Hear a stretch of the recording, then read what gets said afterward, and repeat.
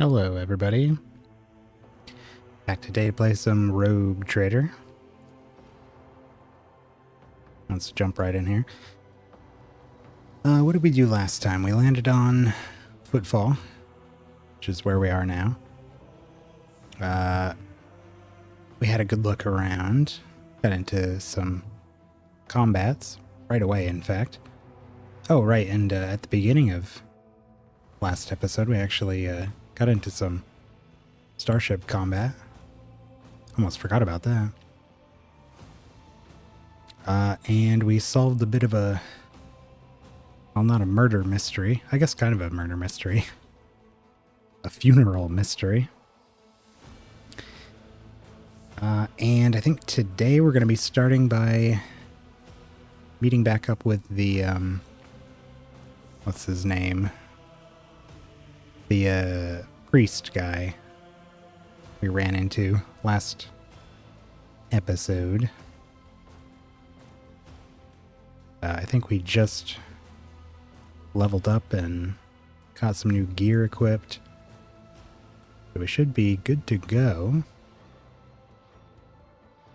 Might actually have to have a look at what we've got, what I changed right at the end of last stream just to refresh myself.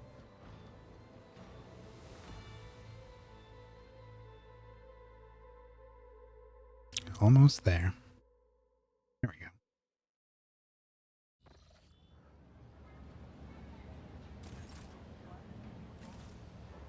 go. Okay, so what do we change here?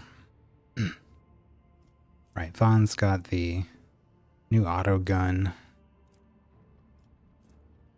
Picked this up at some point. That one's pretty cool.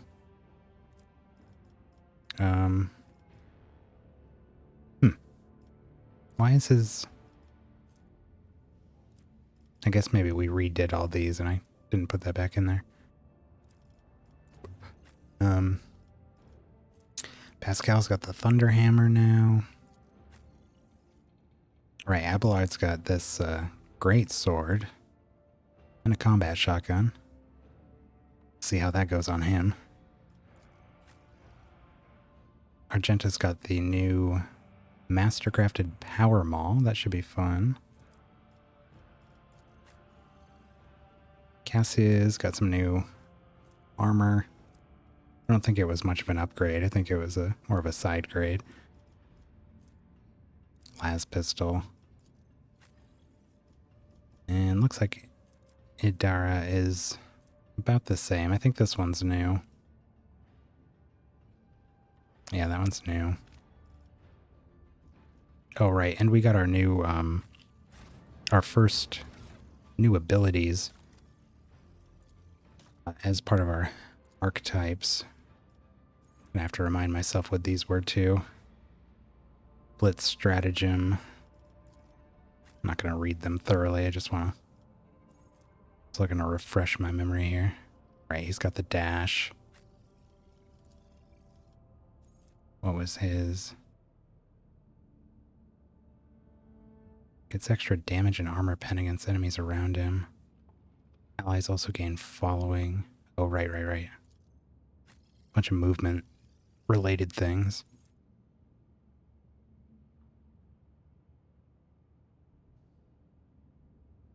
Okay, yep. Devastating attack. Inspire. Did you get a new power? What was this? Oh, no, yeah, that's right. When she kills her marks, she gets 2 AP back. That's right. Okay. Yeah, the, there he is. Hieronymus Doloroso. We'd run into him in a crowd of people here that were very likely going to kill some refugees, I guess, from one of the planets that happened to fall under our domain. So I think we sent them to the hangar to wait for us. I won't tolerate weakness. So we'll probably have to check in there soon enough. Rusian preacher. Doubt is the first step towards heresy. Deliver your weak minds from thought and direct all aspirations of the soul to the service. Lore Imperium. The Emperor favors me today. This statue undoubtedly depicts Parsimus Duane, the legendary rogue trader who founded Footfall. Ah. How do they get those candles up there, huh? Real big ladder.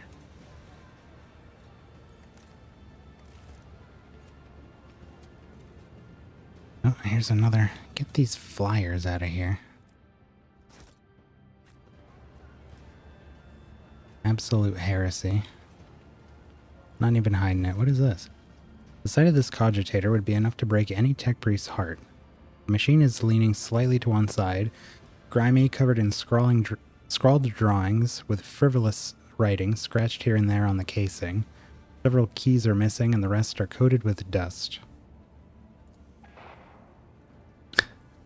Pascal's respirator lets out a mournful hiss before he says grimly, "The right of operation has been repeatedly and blasphemously violated, requesting the identification and punishment of the deplorable acolyte entrusted with caring for this spirit of this machine." Tech use. After a series of creaks and groans, the cogitator's dusty screen lights up. On it are several lines of text, section headings. Praise the Omnissiah. The machine spirit of this cogitator is aggrieved, but willing to serve.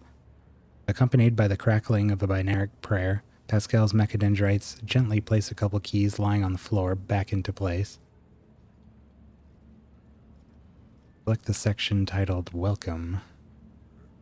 The screen flickers a few times before revealing to the world the text in low Gothic. In the name of the founder of Footfall Station, conqueror of stars, builder of outposts, the noblest rogue trader, Parsimus Duane, and on behalf of all of his descendants, I welcome you. This cogitator was installed on the order of your illustrious Parsimus so that the needy may tap into the flow of his wisdom. Cast your eyes upon the list of sections and choose what you wish to know.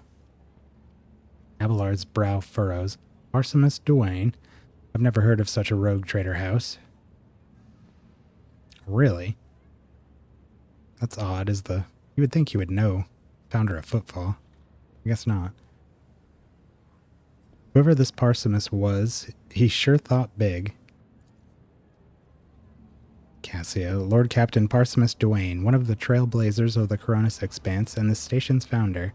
I've read about his great deeds. Lord Duane was once a colonel of the Astra Militarum, but by his will later inherited a warrant. He accumulated enough power to gather a small fleet of loyal allies and venture out to conquer the Coronis Expanse. They say Footfall was meant to be his personal palace world, but the construction dragged on for decades and Lord Parsimus eventually died of old age. His enemies instantly tore Footfall to pieces and turned it into a bastion of humanity, the bastion of humanity we know today. One that is full of bandits, privateers, hustlers, and rogue traders. Pleased with herself, Cassia nods slightly to everyone, to let everyone know that the lecture is over. About Footfall. Footfall Station has been envisioned by the great Parsimus Duane as a palace in the stars, as majestic as the spirit and mind of its creator. As of the year of this cogitator's installation, merely a small fraction of the great Parsimus's design has yet been made a reality, but already their audacity and grandeur are staggering. Footfall is to become the gateway to the savage and barely explored Coronis Expanse, a foothold for future conquest by the Imperium and the noble Parsimus Duane, who acts by the Emperor's will. The cogitator wheezes and blinks, clearly trying to shut down. Emergency repairs. The cogitator whirs and the screen turns back on. One of the first structures on Footfall was the Colossus statue of the Emperor. A whole asteroid was used for the creation of this sculpture, but even its titanic proportions cannot convey the awe that every faithful servant of the Imperium feels before the Master. The statue is the center of Footfall in the same way that the Emperor is the center and heart of the Imperium. As construction progresses, new, smaller asteroids are being attached to the statue, their surface serving as a foundation for glorious palaces and temples, and their inner tunnels as home for for the commoners and rabble. Parsimus Duane's design. The cogitator flickers and grunts before displaying a tapestry of text. The great Parsimus Duane intends to conquer the Coronis expanse and build the most grandiose structure, which will shine through the ages, praising the names of its creator and his descendants. Footfall, the palace in the stars. The glory of the great Parsimus's deeds will live on through the ages, and his grand designs. The cogitator hisses and grunts as it tries to clean its insides by spewing out dust and detritus through its cracks. The cogitator hisses for a while, then the screen flickers and once more shows the words, "The great Parsimus Duane intends to conquer." Pascal's vox wheezes mournfully. "The spirit of the machine is enraged and will perform its function no more.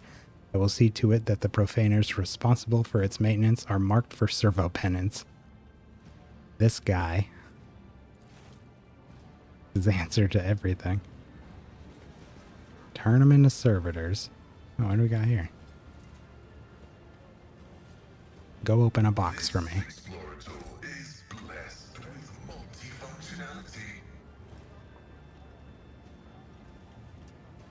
A new challenge for me. Alright. Well, oh. Didn't see this here.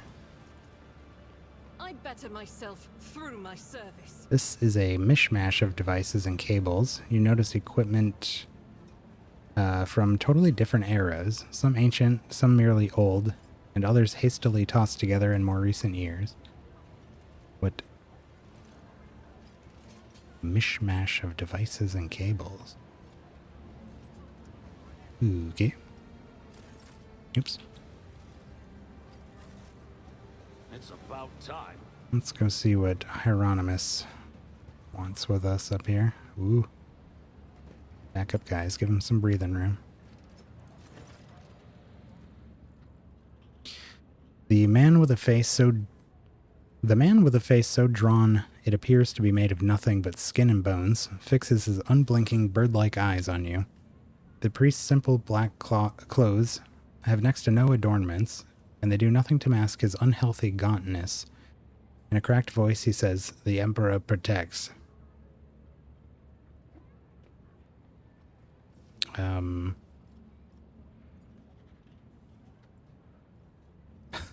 The Emperor protects, Reverend. But he protects only those who are pure of heart. Do you think yourself one of them? Be leery of this conviction of yours. Many who have risen to the pinnacle of faith have fallen from it into the embrace of pride most degenerate. And you must be the young von Valentius. That name carries weight, and it is a burdensome one, for its reputation suggests that Theodora encumbered it with many a transgression. I wonder, will you seek to shed them, or will you carry them onward, picking them along the way like ripe fruit and savoring their sweet poison?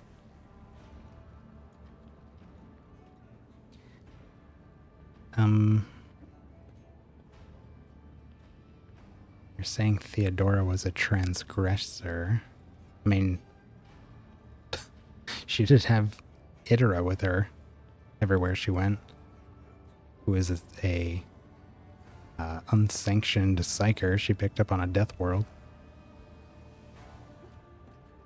I don't know if it was a death world, but at the very least it was a primitive cut-off world. Keep up this attitude and you'll be featuring in my next confession.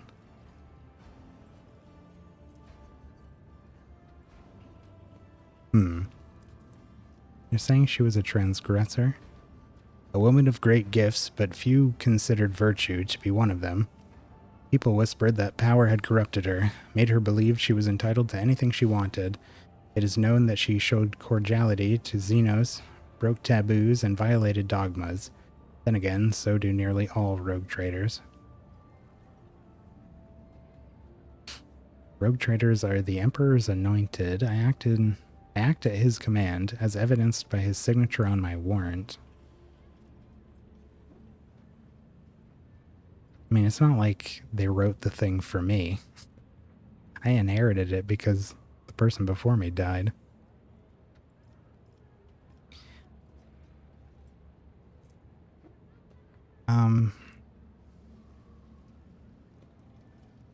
Let's make the sign of the Holy Aquila. I put my faith in the Emperor.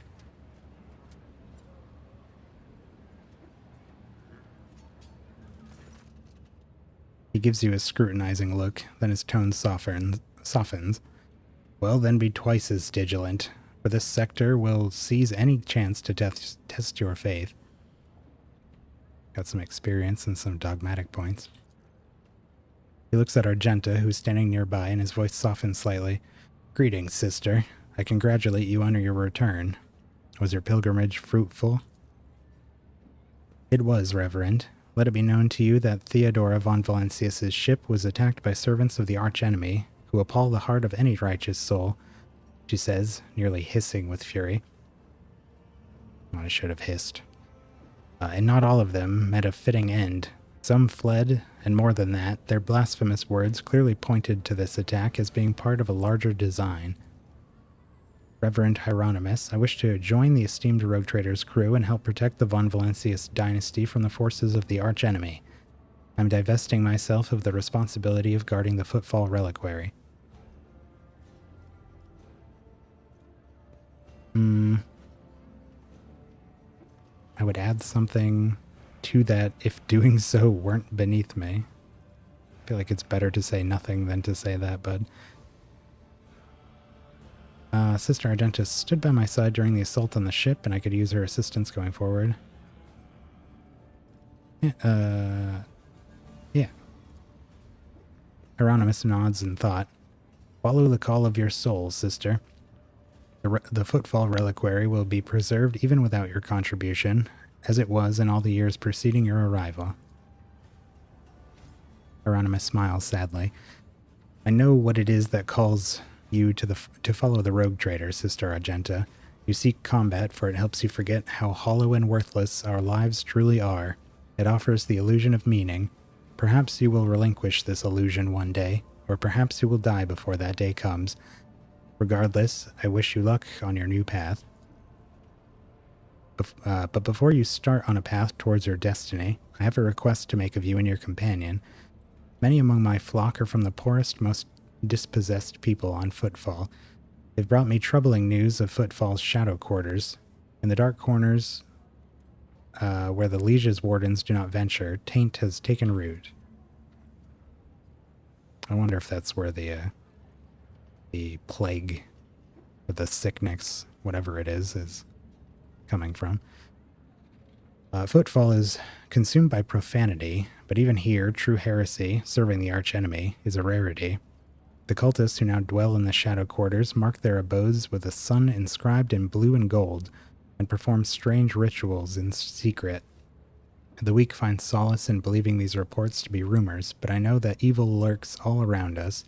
I wish to see retribution.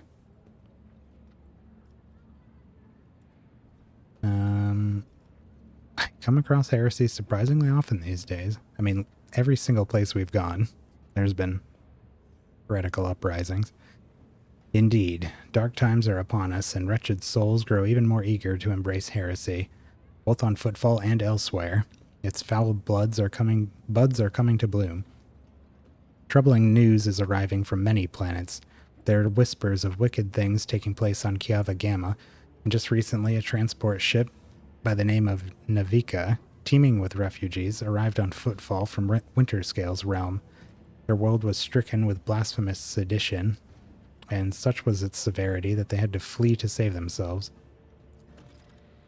The Liege refused to accept them, so they headed for Foulstone, the desolate cloister of the righteous. It was wise of them not to linger in this den of vileness. We will verify this rumor. With great pleasure, Argenta puts her hand on the stock of her weapon. I almost wish for the rumor to be true. My heart yearns to battle some heretics. This is where I bid you goodbye, sister. Noble von Valentius. Is there more you wish to ask me about? I suppose there is. What are you doing here, bud? What I am doing in this den of blasphemers, pagans, and the vilest of souls, you mean to say? Well, Footfall is the first and last stop in the Coronis Expanse. It is the point of arrival for those who have just started on their path, and it is also where those who are reaching its very end to return, their souls wounded and bleeding. They embrace both the former and the latter so that they may cast an honest eye over their impurity. Furthermore, rumors from across the entire sector amass in Footfall. If I hear crewmen whispering about a reclaimed shrine world or expressing desire to carry the Emperor's light into the darkness among the stars, I might help my flock in their sacred duty. Devoted trailblazers need assistance, both spiritual and material, tools, equipment, even garments, and simple everyday items, anything that might help pilgrims on their long journey and during the first days of their harsh frontier life is worth its weight in gold to us. May any help you offer to the effort of gathering such things be blessed. Oh boy. The path of true believers leads to darkness. The search for worlds that have lost his radiance, steeped in depravity. Blessed are the deeds of those who give themselves into the void, in the warp in hopes that their actions might bring light into the darker reaches of the expanse and deliver a previously barren world into the Imperium's service. Hieronymus is silent for a few seconds, and all the more bitter is the realization that not all brave souls will succeed in their mission. Footfall still awaits news from the Wasteland Wayfarer, an ancient ark of a ship headed for distant stars. Her last astropathic message was sent from beyond the Cinerus Malefictum, and the stars have kept her fate secret since. I bear another darker duty. The expanse is filled with the tainted creations of unholy heretics. These insidious objects are a danger to the soul, but I know what to do with them. Should you on your travels come across dangerous, corrupted objects, bring them to me, and the reward for your vigilance will be even more generous. The Drusian mission has much to share with a rogue trader. Okay.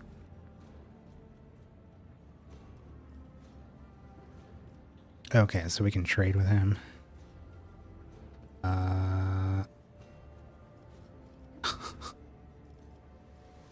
Oh boy.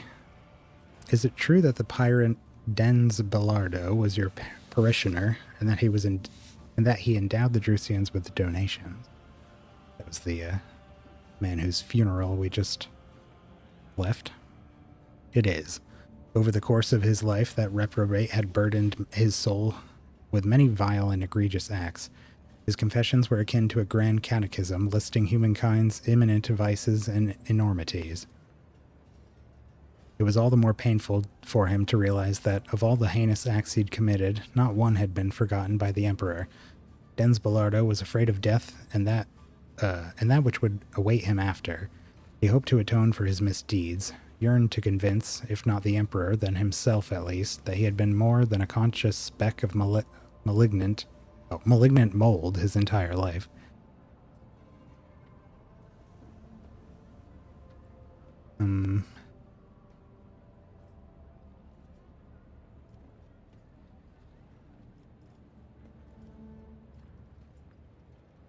I hope his soul now burns as bright as his victims did. I'm not 100% sure what is being communicated there. I see. May the soul of Dens Bellardo, the Emperor's unworthy servant, one day be cleansed through suffering.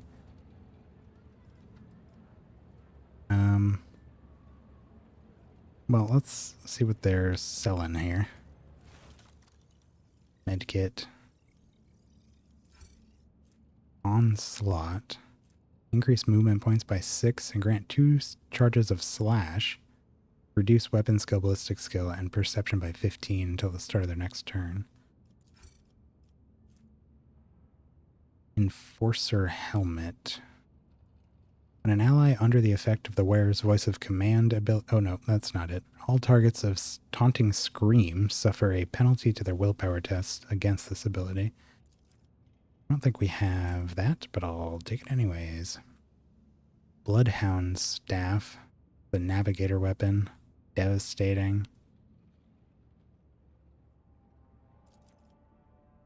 Don't mind if I do.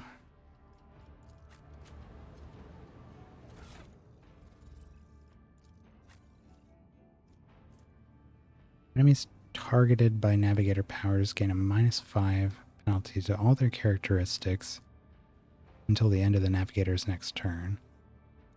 Targeted, huh? I don't know that our abilities actually target. What is this one? The first use of an attacking Navigator power per turn does not set the power on cooldown and does not count towards the attack limit per turn. The second use of the power or use of a different attacking Navigator power on the same turn deals an additional 6 damage to all targets and 6 damage to the Navigator.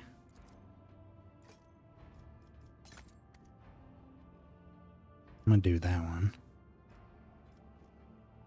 Attacking Navigator power.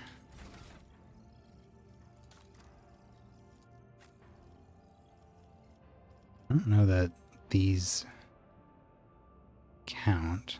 This one probably does. Yeah, this one consumes movement points and actions. Means she could use the lidless stare twice in a row. And the second one would deal more damage. She takes damage from it, but she's got regeneration and a bunch of health.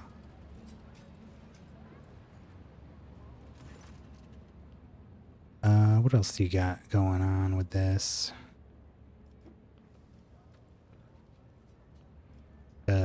Tell me about yourself. Neither my past nor my present hold any secrets, but take heed when gazing into my heart, for many dark thoughts lurk within.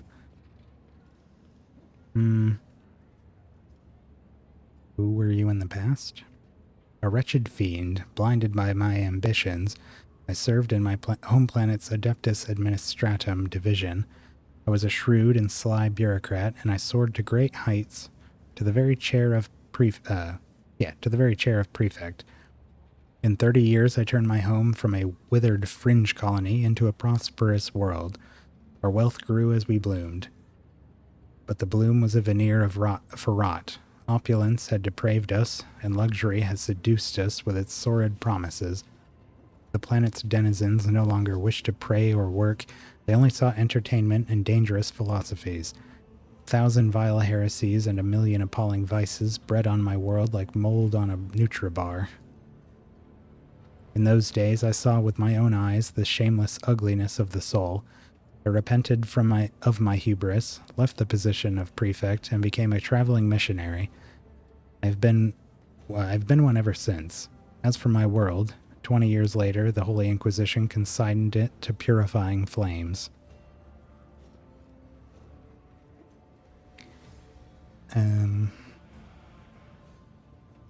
The Emperor is merciful for allowing you a chance at redemption. Who said I had to redeem myself? I doomed an entire planet to degeneracy. You think a decade or two of wandering with a mission is enough to atone for that? No, I am a poor excuse for a shepherd in his eyes. Cassia, your words about the past are drowned in murky hues of sickly green, and your talk of the present falls in gray flakes of ash upon the shoulders of your listeners. Sorrow truly weighs heavily on you, Reverend Hieronymus, and that is why the fire in your words is devoid of golden radiance. The faded flickers of teaching leave nothing but black soot on their souls. What is troubling your heart? Bad omens. Dark times have come. Ships from the Imperium barely appear in the Cronus Expanse anymore. In Footfall's shadow quarters, taint thrives, and the people here are corrupt enough to succumb to it gladly.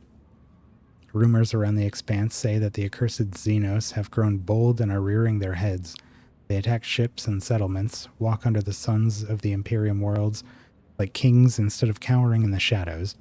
What's next? What adversities await us in such if such disgrace is happening already? He shakes his head sternly. Abelard. There's more and more talk of how poorly things are going in the Expanse. Some days it seems I can't take 2 steps without hearing some peasant pontificating on the matter. Even if it is as dire as they say, the Von Valancius realm will not crumble under the blows of fate, no matter how devastating. Chin up, Lord Captain. This is no time to lose heart and lament your lot.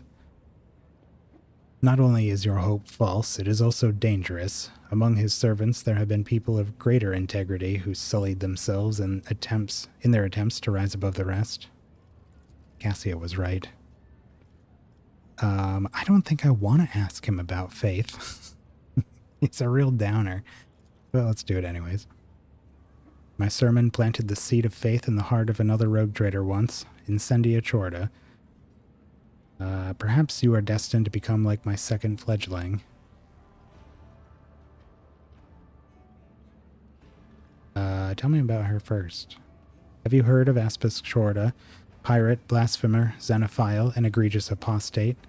Incendia is her heir, and a rarity among rogue traders. The protection of the Holy Warrant typically leads to the swift atrophy of conscious and pious dread, but not in Incendia's case.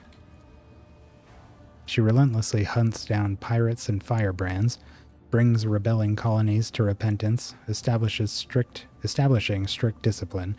The weight of her wrath is great indeed, and the colonies she punishes are girded with orbital rings of heretic corpses as a warning to the survivors.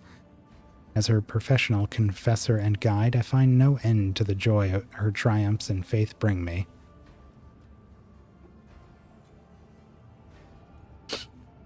Her intolerance is worthy of respect. What a line. Since when is orchestrating massacres a sign of virtue? I see you've found yourself an excellent patroness, and now you're all too eager to spread the word of her piety.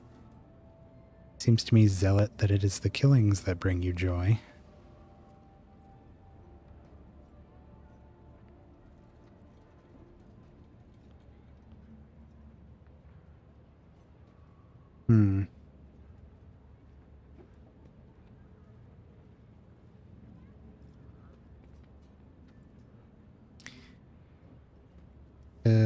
Let's see. This one. They aren't massacres. This is a war on apostasy and treason, and in this war, Incendia Chorda is inflicting grievous wounds upon the wicked. Okay, great.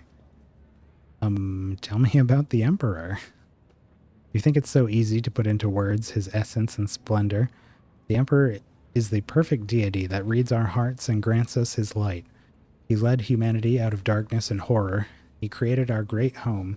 He experienced torment and pain, which only made him stronger. That is a lesson to us all.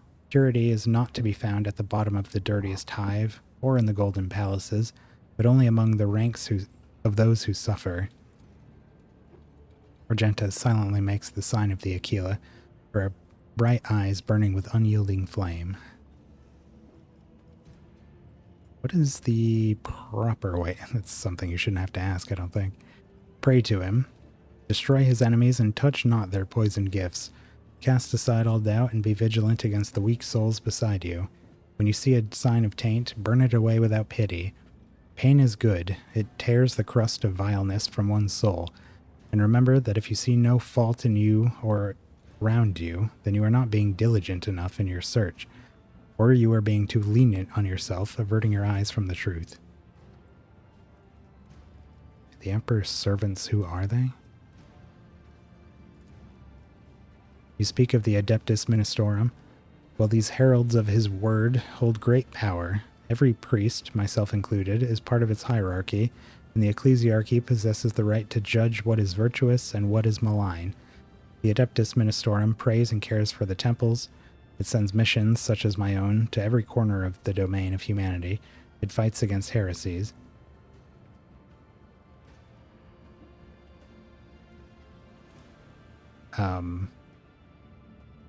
Man, the iconoclast ones get a little edgy, eh? I imagine it's very advantageous for the ecclesiarchy to pose as a congregation of saints. Forgive me for not buying any of it.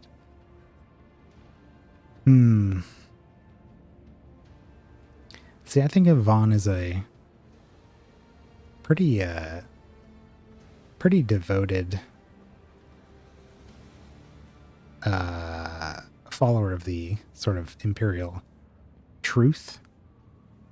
It's just that some of the smaller details of it he may deviate from. But in general, I think he's fairly dogmatic. It's really when it comes to protecting the innocent, I guess, the defenseless, protecting the sanctity of life, I guess, where he gets a little softer.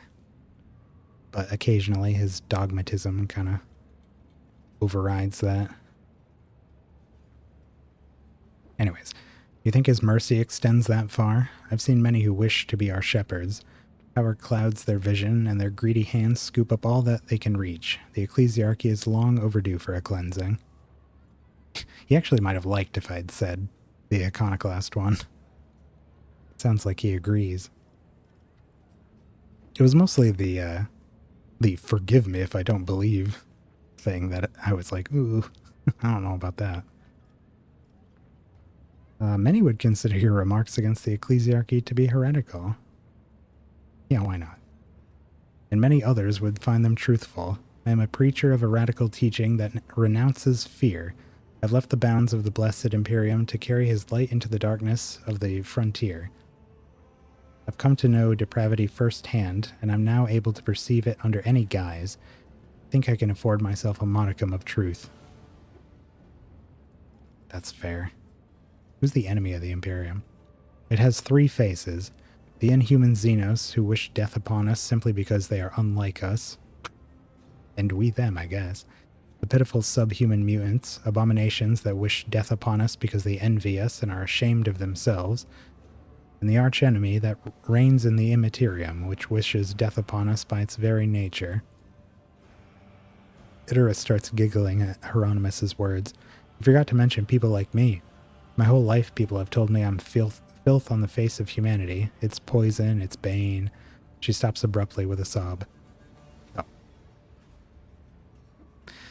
Went from laughing to crying. Thank you for that, buddy. Okay, bye.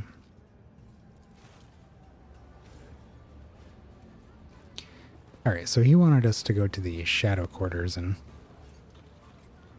deal with the corruption, I guess, that's taken root out there. Carnival Barker. But we're going to be heading to the Liege's Palace after we have a look around here.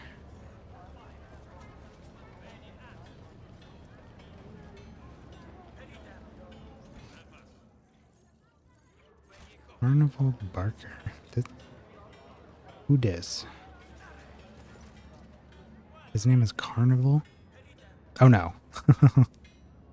It's a title. He's a Carnival Barker. Carnival Barker could be a name, though. It's totally a fantasy name. This young man is clearly making every effort to look dapper. His fashionable clothes are practically new, and his hair is well groomed. What ruins this impression is the poorly scrubbed off oil stains from his leaky implant and the fit of the jacket, which was clearly made for someone else. He gives you a beaming smile and says, his voice ringing, "Your lordship, what an incredible honor. This humble collection is hardly likely to impress you, a rogue trader, conqueror of the stars, but it's the best one on footfall." What kind of collection is this? Dangerous, vicious, ruthless xenobeasts, caught red-handed as they were attempting to commit evil against the Imperium. But right now, they're harmless. Our cages can withstand their rage, but I wouldn't recommend getting too close. I knew these were mutants. I was looking at them, and like some of them have like a big arm, and I look at this guy here, or gal. This person. Got a big arm, big leg. They're definitely mutants. These aren't Xenos, they're mutants in makeup. The man's smile dims, but only for a moment. Not Xenos, you say? I'm sure there must be some mistake. I'll check the shipping list myself, rest assured. Cassia, his words are oozing with greenish-yellow hues. I do not think the promise will be kept. Such entertainment is lucrative precisely because billions of Imperium subjects have never encountered a Xenos in their life. Ignorance and curiosity create colossal demand. That's what I was taught, and I can see that lesson was truthful.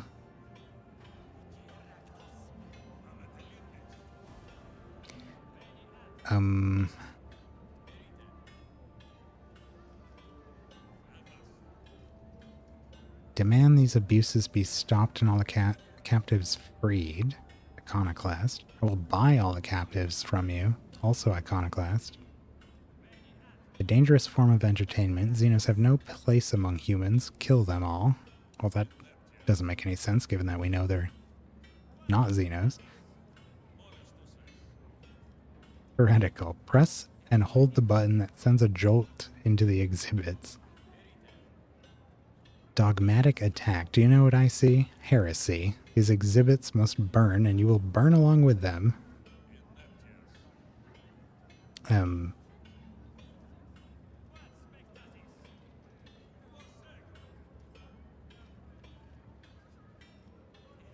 I'm feeling iconoclastic here. I think Vaughn is a little more sensitive to mutants. I don't think he's as bothered about them, as long as they're faithful servants of the Imperium. I have a hard time justifying that belief, at least compared to the others. Especially when we're running around with Cassia here. And maybe Vaughn served alongside some abhumans in his military career, which really showed him that they're really not all that different. But whether we buy them or just tell them to stop...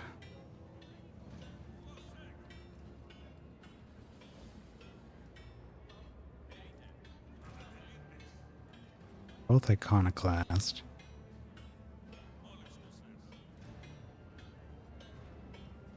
Vaughn is on his way to do some other stuff. We don't have time to be arguing about things. Let's just offer to buy them. 2 profit factor. He thinks for a moment. That can be done. Very much so. The entire collection will cost you a tidy sum, but you're free to take them right away now. Take them away right now. 2 profit factor for only 5 iconoclast? That was a lot. How expensive are these people? That they impacted our dynasty that much. Good God. Kind of wish it had told me it was going to cost that much. I would have chosen the other one. Well, anyway. Okay, so we're headed past these folks to the Liege's Palace.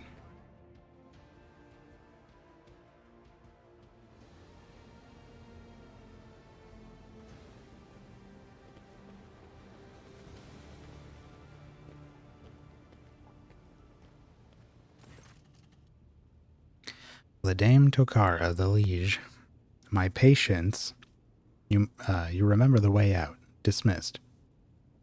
The tall man in austere gray clothes makes a show of looking past the woman he's addressing. Vladame, Vladame, Vladame.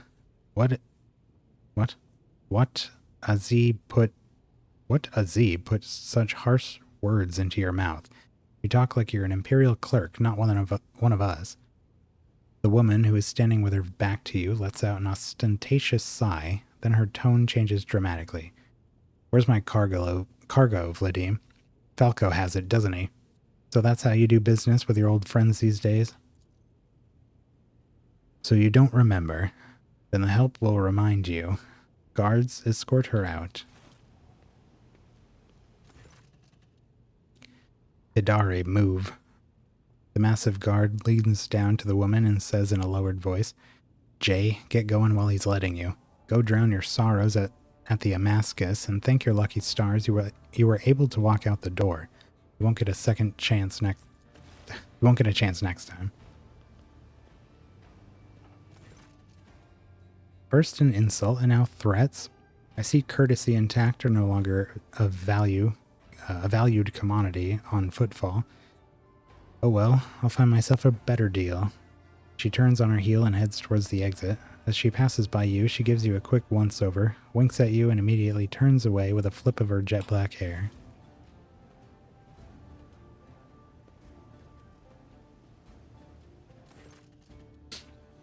The tall man, who has long since noticed your presence, is studying you intently.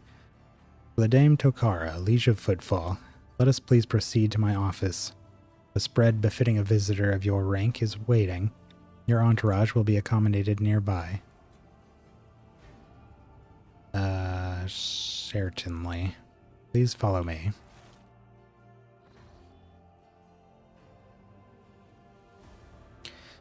While you're engaged in small talk, you get a chance to take the measure of Liege Tokara.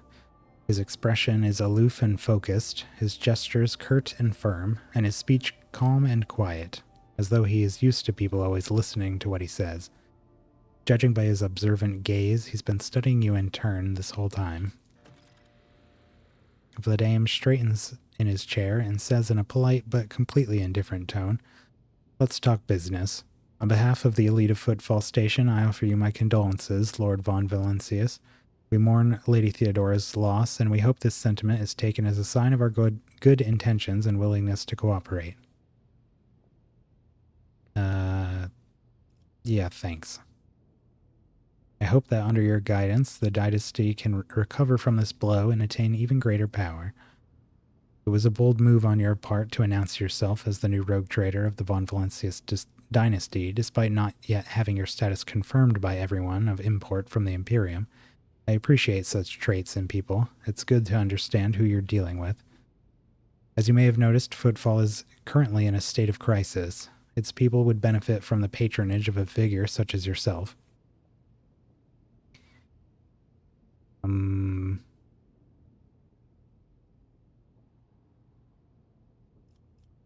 Let's worry more about the wider conflict here. What's the situation in the region? Troubling. Xenos raids are growing more frequent, trade is suffering, and fringe worlds are going under. Rumors of atrocities being committed by enemies of humanity are causing excessive panic due to their exotic nature. Like that one where those Dark Eldar showed up and stole the sun from that place. Remember that? The core of the Imperium forces in the Coronis Expanse have departed for the sector's borders to combat the Xenos threat. There's been no word from them for a while now.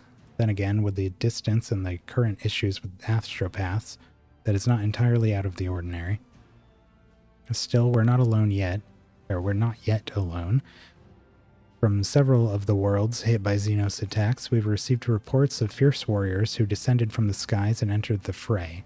The fragmentary accounts lead me to believe that the blessed Adeptus Astartes are operating in the Coronis Expanse, and I await news of their victories with great anticipation.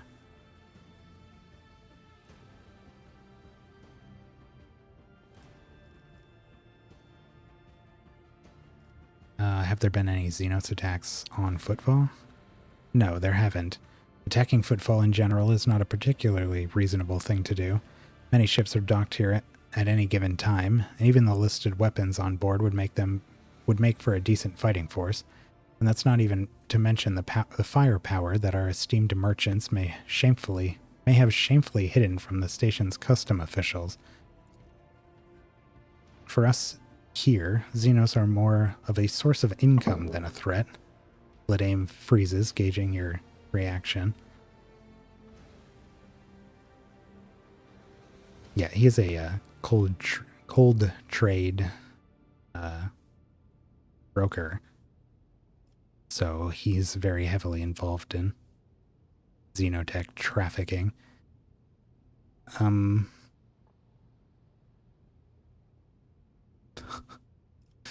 We talking about dealing in Xenos artifacts here? You should consider your words more carefully. An admission like that sounds dangerously close to heresy. Do not approve of fear of xenotech. One must know and understand the enemy. There's no shame in selling one's trophies for profit. It is funny how often iconoclast and... I mean, heretic is just iconoclast, but you're a huge jerk. But iconoclast is more of a well-meaning heresy. We talking about Xeno artifacts here? In a manner of speaking. Miraculously, Vladame has managed to frame that last sentence as a question. Footfall is a place where anything can be bought, and mind you, where anything can be sold. I think I talked before about how Vaughn is staunchly against warp tech, or like anything that's been touched by chaos. He's not necessarily against xenotech. But he fears the corruptive influence of the warp much more than anything that xenotech might do. So I guess he is... I don't know that he'd go this far, but this is more in line with, I think, what he would say. I'm convinced that your connections with Footfall will allow you to broaden your knowledge and understanding of Xenos considerably. We'll see to it that your curiosity is sated in every way. And we didn't even lose 2 profit factor for that Iconoclast +5. I was attacked at the docks. An outrageous stunt, a show of disrespect for both you and me. Sadly, such incidents on Footfall are akin to natural disasters. Impossible to predict or preempt, they simply happen. Many consider Footfall to be a pirate den, but believe me when I say that there is a difference between organized crime and gangs of thugs who have nothing to lose. You were attacked by the latter. The Envers are a group of punks who spit on our customs and hierarchy. Even their leader is more akin to an ideologue, a rabble-rouser who calls for people's heads, not a commander. Sooner or later we'll find him and have him strung up. That will likely cool his followers' enthusiasm. Behind the carefully built facade of composure you sense anger. It appears that this man is not used to losing control, but that is exactly what's happening.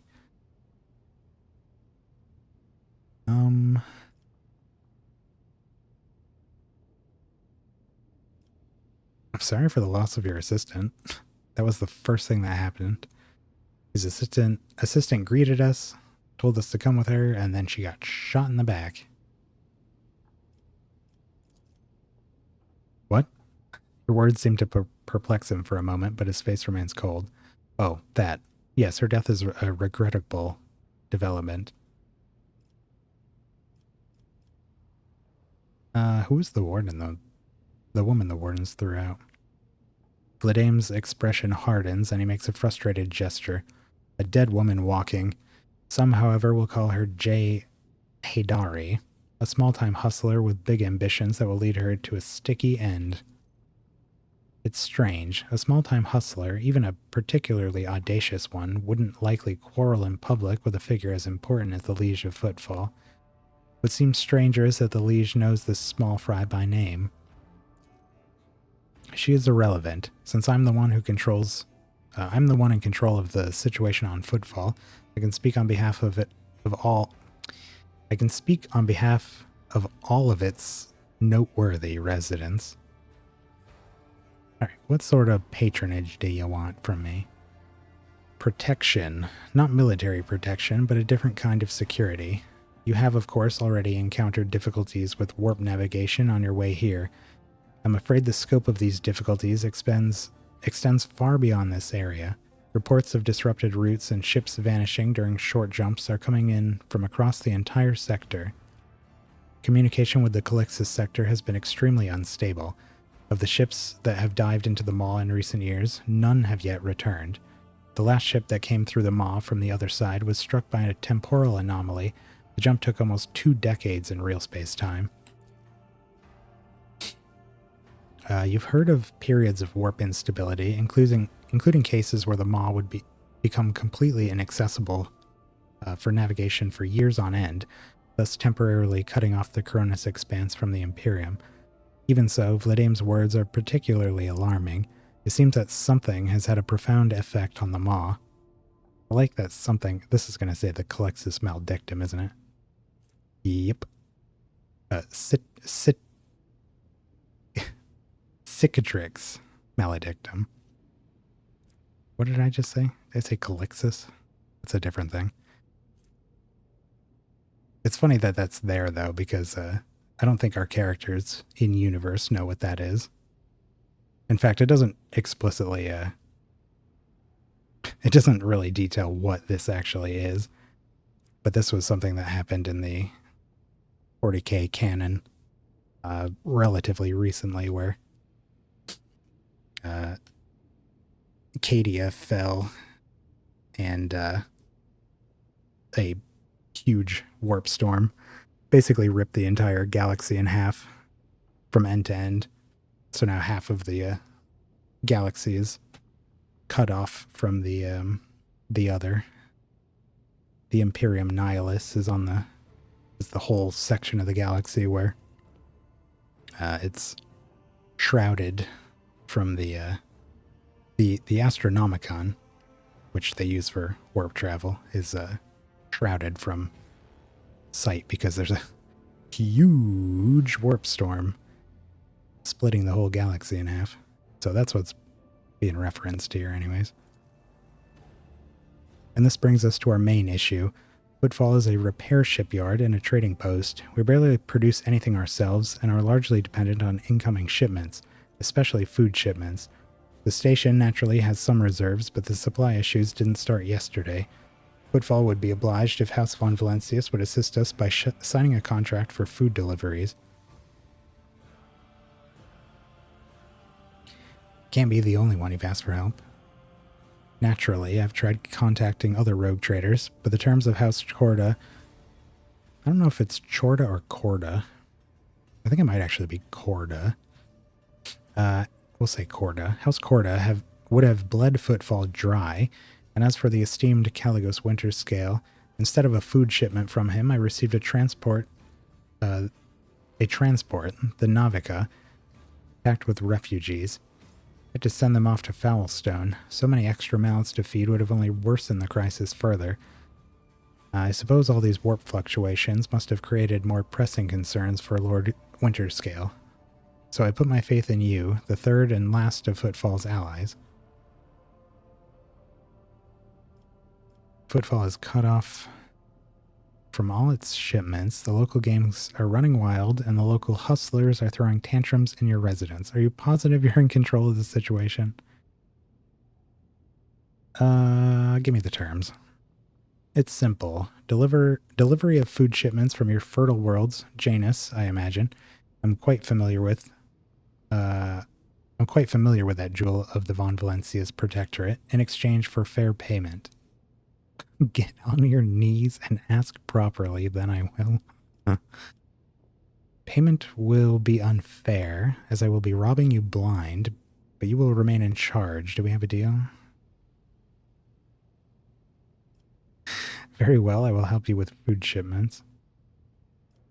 I will help Footfall, but not out of desire for profit. I have no interest in obtaining any favors in any kind or becoming your patron, only in saving people's lives.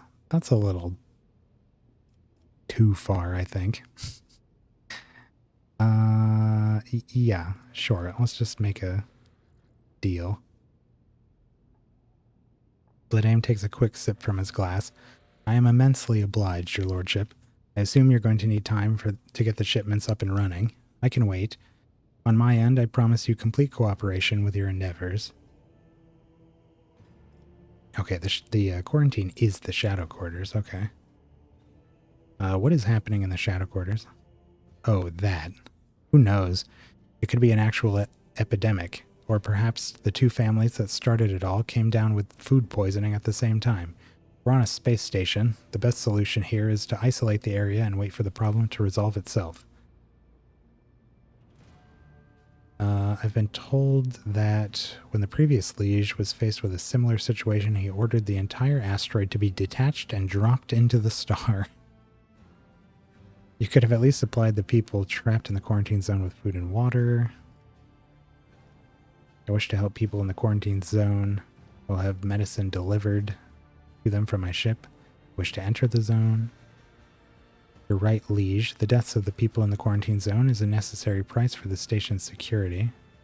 Frankly, my question was born out of idle curiosity. Save your problems however you see fit. Solve your problems. They're no concern of mine.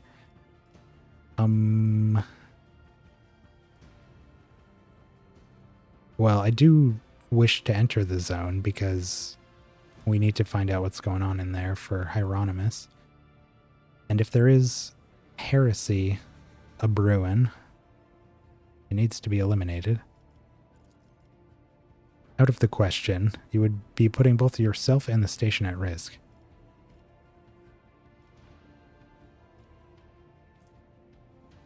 I believe I said I wish to enter the quarantine zone. You would dare defy the will of a rogue trader? Ladame clenches his teeth and remains silent for a moment. Your imprudence could spell the end for you and the entire station. But, as you wish, I will have my people clear a small passage for you. It will take time, mind you. Ladame scoffs. The place has been mined properly, and it will take days, if not more. But you'll get your way in.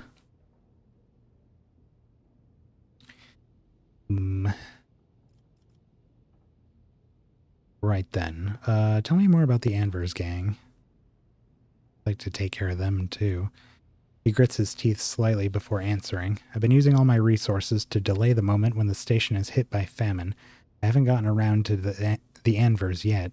As detrimental as they are, they're no players. When their leader dies, the rest will scatter.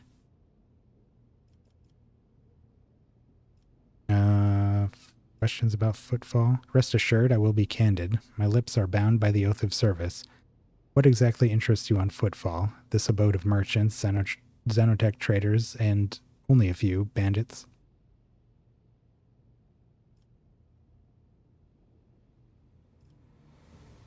Who holds the reins of the Xenogoods trade?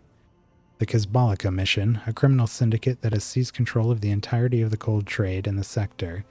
Xenos creations are in high demand, and so every single colony has a Kazbalikan agent or two. Opposing their commercial interest is a lot more dangerous than using their merchandise.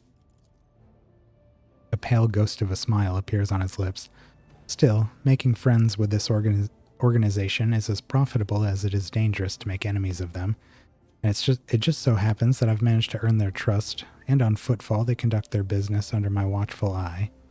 He sends you a meaningful look. What is this oath?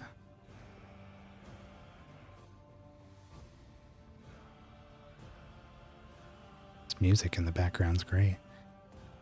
There is a certain custom on Footfall. Any rogue trader that arrives at the station and docks is considered to be its absolute ruler, and the liege their loyal servant. That makes me your servant.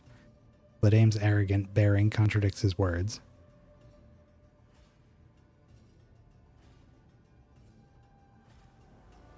Aim at Vladame's head, so I can just blow your brains out and then instate a new liege? What a fascinating custom, useful too.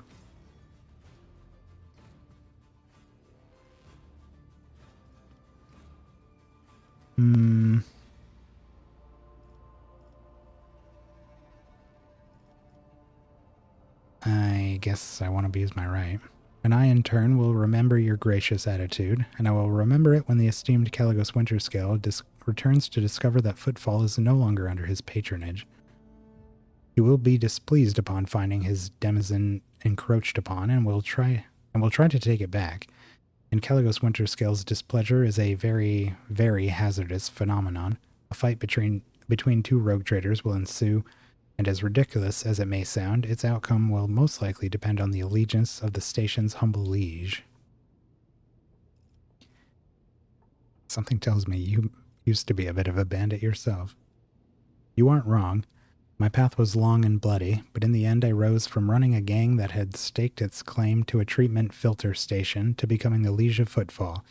Many died to make this possible, and those who survived figured it would be more convenient to put me at the head than continue the slaughter of the turf war. I can only hope that my elevation and the peace that came with it have done the station good. What will happen to you if I tell everything I just heard to the leaders of the other gangs? There's a sound logic to having the sharpest mind run the station. The administratum would have installed some pitiful clerk instead. So you're just a void rat from the dregs? My, how high you've risen. I always like that the last one is just like a completely indifferent, I have no opinion on this. Much has become clear.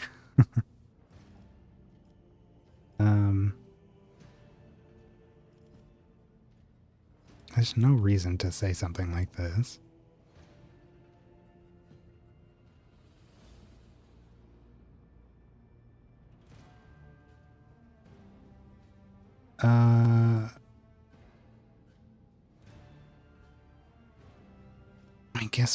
I guess we'll do this. The administratum probably would have installed some pitiful clerk instead. I appreciate your breadth of thinking. In this day and age, few choose to allow themselves such a thing. Where does one go to make a few deals here on the station? Here. I am the main dealer on the station, and it would be disrespectful of me to suggest that you take your business to footfall traders of lesser importance. Still, you might take an interest in a few people of note. For example, Reverend Hieronymus Doloroso. This servant of the ecclesiarchy is rumored to purchase sacred artifacts from captains, and other traders don't seem keen on becoming his competitors. If you're looking for goods that can entertain you, find Octaviana at the establishment called the Adeptus Emesicus.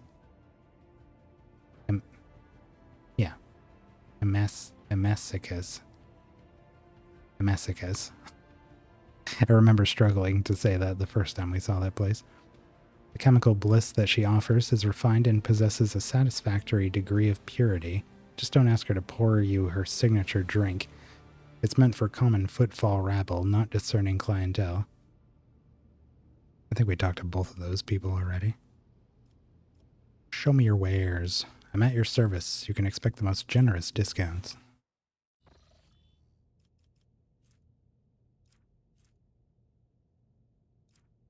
More medkits.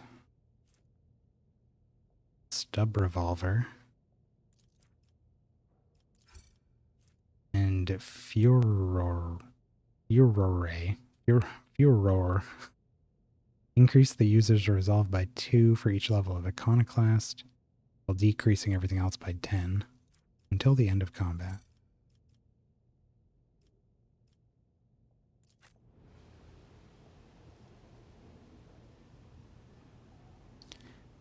Okie doke. What is this new pistol that we got here? 10 to 14 damage, 15% armor pen. Ooh, it's a rate of fire 4. It's got a burst shot. It's pretty cool.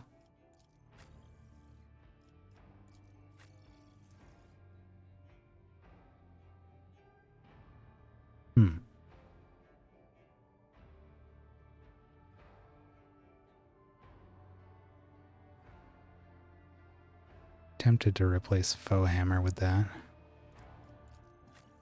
Who else uses pistols here?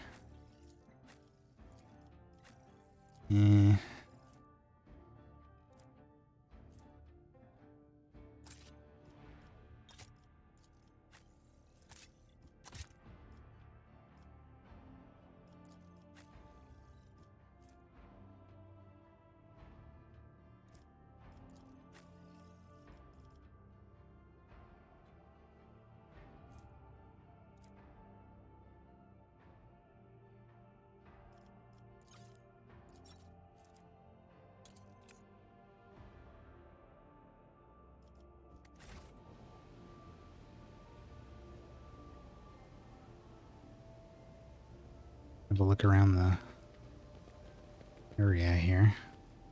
Don't know if I'll there's... lay claim to the stars. Whoop, whoop, whoop, whoop. Boxmaster Vigdis. Lord Captain, I'm pleased to report that the inspections have been completed and all identified system failures have been resolved. The void ship is ready to depart Footfall. The crew is waiting for your further instructions, and there are also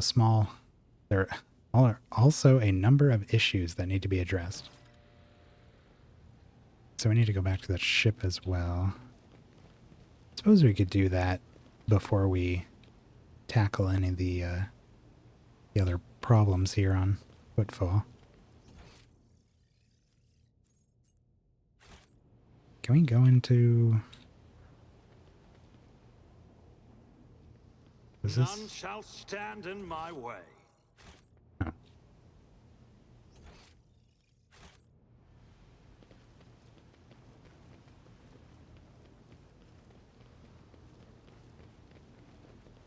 This was smaller than I thought it would be. Challenge for me? Yes, Vaughn, a new challenge. Walk through those doors. Roll for it.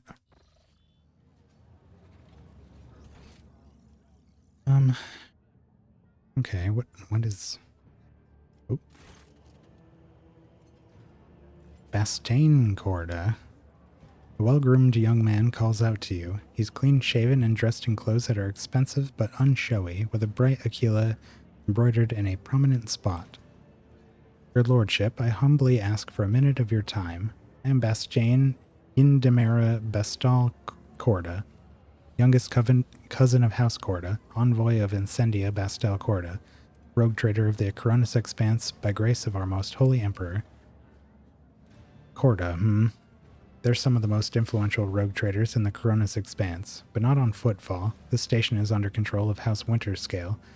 Something tells me we're about to hear a most curious offer, says Abelard under his breath so only you can hear him. What do you wish to speak with me about? A matter of the utmost delicacy. You see, you've been to the residence of the Liege.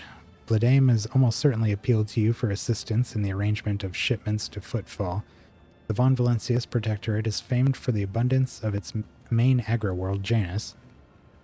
It would be odd for him not to seize on such an opportunity when Footfall is on the verge of famine.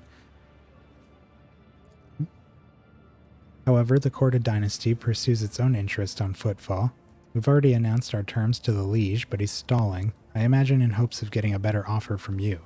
The Corda dynasty believes, Bastane smiles and gives a slight shrug, that cooperation would be preferable for both rogue trader houses.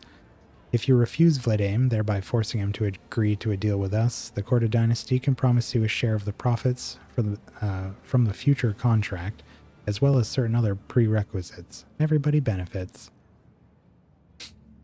Argenta. The Emperor's most loyal servant should be more concerned with carrying his will throughout the stars and less with divvying up profit among themselves, Argenta says disapprovingly, but quiet enough so as not to interrupt the negotiations. Especially when the well-being of one of the Imperium's worlds is at stake, even one such as Footfall. Cassia. Behind your smile, Master Bastane, teal shadows swirl. Others may not see them, but your worry will not escape my eye. What are you afraid of? Your house's wrath should these negotiations prove fruitless, or the wrath of House von Valencius. Itera, who was yawning in boredom a moment ago, flinches and clutches her face, her fingernails digging into her skin. They're coming, again. Brothers of the ones who came before. I just don't get it. Do they have a death wish? Oh no. We're about to get attacked by more of the, the Anvers.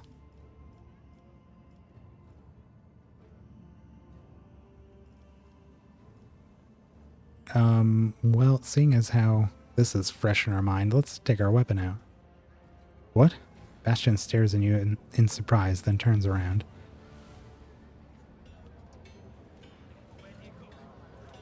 Death to the off-worlders. Are you kidding me?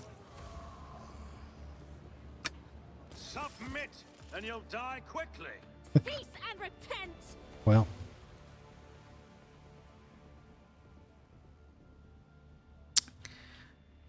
Wow, they are everywhere, huh? Sword, chainsword, auto gun, auto gun.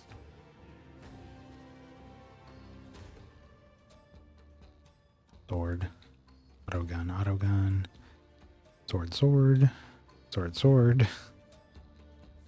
Swords and auto gun. What is this? Oh, shotgun.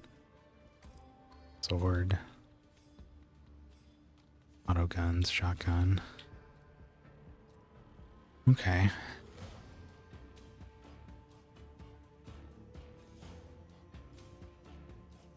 Twice dead Lanny.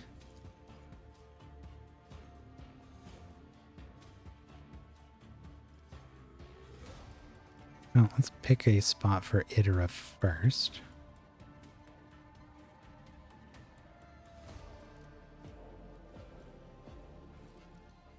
That should give her a pretty good range. Should be able to see just about everything out there.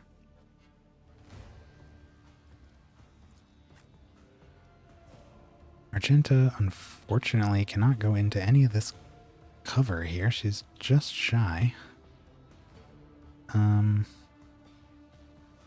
Well, could still put her there, I guess.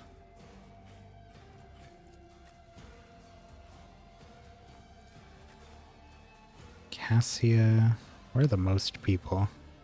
Cassia is our atomic bomb. So, I'd like to get her in range of as many people as we can. Clustered up. This looks like a good area here. Ooh, although that's full cover. Gonna obscure somewhat. Can do Vaughn there.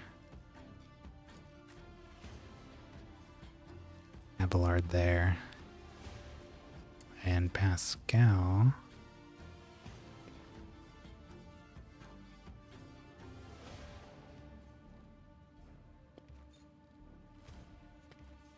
Get Pascal to take care of these guys while we focus on all of this.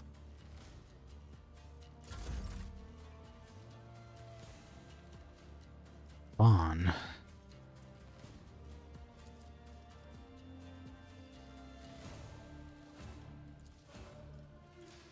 Not my specialty.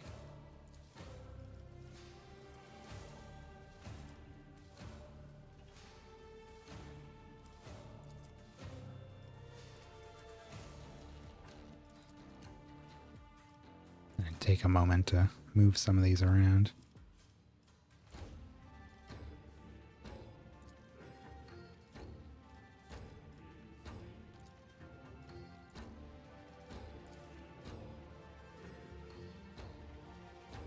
Okay.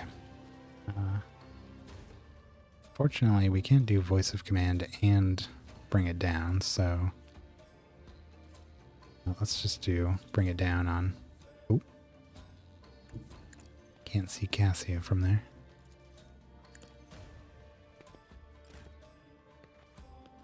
Here we go.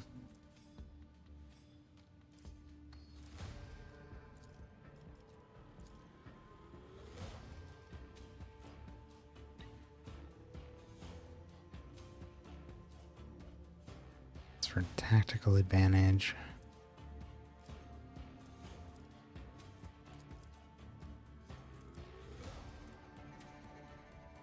Powers the next attack to deal more damage. Loses half her stacks. Target gains +1 damage. Additional damage for every 10 stacks of tactical advantage she has. Loses half their stacks. If the target uses a heroic action before the beginning of her next turn, they gain 25 momentum. Pretty good. But we don't need to do any of that.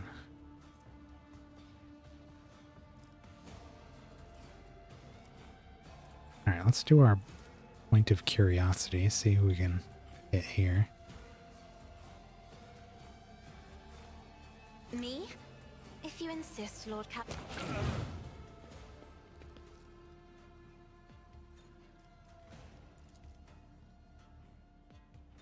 We could move a little bit further. Take them out.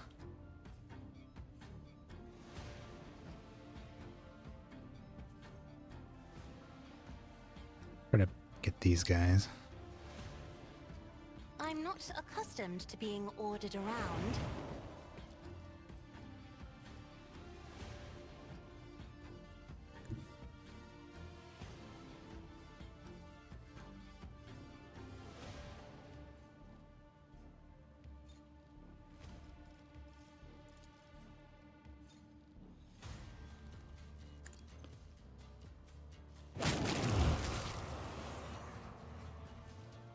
Goodbye.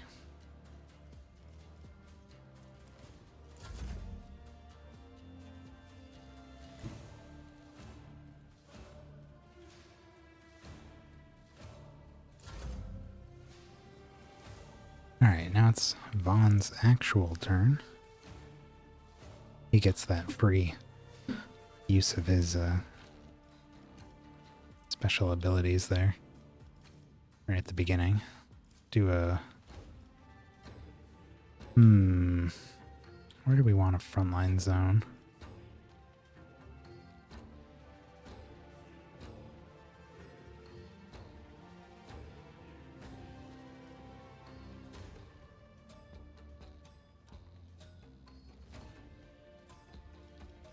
Well, now we want this back here. Our sniper.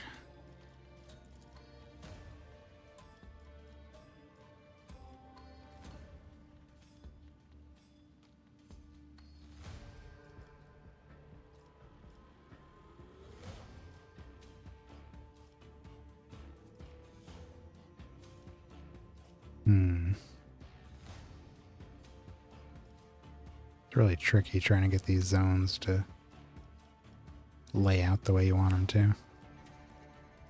I really want it to be these two in a line, but can't quite get that. Well, I guess we'll do this. And then close.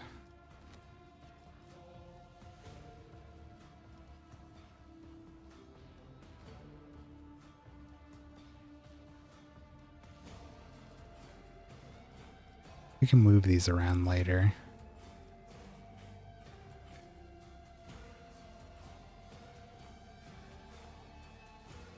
Let's do this for Pascal, I guess.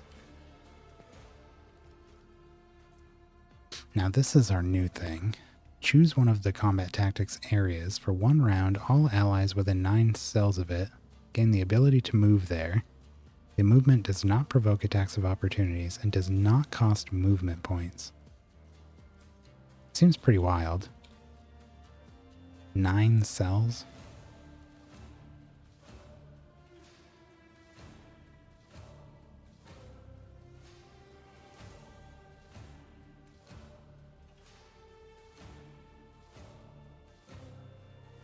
One, 2, 3, 4, 5, 6, 7, 8, 9.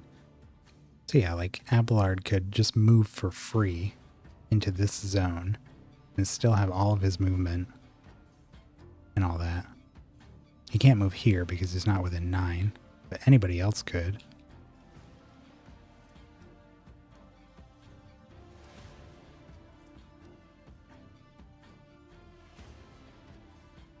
Interesting. Wait, 1, 2, 3, 4, 6, 7, 8, 9.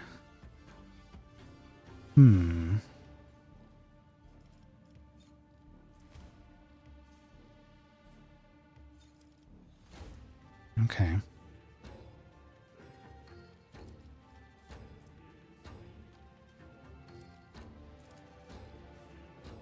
Ballard's just at a range.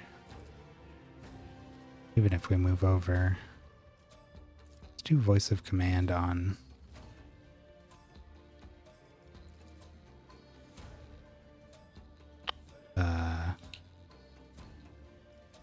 Nothing I can't do.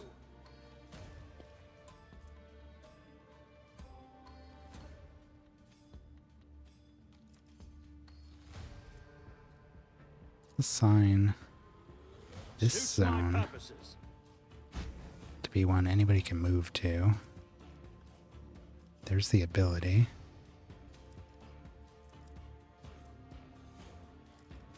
And then we'll give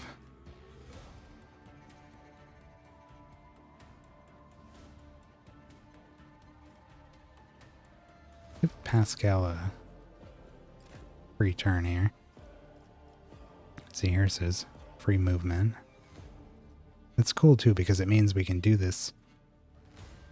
The free action points from this ability that we just used. And normally we can't move because it doesn't give us movement points. But if we do the split stratagem beforehand, we can get a free move into that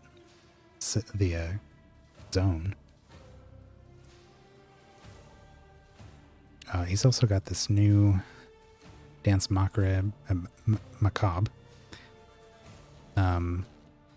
Dashes in a straight line for up to 2 cells, suffering 5 less damage from attacks of opportunity, gaining extra dodge. If he hasn't dashed through any enemies at the end of their turn, they gain cover efficiency. After the first use, they can use it again for free.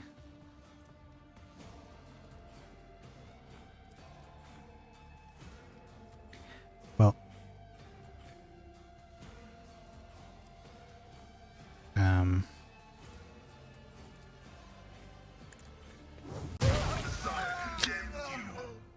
I just wanted to get rid of that guy with him.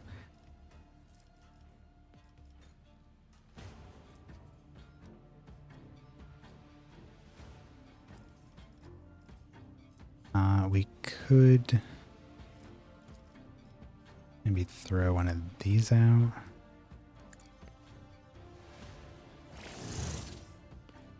That didn't hit Cassia for some reason.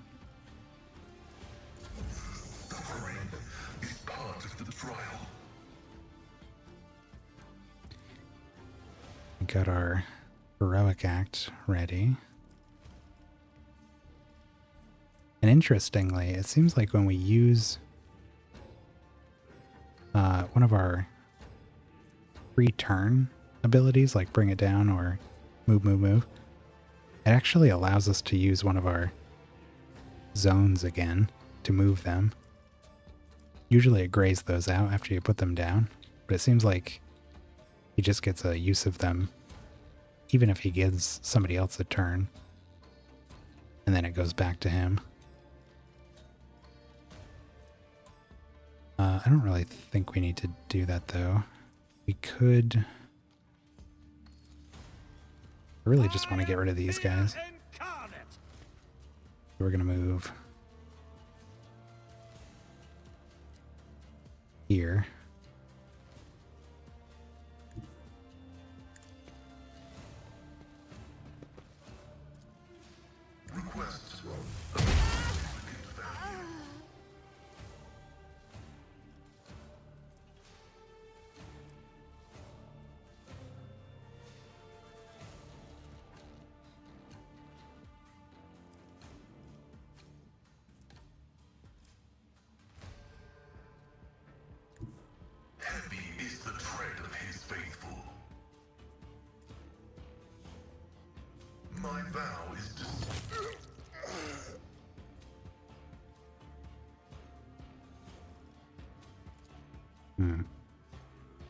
Just a little too far out to be able to dash back over here. Although, speaking of dash, we can do this.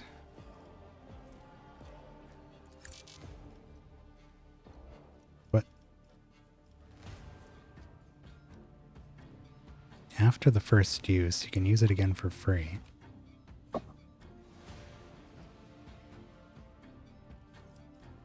Why can't we use it again? I do not know. It's just a little too far out. Maybe it means next turn it's free. Well, anyways.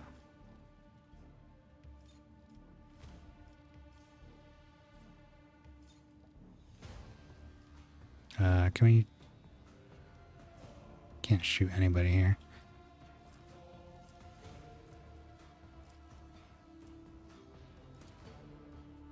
My competences are not that universal.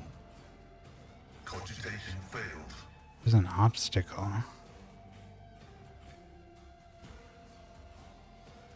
Are you sure? Are you sure about that? Oh, let's do joint analysis. A free turn anyways. Okay, now it's Vaughn's turn. Let's see how they respond to this. It's got a whole bunch of movement, but not really anywhere to go.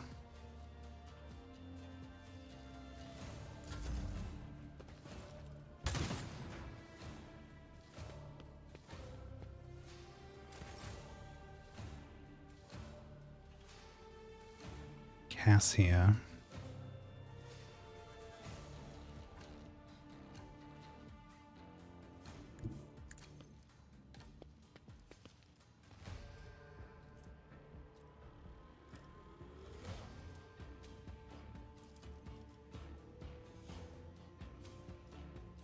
She has to be able to see them.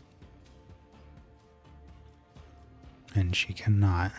Oh, it actually says they have a crossed out eyeball there next to their health bars.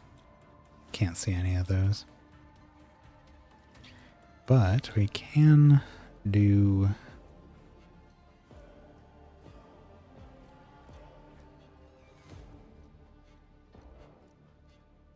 this. Oh, they resisted.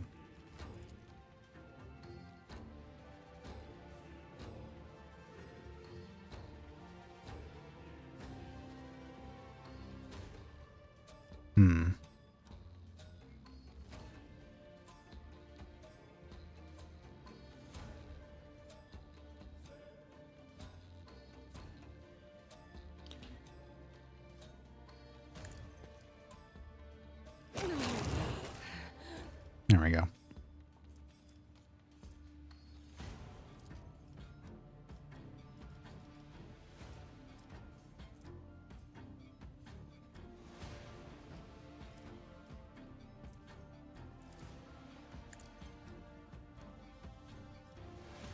If only that were possible.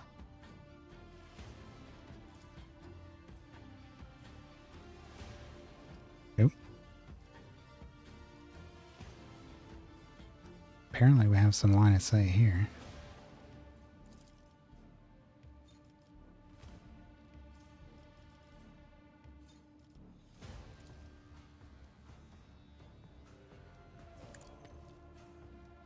Try to die with grace, at least. Or not. That was weird. Said we couldn't see them. Said we could see them. Well, whatever. Still killed 2 people. So can we use this to... What is up with this? I'm afraid not. I guess they have to have a clear line of sight. Because you can't do it from here. Must have to be a straight path. Oh, okay. Pascal. What are his movement points? 19. Look at this man. He's a freight train.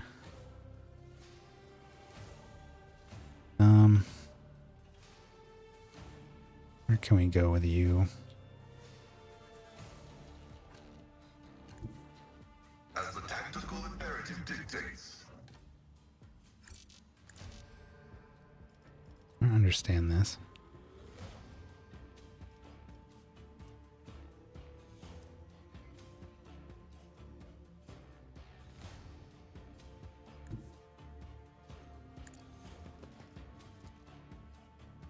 The order is contrary to dogmatic protocols. Why does that not work?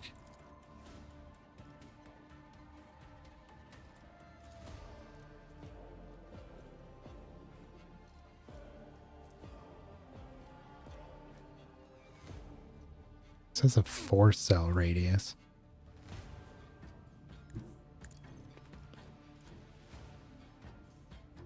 Still can't.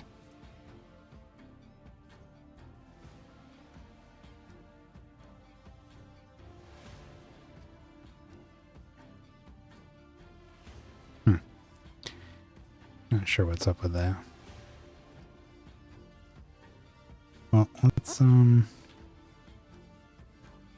I guess let's go up here.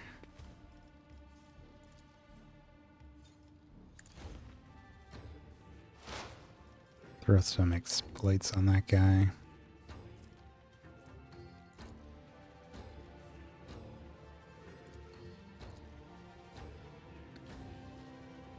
Pistol's a little too short range to hit anyone here.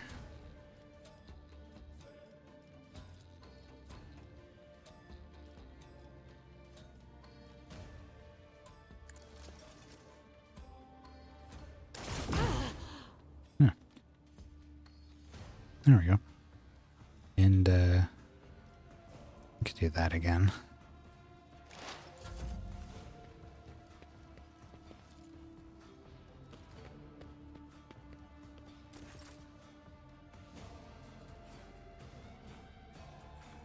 Argenta, who's been just kind of hanging out.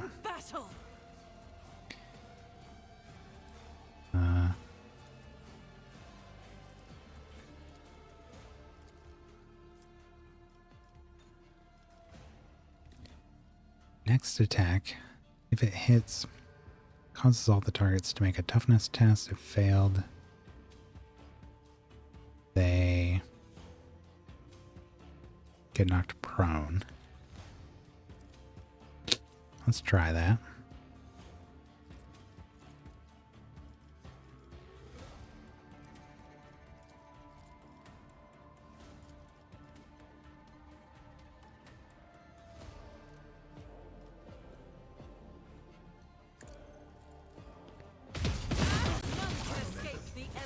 Judgment. That dude went flying. They certainly got knocked prone. Why is this not updating?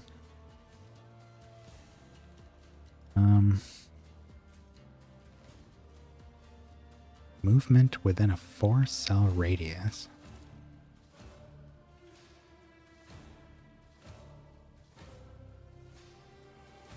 Huh.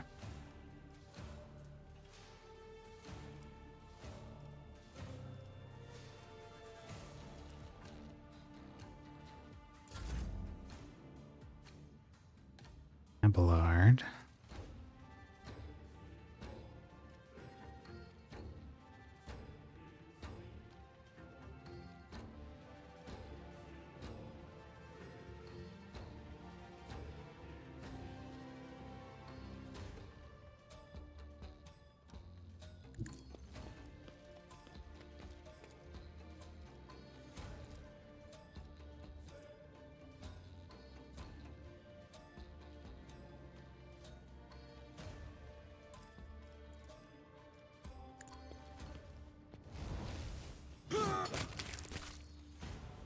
A tactically sound approach.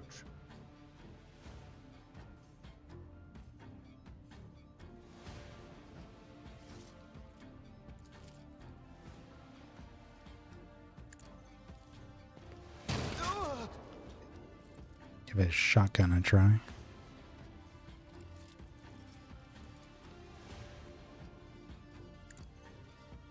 Should have done that first.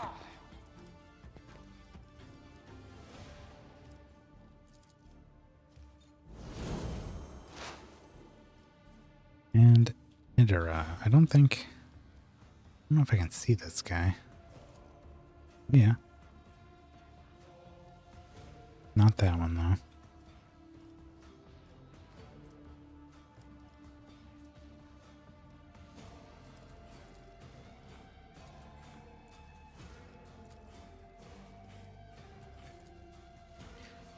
Give her a perfect spot. Can we do this? Anything else? Claim the bounty. Make a single free attack with a selected weapon that always hits. Does not enter movement, but deals only 36% of the usual damage.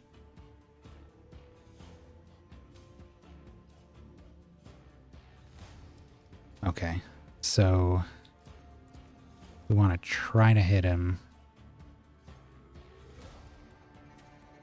without that. Nice. Now we can do this. We should kill him off. Sweet. And that gave her 2 action points, which unfortunately she cannot use to oh, hello. To shoot the other guy because he's hidden behind this big statue. And we are out of movement.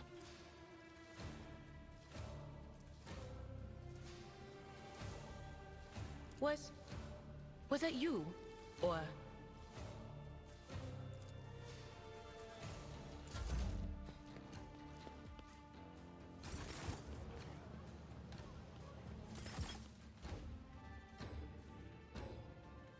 Alright, that's just the one guy left there. We should be able to take him out with Cassia.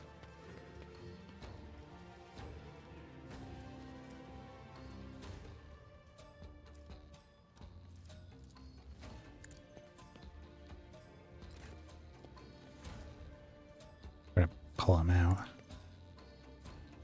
There you go. Goodbye.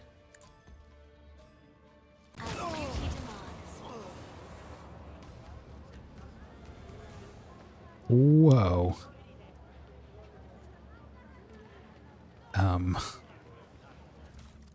Where did those guys come from? Gas cloud grenade.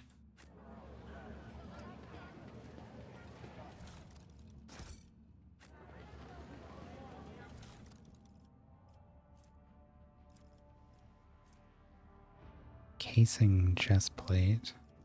Heavy armor. You have attained heavy armor. Where are we getting this now? We already had the heavy armor that we put on Heinrich's.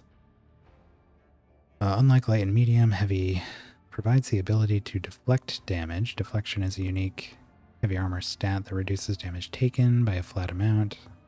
Heavy armor has a higher armor rating than medium and light.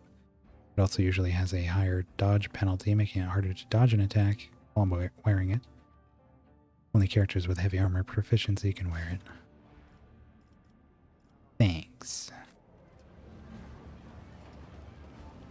Follow my lead. Look at all the bodies in this kill zone that Cassia set up there. Jeez. Chain axe. Inverse note from the atrium. Sector 2. Watch your back. Make sure you're not being followed. Stun grenade.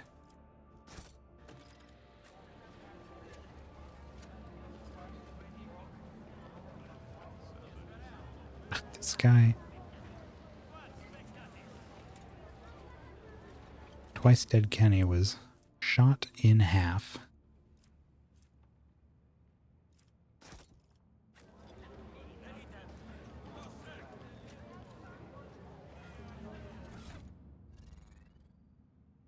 Alright, so we got some heavy armor, another chainsword, another sniper. What is this? Auspex.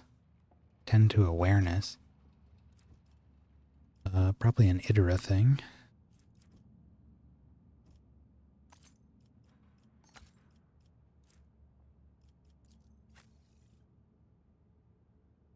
Cassie is actually 90, but it's good on both of them. Sin Skin.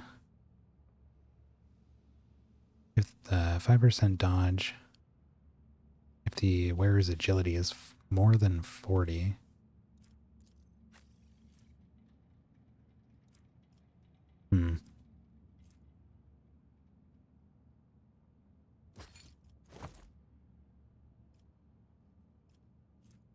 maybe we'll try to get her agility up. Otherwise, it's the same as this. which is fine.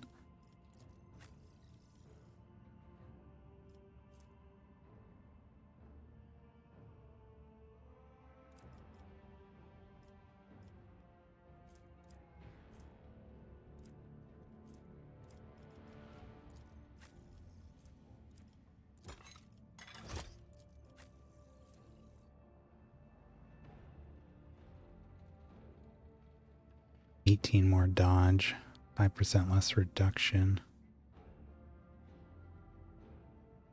Dodge goes from 52 to 70.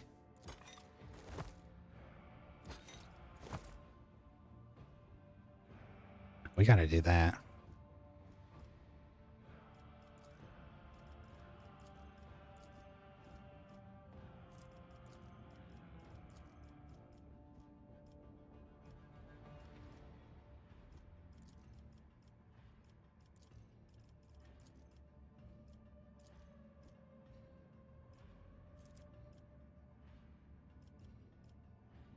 Yeah.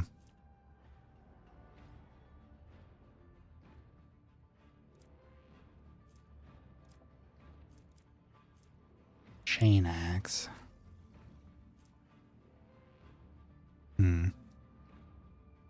25% armor pen.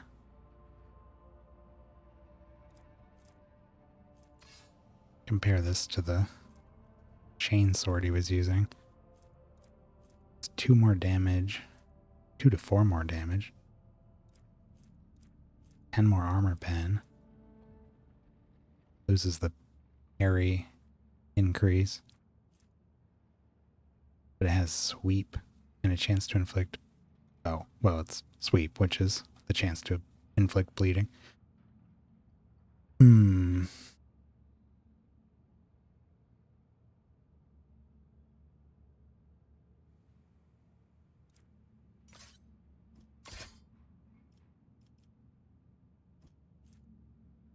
10 to 16.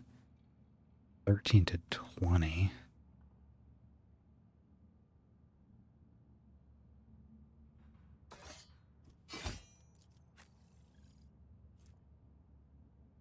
Should actually be 10 to 20, I believe, on him.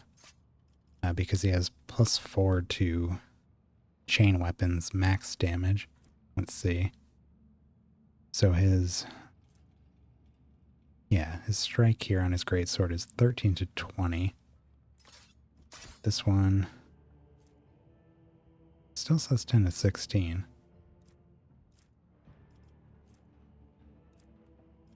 Huh. I guess maybe it doesn't factor that in. Because he's got talents. Chain weapon expert. Chain weapon attacks gain +4 max damage. Doesn't seem like that gets noted in his profile here. Still says 10 to 16, which is the base damage.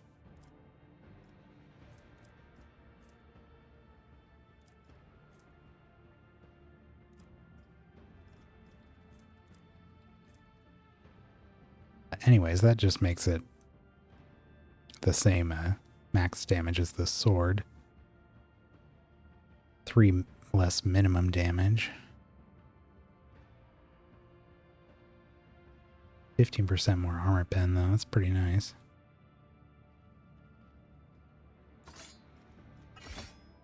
I really like that sword.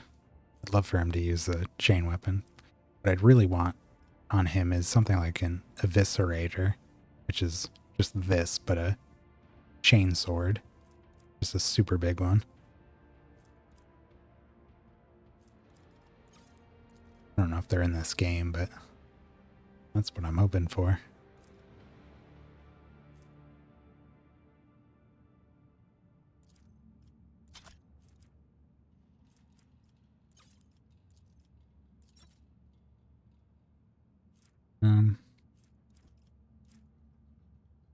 Stun grenade.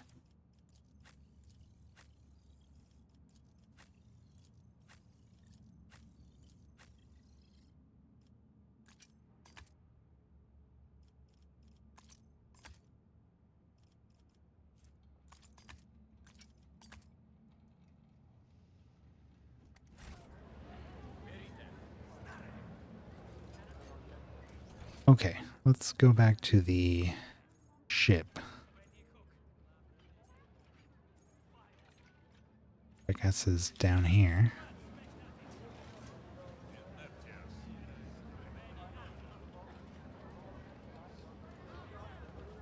Oop, not that way. It's about time.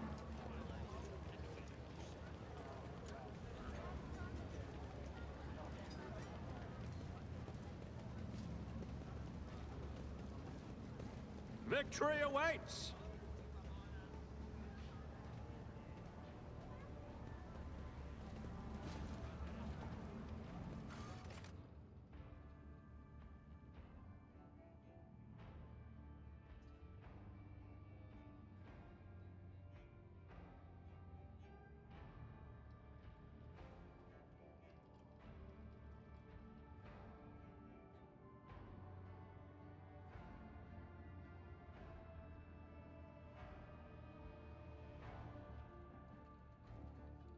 Now we were on a loading screen.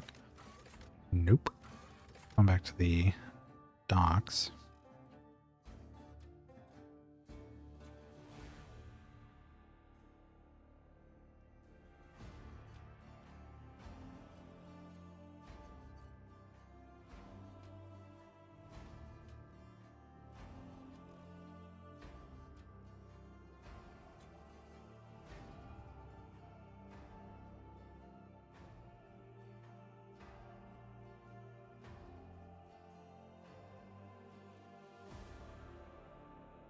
Have to decide if we want to keep doing missions here or head out into the rest of the system and see what else is going on out there. There's a few locations we could at least go scan.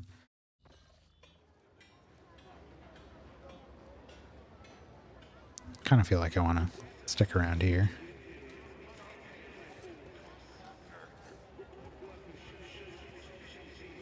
None shall stand in my way.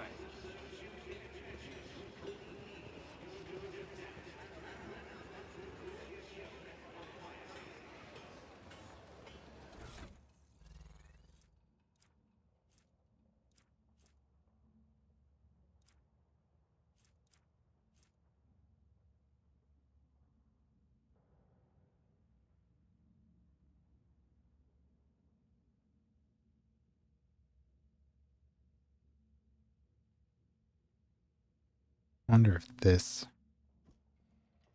is related to this this stuff here.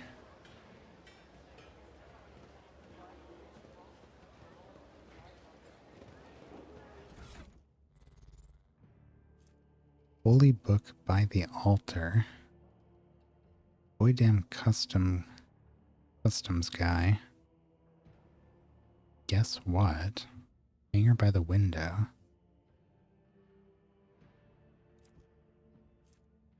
Couldn't even begin to decipher that.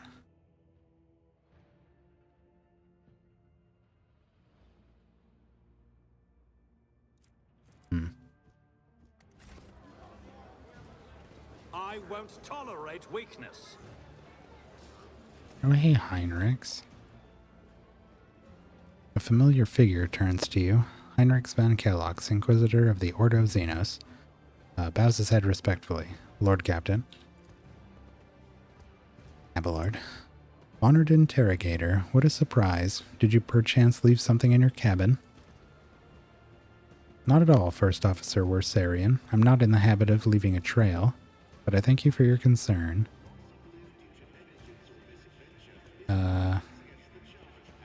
Greetings, interrogator. To what do I owe the pleasure of this latest visit?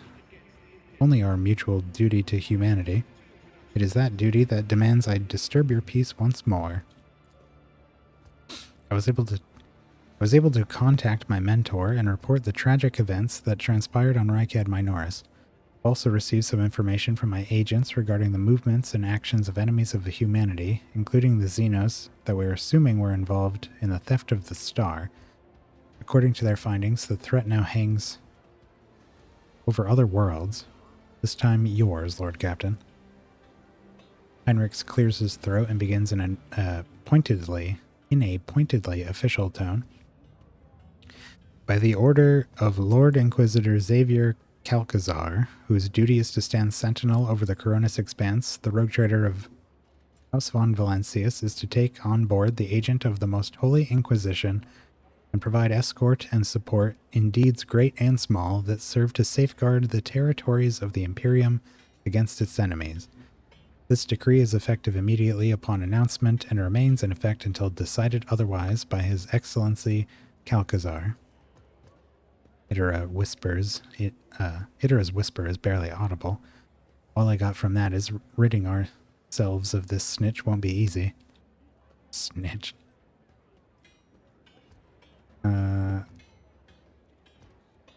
Can't really say no, can I? What exactly caused this need to rejoin my crew? The cause is the activity of humanity's enemies, including the cult of the Final Dawn. In my absence, the situation in the Coronis Expanse has changed. I have received an exhaustive report from my agents. This heresy has taken root in the region where the Von Valencius worlds lie. You probably already know the fate of the industrial world of Kiava Gamma. If not, then I will share what details I know, but not here. Better to talk on board, where we will not be overheard.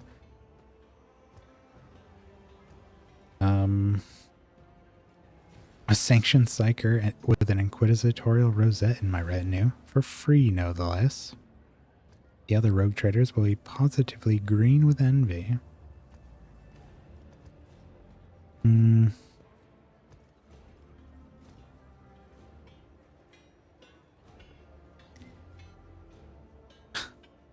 Well, okay. I, Rogue Trader von Valencius, welcome the agent of the Golden Throne aboard my ship and take on the responsibility of assisting him in the fight against the evil that threatens humanity. I mean, might as well, right? Gonna help us deal with a problem we're gonna have to deal with anyways if it's our world. Heinrichs gives a nod, an answer befitting a righteous servant of the Emperor. Argenta. If duty has brought you aboard the Rogue Trader's ship once more, then such is the Emperor's will. Welcome back, Interrogator. Thank you, sister. It is an honor to be traveling with one of the blessed Adeptus Sororitas. Cassia.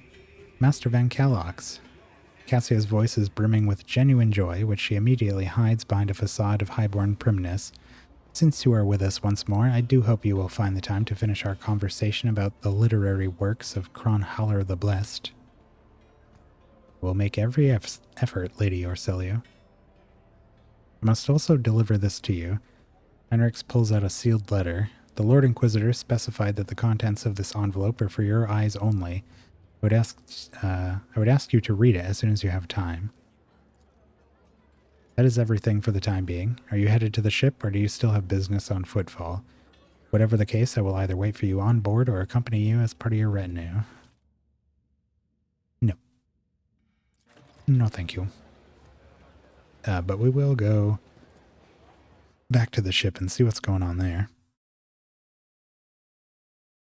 Our Vox Master said there's some things to discuss.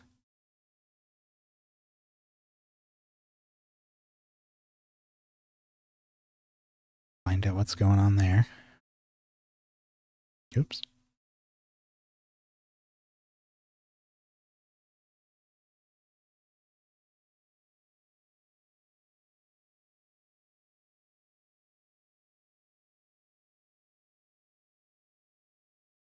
Then we can decide whether we're gonna stay on footfall or do some exploring.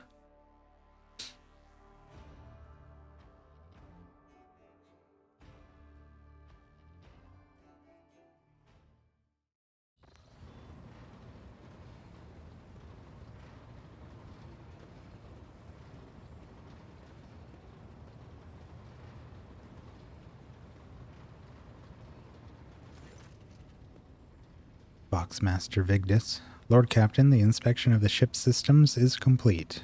The tech briefs are reporting the machine spirits are calm and satisfied. Everything is ready for onward travel, except there is an issue you must be made aware of. Cassia makes a quick, nervous gesture, adjusting the adornment over her third eye. I've been studying the records left by the vessel's previous navigator. I wanted to double-check the route to Dargonis and discovered that it does not match the one recorded in the atlas. It is more than a minor warp fluctuation. The route has been wiped out. It can no longer be used for traveling.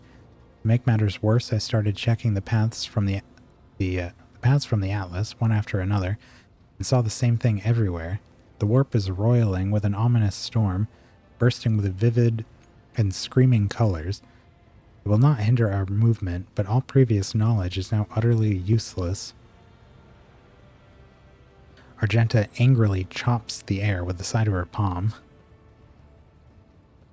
Doing just karate chopping the air. Warp storms are our enemies, just like heretics and demons. It's a shame they can't be dispersed with a flamer or bolter. Love to see her just out on the prow of the ship, firing her bolter into the warp. Get out of our way. Now we can be certain that problems with astropathic communication in the Coronis Expanse are no coincidence. There's a warp disturbance in your way, Lord Captain. It's swallowing messages and disrupting familiar routes. This means you need to locate the key worlds of the Von Valencius Protectorate as soon as possible. I'm talking about Janus, Dargonis, and Kiava Gamma. Charting new routes so that they can be reached and restoring control will be the necessary next step. Oh boy. What would the consequences of losing contact with these worlds be? A world deprived of connection to its neighboring systems and the Coronis Expanse's infrastructure can only rely on itself, and their capabilities are often limited. For example, Janus does not have a fleet of its own. Pirates, cultists, heretics, xenos, anyone could prey on the helpless planet. The loss of communication is a threat to your position. A rogue trader with no protectorate to back them is one that grows weaker by the day. Abelard. The Voxmaster is entirely correct. You are Rogue Trader von Valencius von Valencius, the successor to Theodore von Valencius, one of the most influential women this side of the Maw. But you are also new to the business of governing. Many will doubt your competence and try to carve up your protectorate so they can snatch a piece for themselves. It is important to show your potential allies and foes that you are in control of the situation, which is why the sooner we reclaim these lost worlds, the better. Tell me about Janus. The surface of Janus was altered extensively so the planet could be designated an agri-world. It is a powerful food base, capable of supplying the burgeoning protectorate and exporting provisions to other worlds at the same time. Janus owes much of its prosperity to the governor house of Viat. Under its leadership, the world has grown ever more prosperous year after year, securing shipments and taxes while keeping the workforce tightly controlled. What about Kiava Gamma? Industrial world Kiava Gamma is being managed by the governor house of Gaprak and supplies your protectorate with rare mineral resources. Additionally, the planet features an Adeptus Mechanicus Manufactorum that processes materials, and prepares them for shipment. Pascal. I testify that Kiava Gamma is a world marked by the Omnissiah's patronage. By his grace, the manufactorums of the colony are inhabited by committed and industrious machine spirits. Heinrichs coughs quietly. Mistress Ptolemy neglected to mention that the Kiava Gamma Manufactorum also supplies heavy machinery from forage harvesters to vessel systems and components. Abelard turns his hard eyes on Heinrichs. You display commendable knowledge of our world's manufacturing capability, Van Kellogg's. Pleased to be of service. What do we need to know about Dargonis? Dargonis is the heart and soul of your protectorate. It is where the main administrative resources and storage facilities are, and so is the Von Valencius Palace. If you'd like to know, this is where you will publicly accept the title of Rogue Trader. Dargonis is an administrative hub that runs the cargo fleet and keeps track of finances.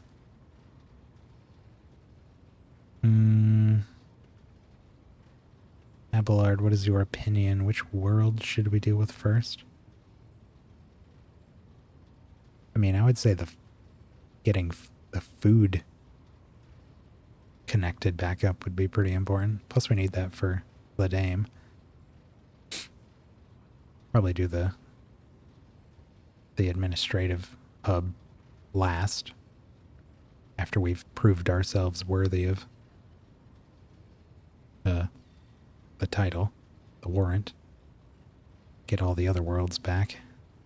But let's ask Abelard.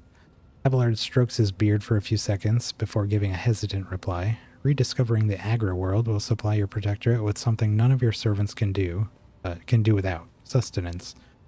The importance of basic supplies should not be underestimated. Just look at Footfall in its current pitiful state.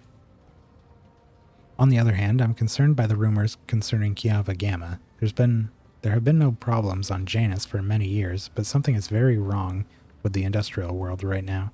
Delay may cost us the entire planet. I trust I do not have to explain the capital world. Losing it would make us the laughingstock of the other dynasties. Besides, the loss of chronicles and ledgers would spell a bureaucratic catastrophe, so all three systems are equally vital to the protectorate. It falls to you to decide which should be brought into the fold before the rest, Lord Captain. Okay, very well, the course is clear. Do my officers have any other issues that require immediate attention? That is all, Lord Captain. The vessels and your crew await your instructions and are ready to depart Footfall immediately, should you desire. I think we might actually go for Kiava Gamma first, since, from the sounds of it, it is in the throes of a rebellion right now. Or something like that.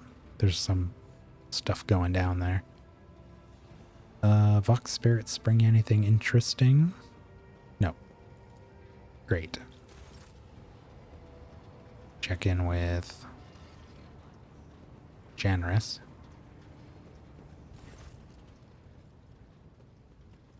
Nothing.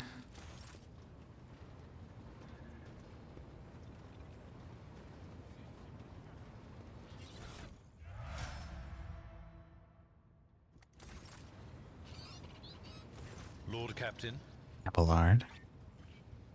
I've discovered that there were caches left by Theodora somewhere on Dargonis and Kiava Gamma. Do you know anything about this? It is wise for a rogue trader to have caches where they can safely store important information.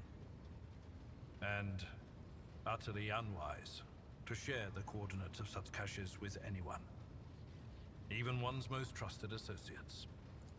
I'm afraid I do not know how to find the caches, but I can offer some help.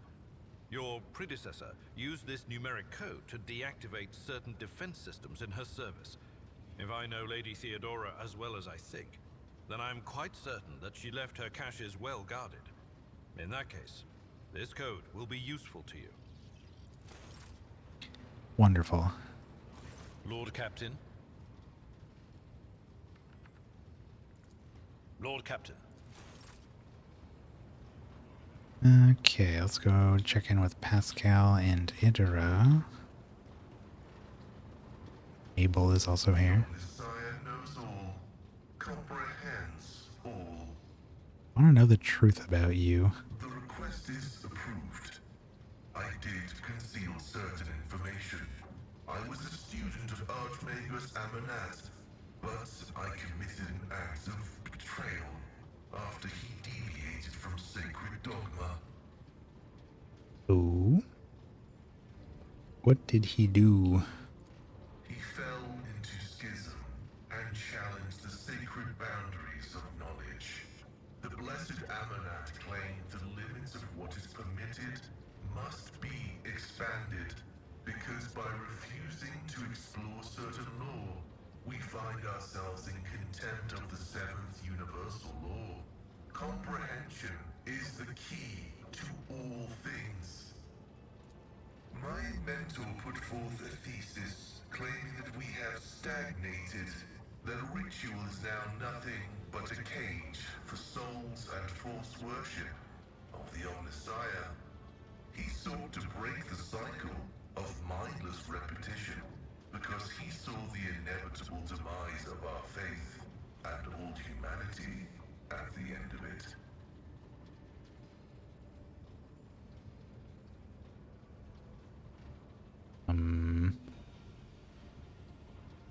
seems like a theological argument, not a political one.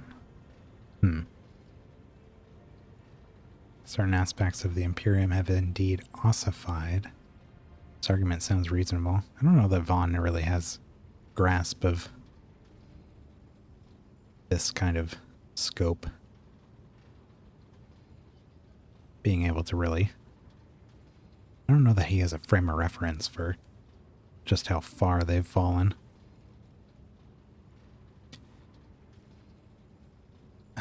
This Amernat of yours is a dyed in the wool... Is a dyed in the wool... Oh, okay. A dyed in the wool heretic. I've never heard the expression dyed in the wool blank. Let's say this, I guess. Sounds theological, not political. Even those who have ascended to the Omnissiah's wisdom still bear the seed of imperfection, born of their flesh. But the ambitions of individuals mean little when we discuss ritual and belief. Knowledge is divine, and any argument as to how it must be reached is an argument of ritual and belief. How did you betray Amarnat? The teachings of the blessed Amarnat spread, and word of it reached the conclave of the Cognizance fleet. They recognized his teachings as tech heresy. Many tech priests suddenly vanished or were subjected to servo penance for minor transgressions. The students of Amarnat, whose number included many enlightened and respected brothers, resisted. My prognosis showed that our most likely future was a schism and a fratricidal war that would destroy the Cognizance fleet. That was when I headed to the Conclave. I confessed, and handed the information about my mentor's research over to the Conclave. Brazen, anathematic studies of the Forbidden Law. The Conclave could use that data to summon Archmagos Amarnat to stand trial and compel him to repent on pain of excommunicate traitoris. His subsequent fate is unknown to me.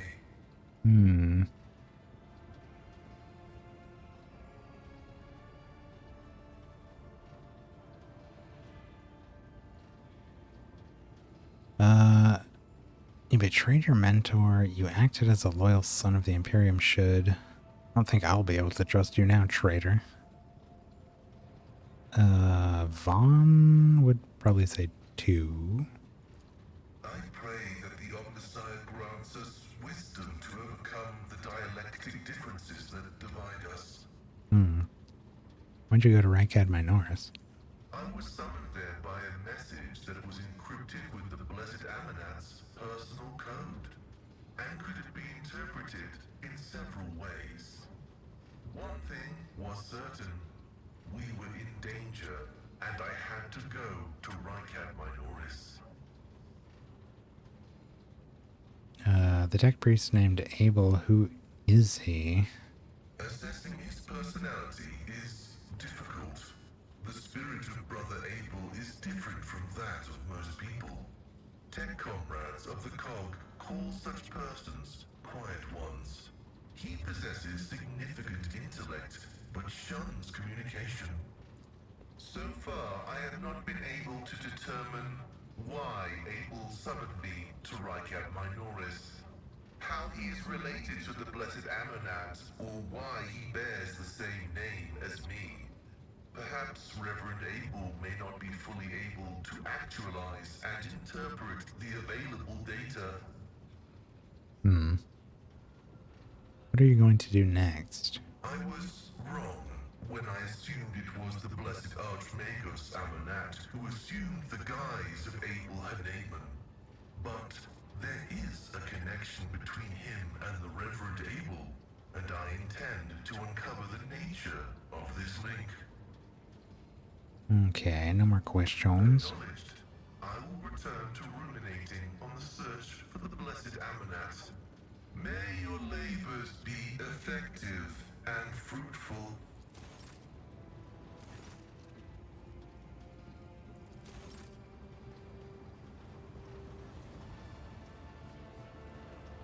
We still haven't gotten anything more about his weird power he had when we first met him.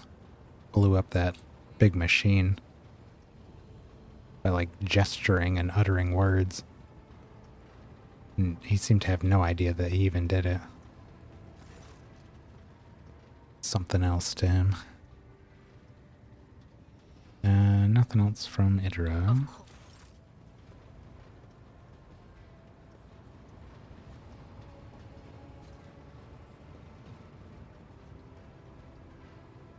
Heinrichs. To what do I owe this visit? I want the Inquisition to take care of Idra. Rid me of her. No. I wanted to discuss the nature of your mission. Yes, but not here. I wouldn't want our conversation to be gossip fodder on the bridge and in the officer's mess. Okay.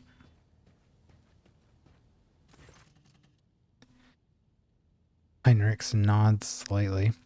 Thank you for finding an opportunity to talk. I trust now would be a good time to explain the reason for my return aboard your ship. Oh, I gotta read that letter too. I welcome the chance to assist the Inquisition with its inquiries, Van Calox. I do not object to you personally, but I find the continuous presence of an Inquisition agent at my side slightly unnerving. Wouldn't be on my ship if I had any say in the matter. Number 1. Lord Captain, your enthusiasm is commendable.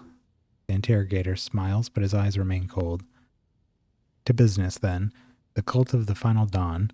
The madmen preach their heretical doctrine among the denizens of the Coronis Expanse and instigate crimes against the throne and humanity. One such crime took place in your protectorate. The Lord Inquisitor considered it necessary to have one of his acolytes accompany the rogue trader on the voyage into the corrupted region. I also need to meet with one of my observers on the capital world of your domain. Why would Ordo Xenos agents investigate a chaos cult? You are well versed in how the Inquisition is organized, von Valencius. Yes, initially our arrival in the Coronis Expanse was dictated by the need to fight Xenos, but there is more. The cult is tangentially related to my main specialization. Perhaps I will be able to reveal the full truth someday, but right now I ask you to display humility and patience. Chaos cult of my protectorate, Heinrichs, are you laying an accusation against my dynasty? What? I only learned about this world like 30 minutes ago. So prideful over it all of a sudden.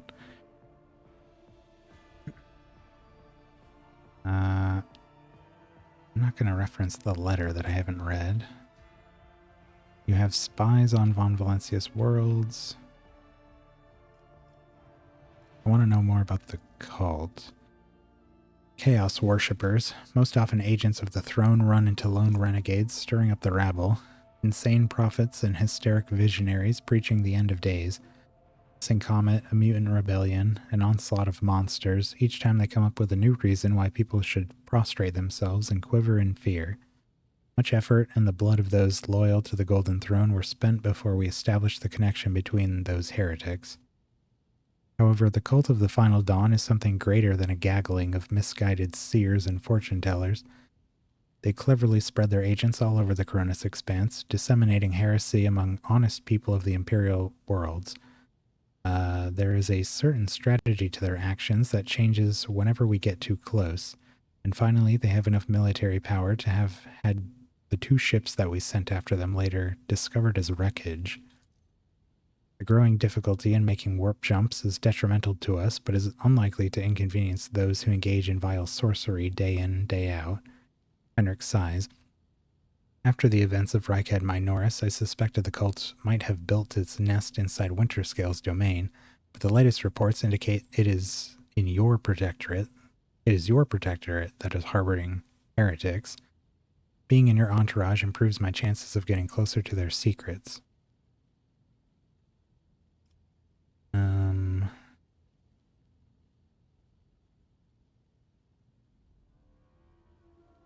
have spies on the Von Valencius worlds? I mean, yeah.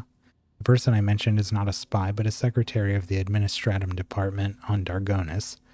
The planet's governor and Theodora were fully aware of his status. His duty is to fulfill the sacred oath of the Golden Throne and eliminate threats to the Imperium, which the Cronus Expanse has in abundance. His name is Achilles Scalander. As soon as we contact Dargonis, I will introduce you to the head of the dynasty. I will introduce you as the new head of the dynasty. I'm sure they will appreciate the presence of an advisor, such an advisor among your... I'm sure you will appreciate the presence of such an advisor among your subjects, and I suggest you heed his words, at least occasionally. I don't really need to say those. I've already agreed to give you a place aboard your ship. What else? The rogue trader should deliver me to the system that contains the industrial world of Kiava Gamma. I will then accompany you to the surface and determine what the cult is planning and how it intends to use the resources that have fallen into their clutches, which may very well include the blessed engines of the Adeptus Mechanicus or even followers of the Omnissiah themselves. I will be frank, the answer to this question is unlikely to please either of us. The machinations of chaos usually go beyond solely inflicting countless deaths and destruction. Having their plans come to fruition could lead to far more terrible consequences. One of the systems in the Cronus Expanse is already lost. May the Emperor protect us from watching this tragedy play out again.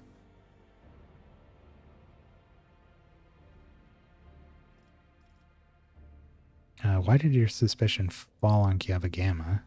Disjointed pieces of data were finally merged into a single picture. Additionally, not long after a vessel from that world arrived on footfall, the reports from the crew were confusing and alarming, making me fear a planet-wide rebellion.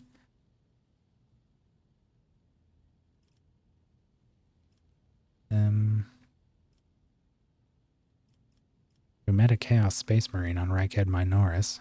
Do we risk running into his brothers? I have no doubt it will happen sooner or later, Von Valencius. Chaos Space Marines siding with the cult is very, very bad news. Most likely they kept away until recently, pulling their puppet strings from a respectable distance. These traitors seldom show up alone. The best we can count on is having to deal with just a squad of Chaos Space Marines in the Cronus Expanse, and not an entire company. That one was pretty strong. I won't let anyone throw their weight around on my worlds, be they servants of chaos, Xenos, or heretics. Commendable aspiration for a person who holds the fate of billions of people and dozens of imperial worlds in his hands, which is why you need to be ever more vigilant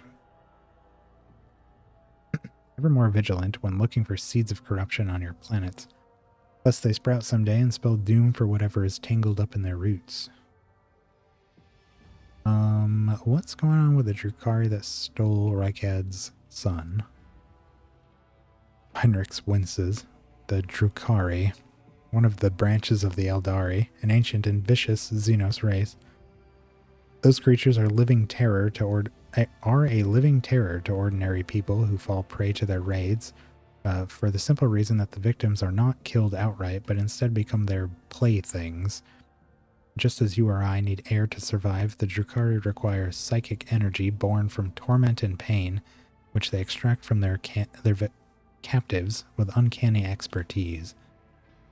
Their ships, which are difficult to mistake for any other, arrive suddenly and undetected. Their stealth technologies greatly surpass the capabilities of standard Imperial auger arrays. The objective of their raids is never to capture a world or a ship. No, they're only interested in fresh victims. After filling their holds with living captives, they disappear into the webway, a different dimension which conceals their greatest stronghold, Kamarag, the dark city of the Drukhari from which no one can hope to escape. Heinrich studies your expression. I do not know why the Drukhari stole Rykhead's son and brought about the fulfillment of the cult's prophecies. Perhaps the Xenos themselves have played into the archenemy's designs, or perhaps Aurora's divinations, in fact, describe the Drukhari's actions. There's only one thing I can say with absolute certainty. There is no alliance between the cult of the Final Dawn and the Xenos. It's simply impossible. Anything else I need to go? No? Let me put it this way. You may think whatever you want about me, but my goal is not to hinder you. I am here to help you in your fight against the foes you may not even be aware of. You have my word, and I will provide every assistance in uprooting the heresy that has sprouted on the Von Valencius worlds while their master was away, and I will try to be more patient and less with the less grievous flaws the bearer of the warrants are sometimes known to have. Henrix inclines his head. Thank you for sparing the time, Lord Captain. Let me read that letter now.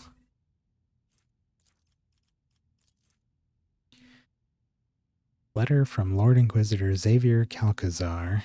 May the Emperor's faithful forever remain in the light of his favor. Let me first express my condolences on the tragic death of the most honorable Theodora von Valencius. Nevertheless, I was elated to learn that the warrant of the rogue trader had passed to a worthy and promising heir. These words are not hollow compliments, but rather the Inquisition's official opinion of your person. As fate would have it, you have taken the reins of the Von Valencius dynasty in an hour most dire, when grim portents of dark events to come are surfacing throughout the Coronis expanse. I have been duty-bound to become the first sentinel who sees the approaching threat, and I hereby alert you that it is indeed coming. Our loyalty and resolve will be tested. People such as you and I will become pillars that unite the Emperor's frightened children and inspire them to fight back. And so I greet you as my dependable ally and assure you of my favor. For now, you have a trusted friend within the holy orders of the Emperor's Inquisition and a receptive confidant on whom you can rely. Should the dark times ahead require you to make questionable choices, you have no doubt that such an incident will be examined in an exceedingly temperate fashion that rules out the most radical forms of judgment. I have faith in the success of our partnership and thank you for your contribution, both past and future. Lord Inquisitor Xavier Calcazar. Okay, so he is essentially giving us permission to do things our own way. And when it comes to judgment, he's saying he'll be lenient.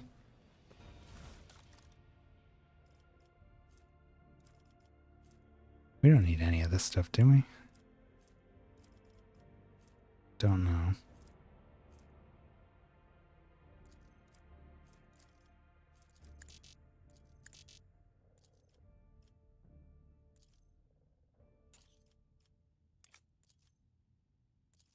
If it doesn't let me get rid of it, then obviously I'll keep it, but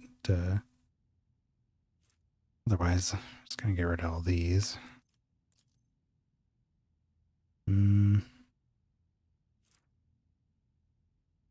Trying to keep some variety just in case, but I doubt we'll need almost any of this.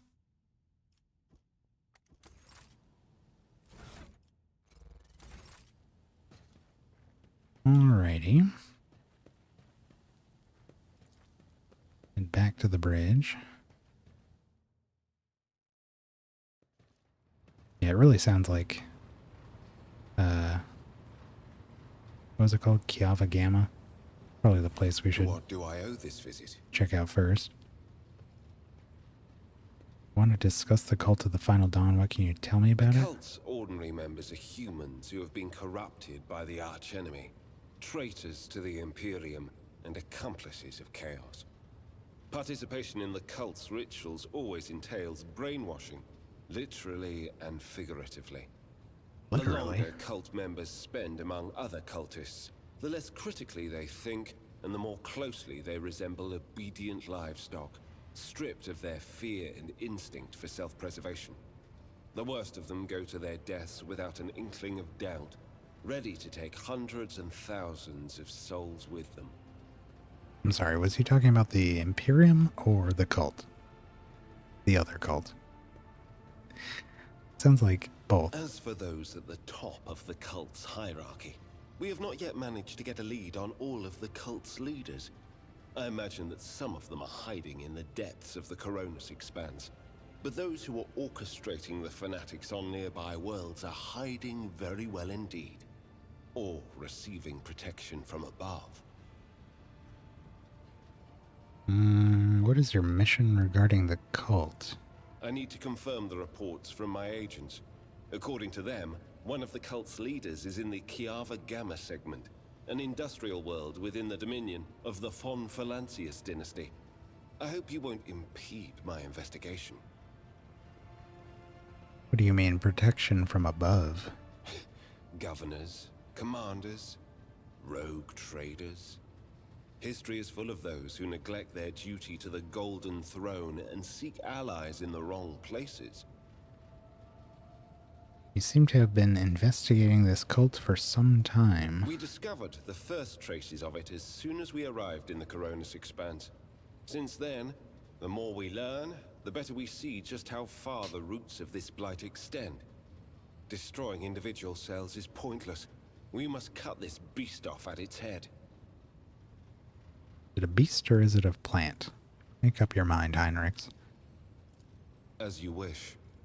Okay, goodbye.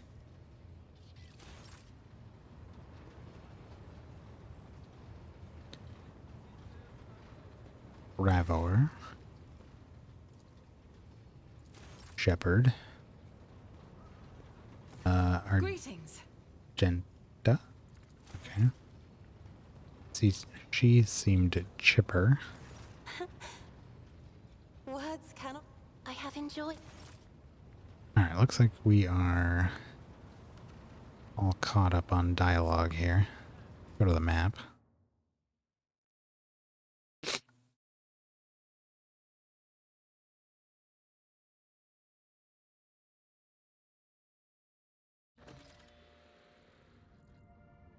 High factotum generous Danrock. Lord Captain, we are once more within reach of the Von Valancius Protectorate. Of utmost urgency is restoring communication with your planets and bestowing the wisdom of your decrees upon their stewards, developing colonies, claiming new territories, and establishing trade links.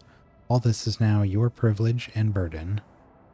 We got 3 mobile extractiums.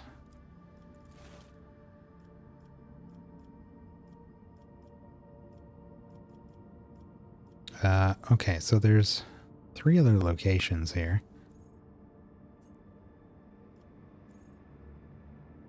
I think we're gonna stick with Footfall. But there's 4 quests here.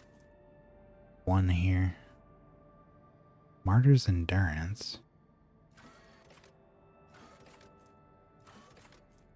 Well, there's 4 there, so let's go to this one. I guess we got a quest here. Oh, this is the Adeptus Amazicus.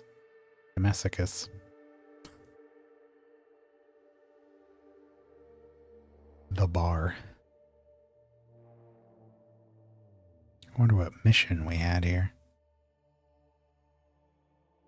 I have to look at our rumors and things as well. It's been a while since I looked at those.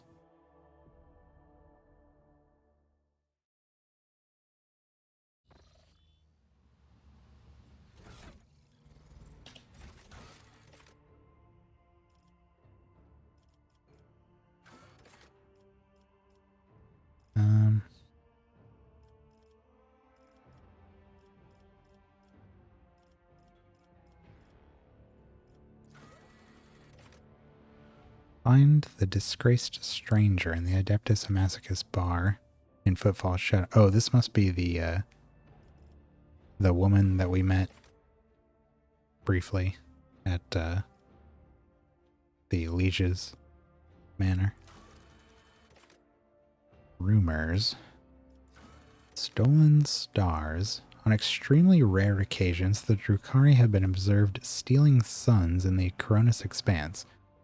Such notorious raids wreak devastation across entire star systems, but it is the frequency with which these malicious Xenos are depriving humanity of valuable stars that raises suspicion. What could have prompted this increase in their rapacious activities? What are they doing with them? Marauded Void Station in the Grenz Belt, according to numerous testimonies, is serving as a base for a band of pirates who aren't above dealing with Xenos. Navica. Thousands of refugees from Winterscale's realm arrived on footfall aboard the transport Navica, but found no refuge there and were sent out for the desert world of Foulstone. Lost in the void, Footfall is still waiting for news from an ancient ark known as the Wasteland Wayfarer, which set off for distant stars in search of new worlds. The vessel's last astropathic message supposedly came from Cineris Maleficum. Maleficum. Xenos on a rampage. There are whispers on Footfall about Xenos, those cursed enemies of humanity, carrying out raids on inhabited worlds and ruthlessly destroying Imperial outposts. I wonder if we'll run into Rack Ghouls in this game. Those are one of the bigger Xenos races in the Rogue Trader tabletop game. They were pretty cool. It'd be cool if something like this was related to them. Angels of the Emperor in the Expanse. Travelers arriving on Footfall bring with them rumors of the Emperor's blessed angels coming to the region to repel the Xeno threat. The Holy Warriors are few in number and are fighting in the farthest flung reaches of the Coronis Expanse.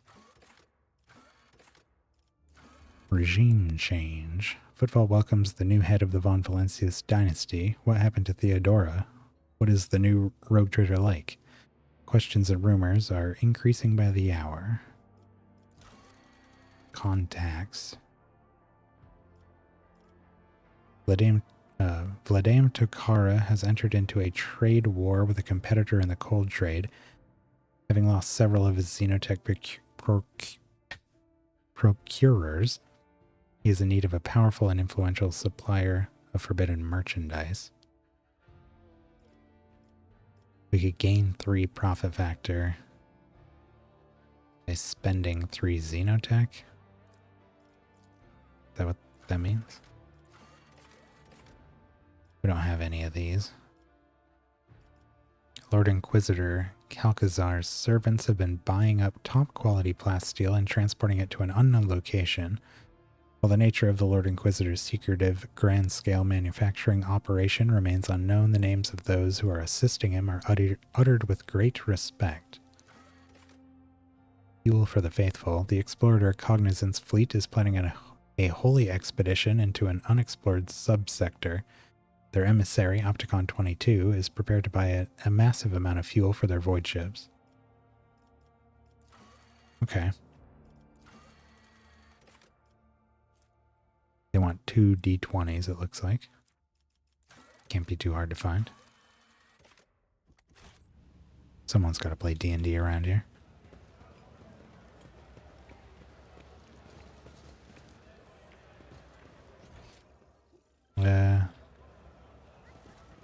Alright, so we're looking for... I think it must be that woman I'll lay claim to the stars. in here. Waitress. That waitress has a very beautiful mustache. Why waitress?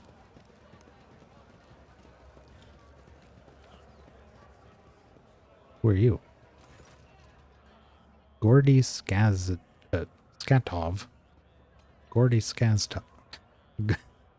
Gordy Skatov. The flabby man in worn clothes is sighing sadly over a glass of murky booze. Only when he looks up at you do you notice his eyes, large, piercing, and full of sorrow, a stark contrast to his unkempt appearance. Could it be that someone actually wishes to keep me company? He takes a closer look at you. Not just someone, it's Lord Von Valencius himself. Yours is an ancient and glorious line, your lordship. A number of magnificent structures built on your ancestors' orders, both for defensive and decorative purposes, remain in the Scaris sector. They keep your dynasty's memory alive despite the fact that that it has long since focused its endeavors in a different sector. Abelard stares at you with surprise and respect. I'll be. Even I was unaware of such details, and I've spent quite some time studying the chronicles of your noble bloodline. Allow me to introduce myself. Gordy Skatov, architectural historian. Oh. You look despondent over something. What happened? Gordy sighs heavily. Here I go again, pouring my heart out to have you disappear in 10 minutes, just like everyone else before you. But alright, here's the story of Gordy Skatov, the unluckiest historian in the Imperium. Thousands of years ago. No, I was born 2 sectors away from here. My family was quite influential, which allowed me to dedicate myself to my great passion, the history of Imperium architecture. I spent a number of years studying every scholarly work there was to find on this art, and then once I inherited my family's fortune, I traveled and documented the development of architectural thought on different worlds. Until one day, oh, that accursed and blessed day, until one day I came into possession of something quite special. Gordy pulls out what looks like a book or an album with a homemade leather cover out of his bag. Both the pages and the binding look well worn. Here it is, My Undoing. This is an authentic booklet titled Dwayne's Design, one of the thousands that were printed centuries ago in the times of Footfall's construction. Cassia, what a curious read. Please tell us more. She always gets excited when books get brought out. As Cassia takes a shy step forward, Gordy smiles and shows her some of the faded pages. Footfall's founder, Lord Parsimus, was obsessed with his creation's grand future. This booklet describes in detail what Footfall was meant to become upon its completion. Dozens of asteroids turned into glorious palaces and temples, massive bridges spanning the void itself, and the marvelous flying buttresses, the archivolts of the exterior arches, the elegant arrangement of balusters, and the interior, Polyphoras 10 stories tall and more than a kilometer long, cyclopean light tubes that catch the light of Furibundus and use it to brighten the halls and the hearts of the asteroids, stained glass windows and mosaics, bas-reliefs and statues. Engrossed in his own description, Gordy stands up and starts tracing the outlines of arches and galleries with his hands. Itera blinks sleepily, barely suppresses a yawn, and starts looking around with a bored expression. Keep listening. I like his enthusiasm. Emerging from his reverie, he catches himself, blushes slightly, and loudly flops back onto his seat. I apologize. I got carried away. But you must understand how deep an impression this booklet left on me when my young self picked it up. I simply couldn't think about anything other than Footfall. I was ready to give my life just to see this incredible station. Oh. And of course, no matter how hard my friends and loved ones tried to dissuade me, I still gathered all my savings and set out on a journey. It was no easy feat to cross 2 sectors, especially for a common citizen, albeit one who has some resources at his disposal. I had to change one ship after another, at times being forced to stay on transfer worlds waiting for a vessel headed in the right direction or for warp disturbances to subside. The voyage took me a total of 107 years, in real space-time, of course. For me, it was much less than that, somewhere in the neighborhood of 30 to 35. And then, after all those years, having spent all my savings, I reached my dream. And what did I see? A dump in place of an exquisite portico. Metal anthills clinging to the columns, the marble tiles pilfered by paupers to use as cladding for their hovels. Gordy hangs his head. It's been dozens of years since I came here, and I still haven't recovered from the shock. I had suspected that not everything in the booklet would exist in reality, but I never expected to see Footfall in such a sorry state. It's like stumbling upon the horrible decomposing corpse of your beautiful beloved. Argenta's gaze darkens. The warp, like a shameless thief, is guilty of stealing the short span allotted to his servants. But what sense is there in spending half your life on such an enterprise, only to lose spirit and waste the remaining half on nothing at all? Cassia. So the ink and paper can lie. The ink and paper, too, can lie and cause pain. Cassia sighs sadly. Does this mean all I have ever read about will one day disappoint me with the ugliness of reality? It's making everyone else depressed. That's tragic indeed. I wish I could see Footfall the way its creator envisioned it. But you're an architectural historian. Is what happened to Footfall not part of history? A compelling cautionary tale. If there was a book on the folly of chasing wild fantasies, you would take up a whole chapter. Come on, Vaughn.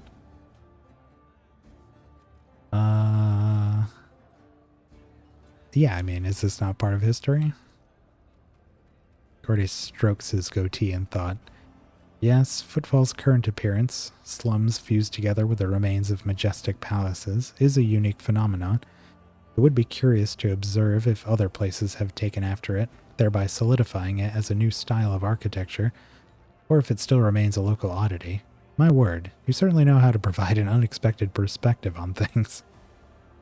Be that as it may, I just wanted to say thank you for hearing me out. Over a dozen years I've spent on Footfall, not one person has hung around long enough to listen to my story to the end. It's such a delight to have shared everything that's been weighing on my mind. Join my dynasty and come build or advise my architects. I'm poor as a church mouse, but I still have something to offer you as a token of my appreciation. After studying the booklet thoroughly, I discovered something interesting. A ciphered message scattered throughout its pages, taking the form of a riddle. It described certain places of interest on Footfall. I believe it's the work of the booklet's creators. What if these riddles lead to something, a wondrous discovery? I will gladly share what I've been able to learn with you. Riddles? A flash of burning, almost childish curiosity brightens Cassia's austere countenance. Have you not tried to make this discovery yourself? I have, of course, but I am an old man who is blind in one eye and can barely move his legs. I never found anything, but that doesn't mean there's nothing to find. Tell me about the places this riddle leads. The first location from the riddles isn't far from here. It's a bridge that was supposed to go through the center of this district and into the void towards the neighboring asteroid. Only a couple of its spans were built, and even those lie in ruins. Still, if the cache survived after all those years, it's there somewhere. The second is in the lantern of the Great Cathedral. A lantern is a small tower on the top of a dome. You've seen Footfall's atrium, haven't you? The whole atrium is just the nave of the former little cathedral. The liege's entire so-called palace would have fit inside what was meant to be would have fit inside what was meant to be naught but a single room. The grand cathedral, had it been built, would have been even bigger. But alas, its construction was just getting underway when Dwayne died, and the work stopped. The lantern is from its dome, however, it's already been built and survived. If it was brought inside the atrium and dubbed the chapel, it was brought inside the atrium and dubbed the Chapel of St. Drusus the Warrior. Okay, we've seen that. And that's all I know. I wish you luck in your search. Well, New challenge for me? that's not what I expected to come across in here, but I'll take it. Oh, what? What is going on here? Rough day? You have no idea. I just might. That's the second bottle you've downed. Jai Hidari. Falco sends his regards. And what does that unholy scion of a Grox and a Brahan want from me this time? Oh, wait, I don't really care. My sole plans for tonight are drowning my grief in a sea of Amasak. We'll give you grief, all right. Get out!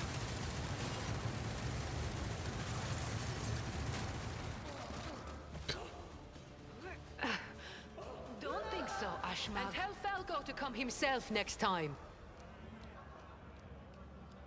Hidari, I am tired of your mess. Out! Get some sleep. We'll talk about settling up later. Okti Shireen, light of my eyes. Can't you see my soul is full of sadness? Have you no heart at all? Let go of your material concerns and let me grieve in peace. Have we met somewhere before? The woman looks at you with the glassy eyes of a drunk, and you notice the 2 empty bottles that have been keeping her company before you arrived. She looks completely out of place in this dingy, smoky bar. The fancy attire and abundance of jewelry, the implants plated with precious metals, her appearance not only screams wealth, but also audacity, for only an audacious person would flaunt their wealth in a place like this. Greetings, Shireen. With whom do I have the honor of speaking? Abelard? Tell her. Guy never does his job. Rogue trader von Valancius von Valancius.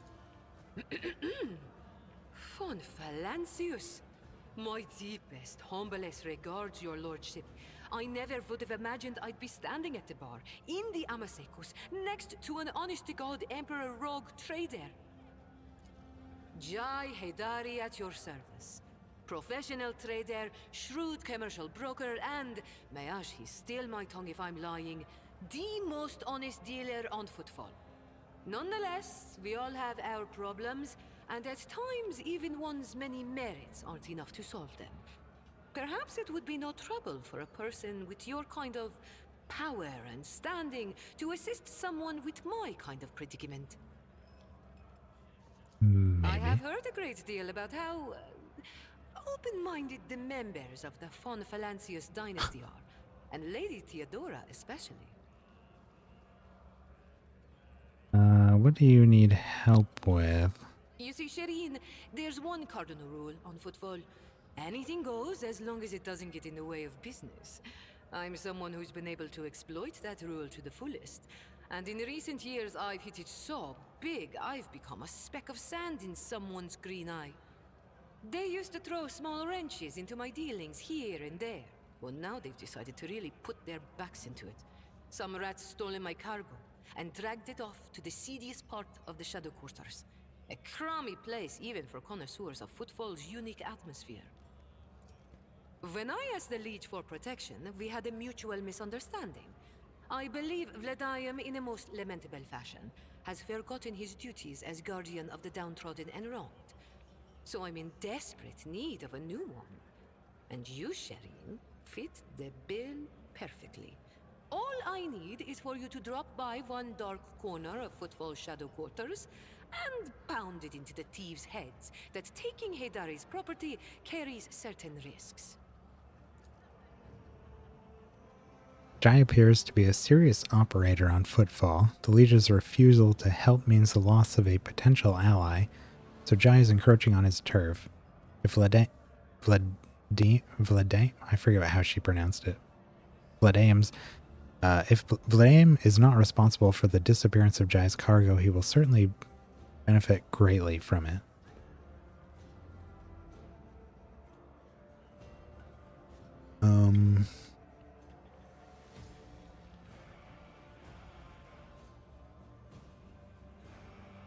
I wish to ask you a few questions before I decide. Ask as many as you wish, Shireen.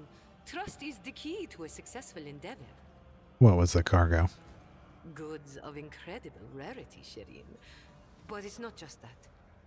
24 of my people lost their lives in the impenetrable emptiness of the void to acquire them. I cannot leave their families with nothing.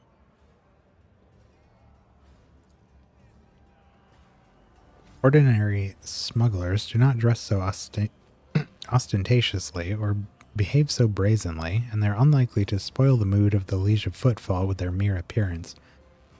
This woman lost many people to obtain these rarest of goods, and to get them back she turned to Vladimir Tokara, the patron of all cold trade in the Expanse. Her cargo can be nothing other than Xeno artifacts, creation of the enemies of humanity branded with heresy.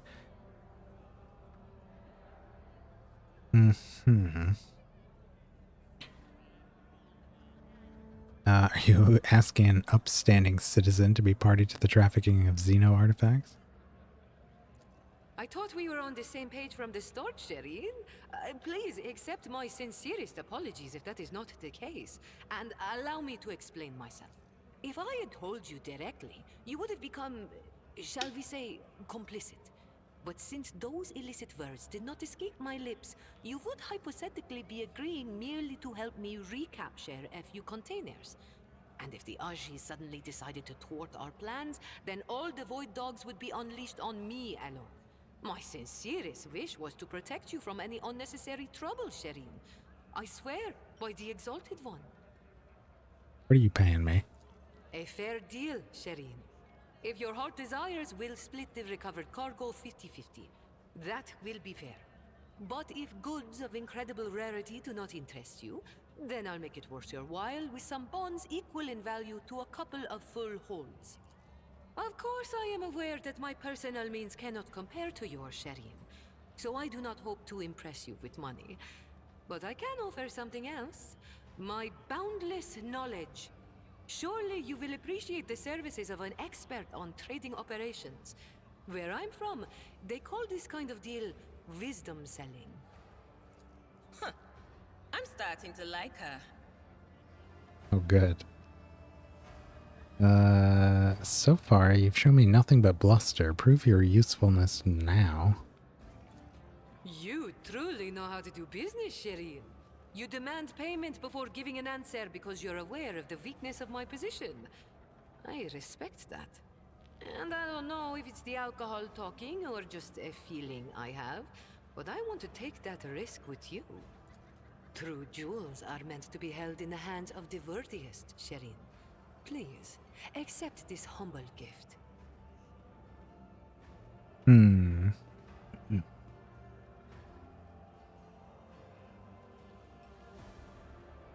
Well, it is in the shadow quarters, so we could certainly look into it while we're there. And if we can make some money off of it, even better. I'm sure we'll need... I mean, we really haven't generated much for profit factor or acquired any resources yet, so we could use a little of that. May the Exalted One bless you and your progeny. Then here's what we'll do. We shouldn't be seen together before we make it to the safe house. I'll head there first. I'll take my own special route so I won't be spotted. Right. Here, that's where those ashmags are keeping the stolen cargo. Out the bar, over the bridge, and to the left. There in the depths you'll find a small courtyard, through which you can get to the place. I'll be waiting nearby. You can come when it suits you, but the sooner you do, the better. I'll see you then, Shireen. Okay, then. Now, here's Octaviana. She gets her own image. The burly woman with a wealth of fiery hair is in the process of tinkering with some unknown device that is clinking melodiously. She has a rough-looking implant in place of her lower jaw. As you approach, the implant begins to move as if independently of the rest of her face. Welcome to the Adeptus Amacicus, sir. What can Octaviana get you? Amasec, low, something more interesting? Octaviana freezes in place. It can't be. Are you Sister Argenta? The Sister Argenta? The one who has the worst scum on footfall shaking in their boots? The whole station is talking about you. And here you are, in the flesh, in our humble Amacicus. Argenta stops Octaviana's torrent of adoration with a calm gesture. No more. I seek retribution against transgressors, not glory for myself. Despite her words, you catch a glint in Argenta's eyes. You can tell she's enjoying this enraptured attention. Retribution against transgressors. This chick just loves blowing people up with her giant gun.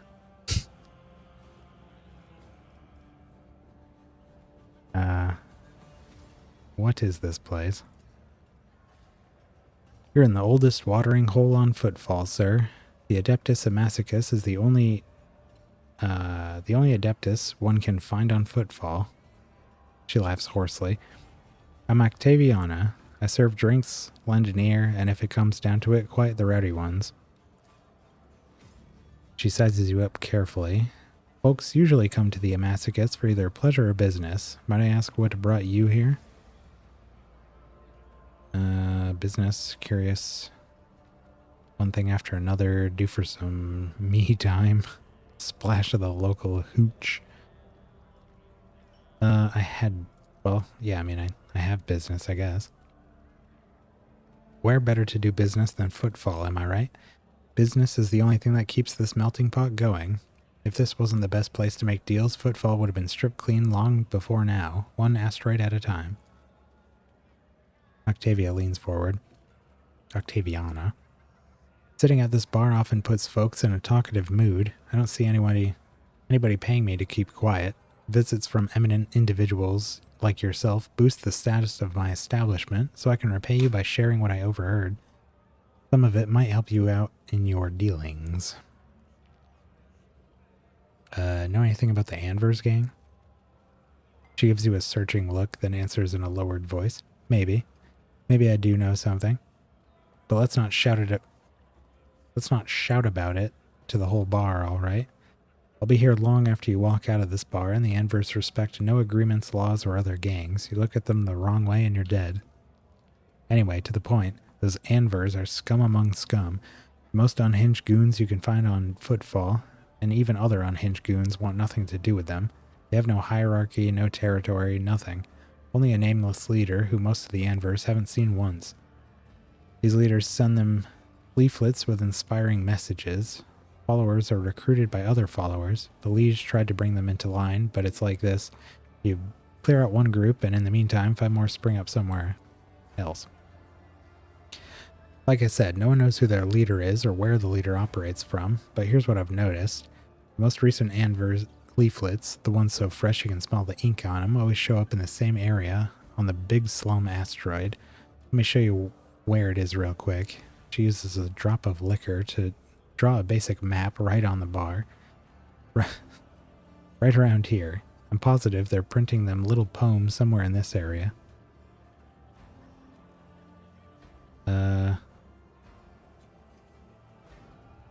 About the woman that started a gunfight up at the bar. Why are you so interested? You looking into her or something? Octaviana catches herself upon meeting your gaze and bows her head low.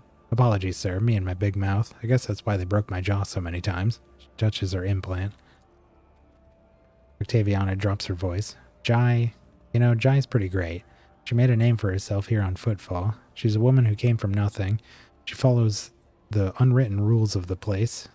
She doesn't walk all over weaker folks, and she drinks like a fish to boot. There's a lot to respect. Sad thing is, it looks like she's gotten on the wrong side of Vladame. And since both of them, well, I guess all 3 of us, have ties to the Kazbalika, there's no way out of this. Jai should get off Footfall while she can. Better to lose her business than her life.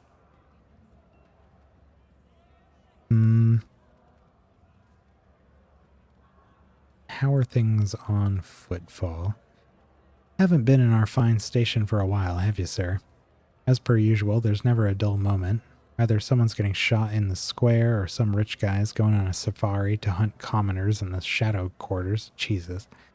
Sure, the liege makes sure that the local shenanigans don't get in the way of business on the station, but what happens on the outskirts adds a little spice to our lives.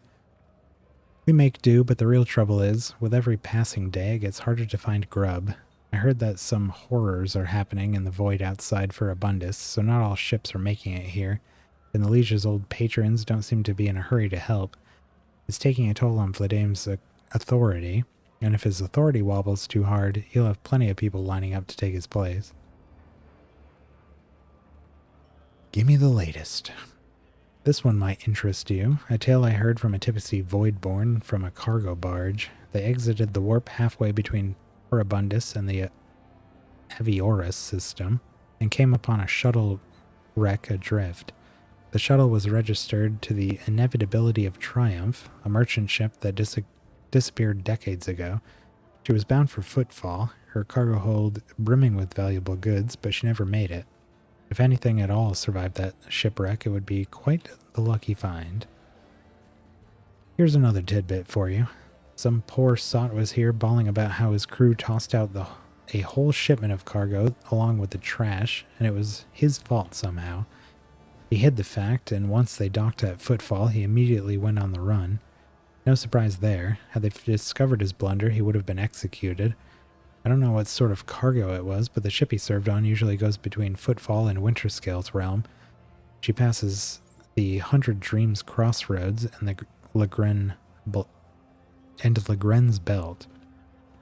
If you happen by that area, you might want to look for whatever the idiot chucked overboard. That'll do for now. Odd name, the Adeptus Amacicus. Not very reverent. Octaviana chuckles. What makes you say that?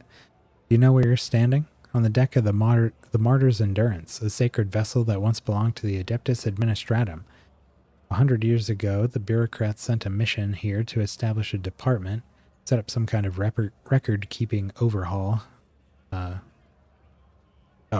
Set up some kind of record-keeping, overhaul footfall, and make everything here follow a billion laws to the letter. As you can see, it was the Martyr's Endurance and its inhabitants that got overhauled in the end. I don't know what happened to them, but the locals like to come here and make deals and count their money like before, in this temple of the Imperium's accountants. Over there you can see even the sign's been preserved, partially.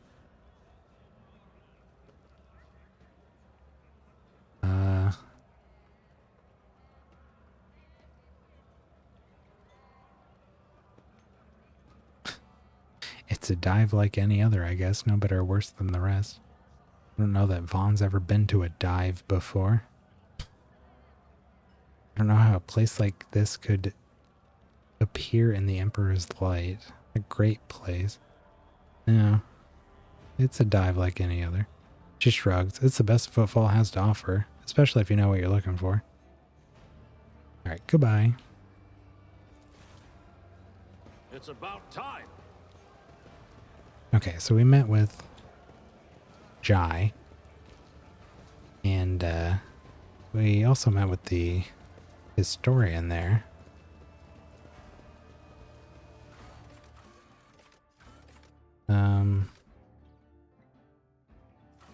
Atrium.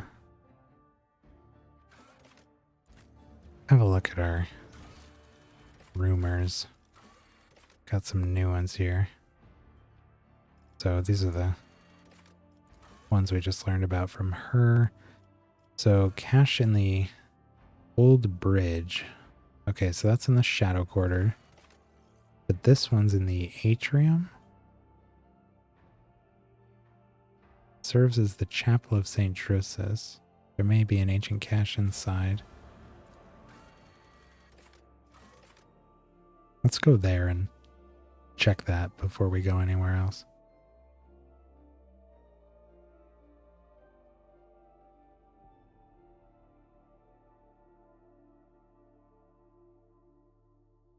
Max hit chance is always 95%. Any hit chance above that's converted into crit chance. Huh. Interesting. I didn't know that.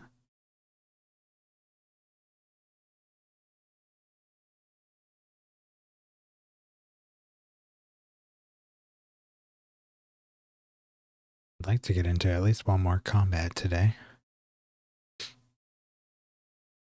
But it seems like when we go into the Shadow Quarter, probably going to be full of enemies. Especially if there's a chaos cult down there.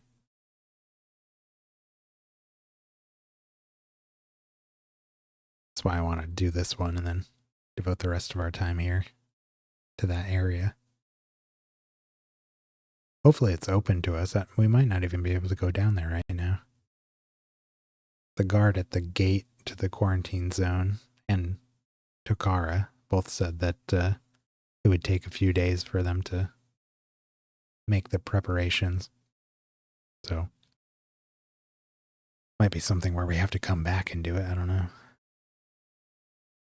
Find out.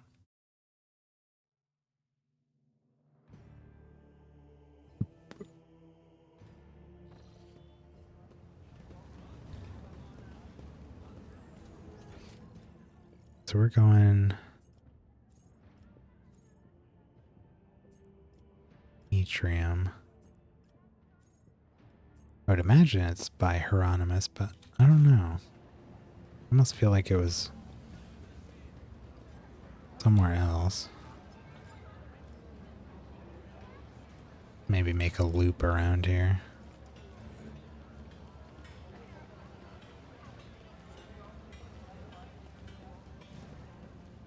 Oop.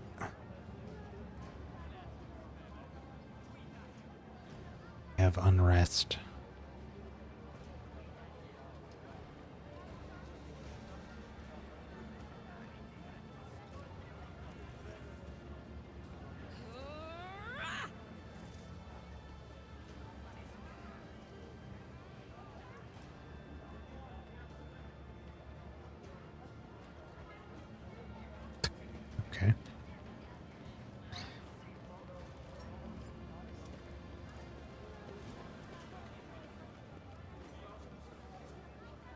What is on her head?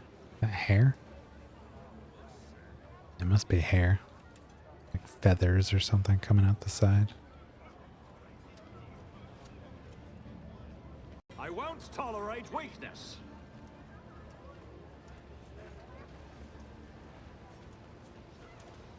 Limper Mikey. Got a name. Why you shaking, eh? We just come for something or other. Couldn't read it. Wow. Hey look, someone else is eager to peg it. Yeah. I won't heed your cries of mercy.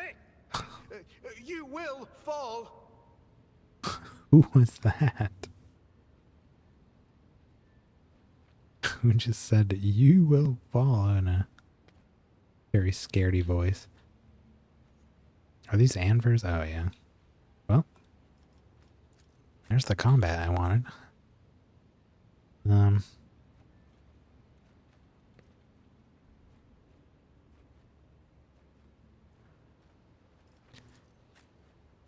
Magenta.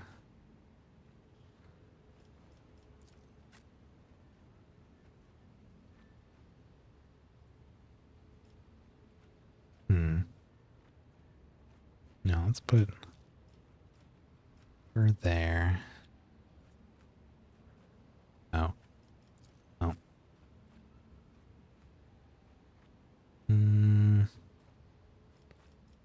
Pascal. Oh, dang.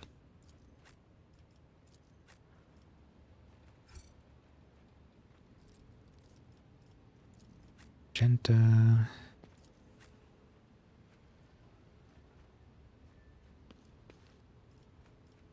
Hydra and Abelard.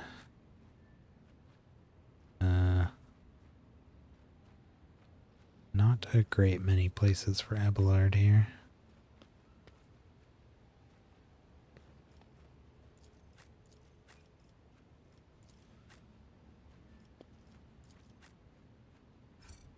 Oh, dang. Okay.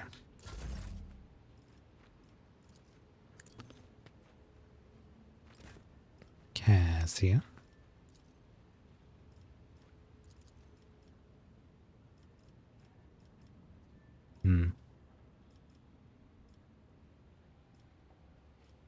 Well, we can get these three.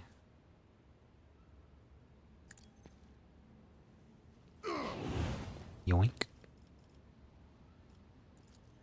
And these two would be nice to pull out of there.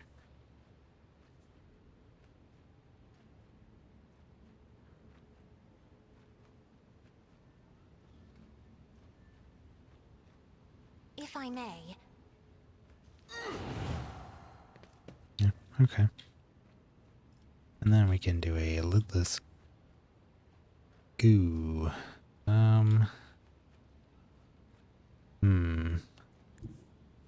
Try this. That is foolishness. Excuse me. Ah, dang.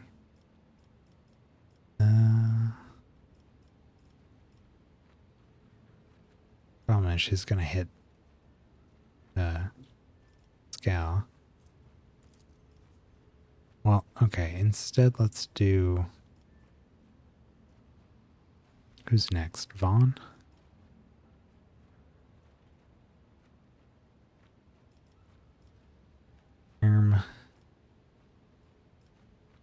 Well, we could fire her las pistol.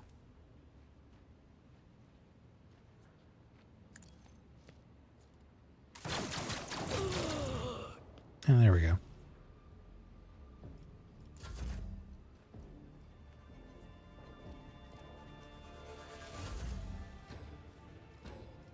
Alright, Vonnie Boy's turn.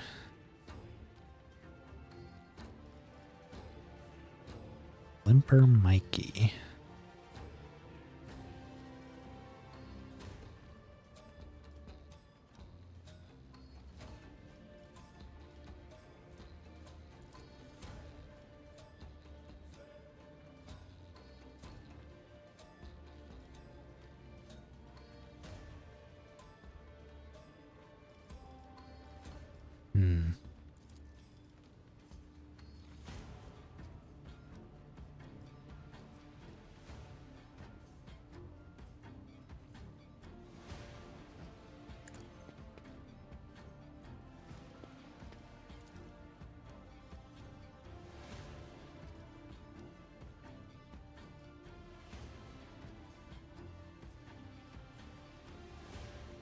too easy.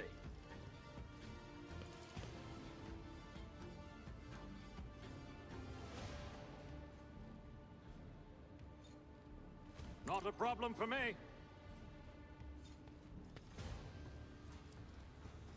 Alright, and then let's give...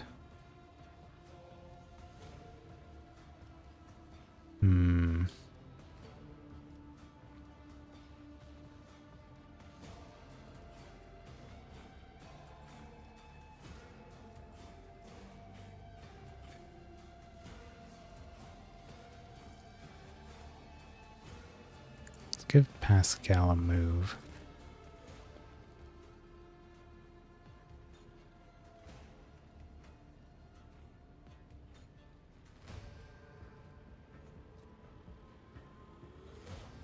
Advancing.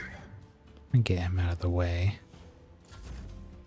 And then let's give Cassia another turn. Try to pull some of these guys down, maybe. 1, 2, 3. 1, 2, 3. 1, 2. 1, 2.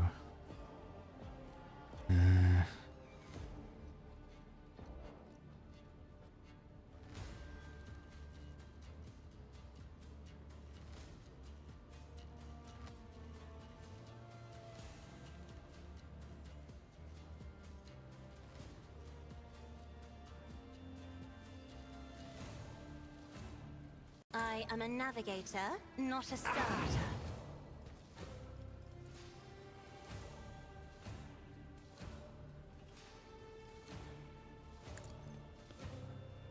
Try to die with grace, at least. There we go.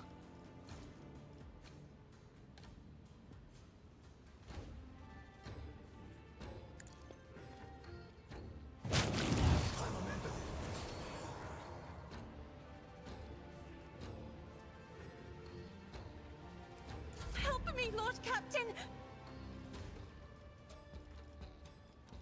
You're fine. It's a blitz stratagem on this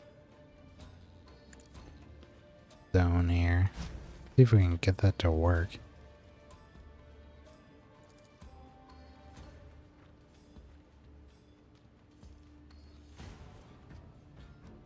Choose a tactics area for 1 round. All allies within range of 9 cells gain the ability to move to that area. Doesn't provoke attacks of opportunity. Doesn't spend MP. Does movement within a 4. So the ability is granted to all allies. All allies within the selected area.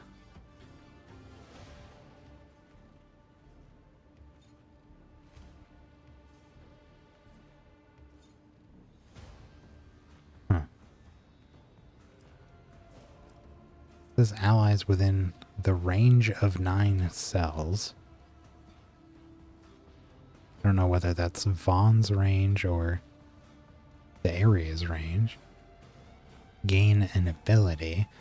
So it's not 9 cells from here when they want to move. The ability is...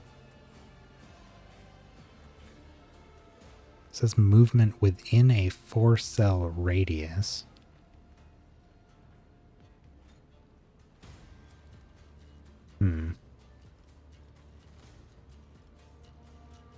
Let's move on over here too.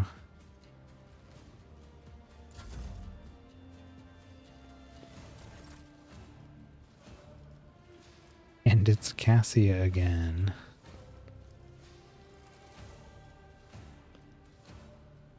Proving that she can do this all by herself.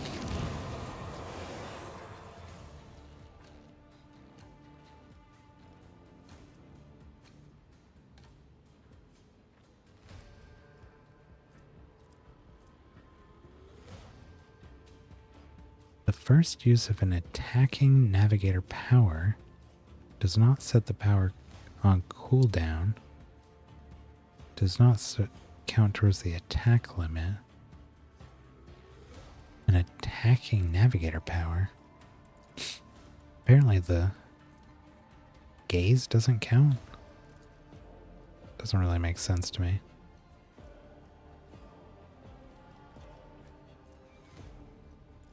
I still cannot seem to get this thing to work. If only that were possible. The target is not in the area of effect. There's an obstacle between the attacker and the target.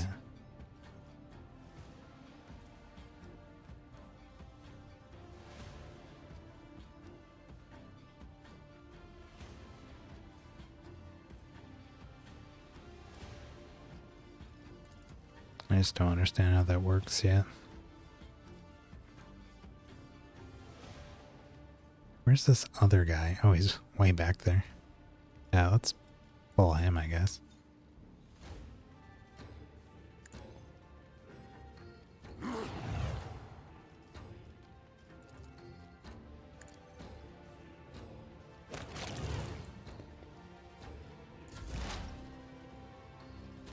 Alright, Idra should be able to finish this. Will do.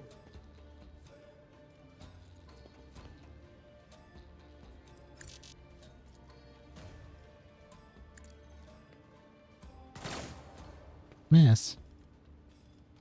It's 95%. Well.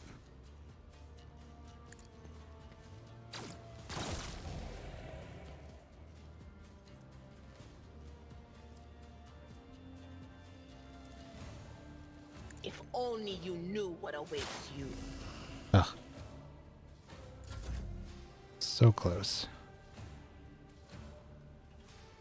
God Emperor, move through me. Be the fire in my heart. Doubt is for the weak. As the Emperor commands, I act. Each strike is a prayer.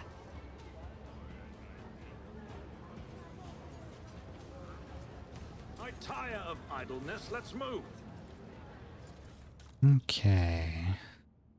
Sector 2, watch your back, make sure you're not followed. Weighty axe, is that what we have? Yeah. Send those. Heavy leather armor.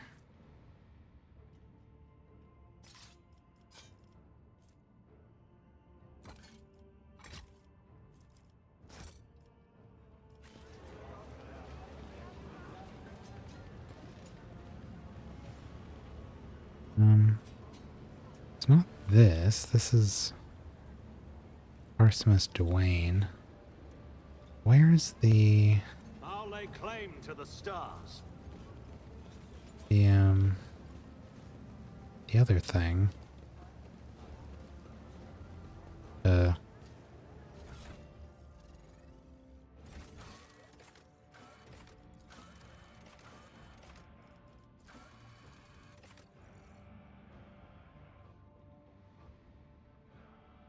Turret that would have crowned its colossal dome is now located in the atrium, where it serves as the Chapel of St. Jersis. There may be an ancient cache inside. I remember seeing that, but I don't know where. None shall stand in my way.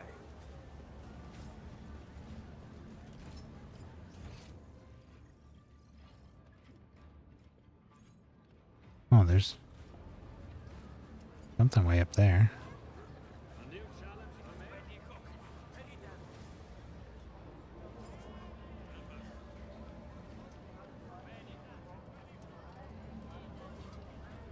Follow my lead. Oh, here we go.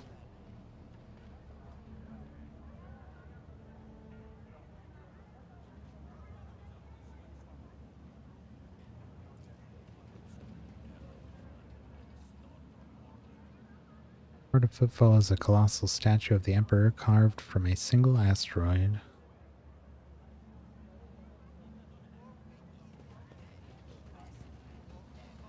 One of the many altars, it looks better tended than most places on Footfall. Oop.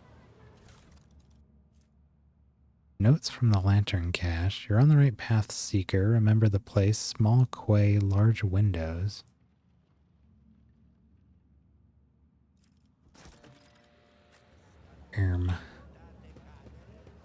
Okay.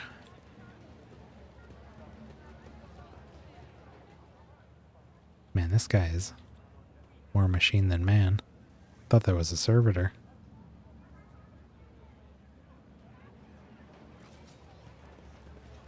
Alright, so I guess we'll head to the shadow quarters.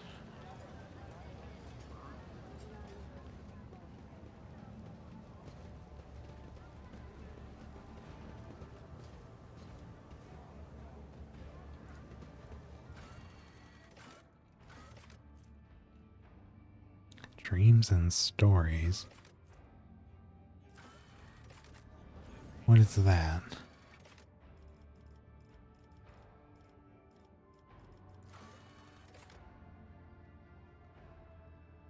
Oh. Okay. I guess we'll do that instead. Claim to the stars. Following up on that note that we just picked up. Plus, I wanted to see if there was the people that we told to come here. I didn't see them when we ran through last time, but I didn't really look around.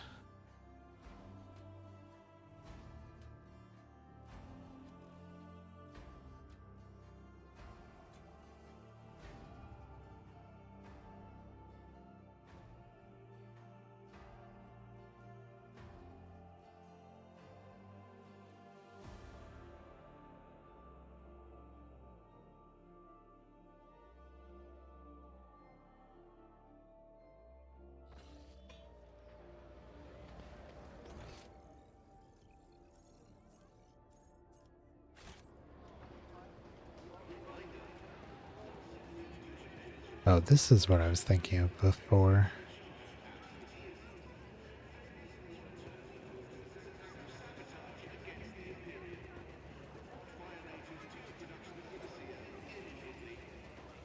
Victory awaits.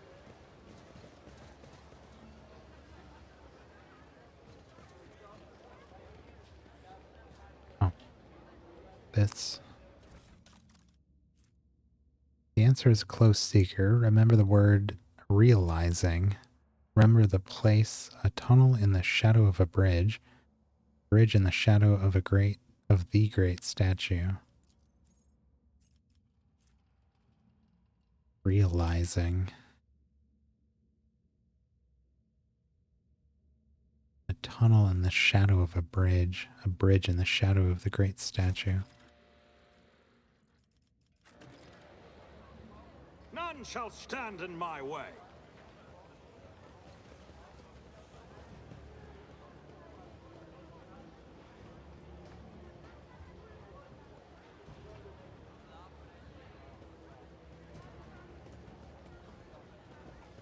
Follow my lead.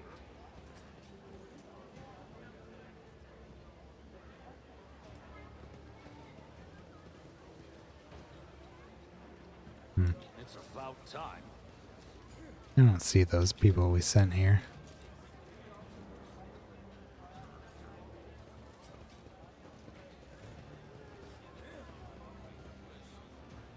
I won't tolerate weakness.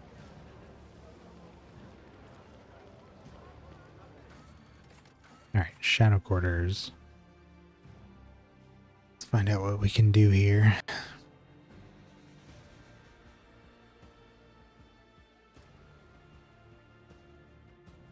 Got like 5 quests here or something like that.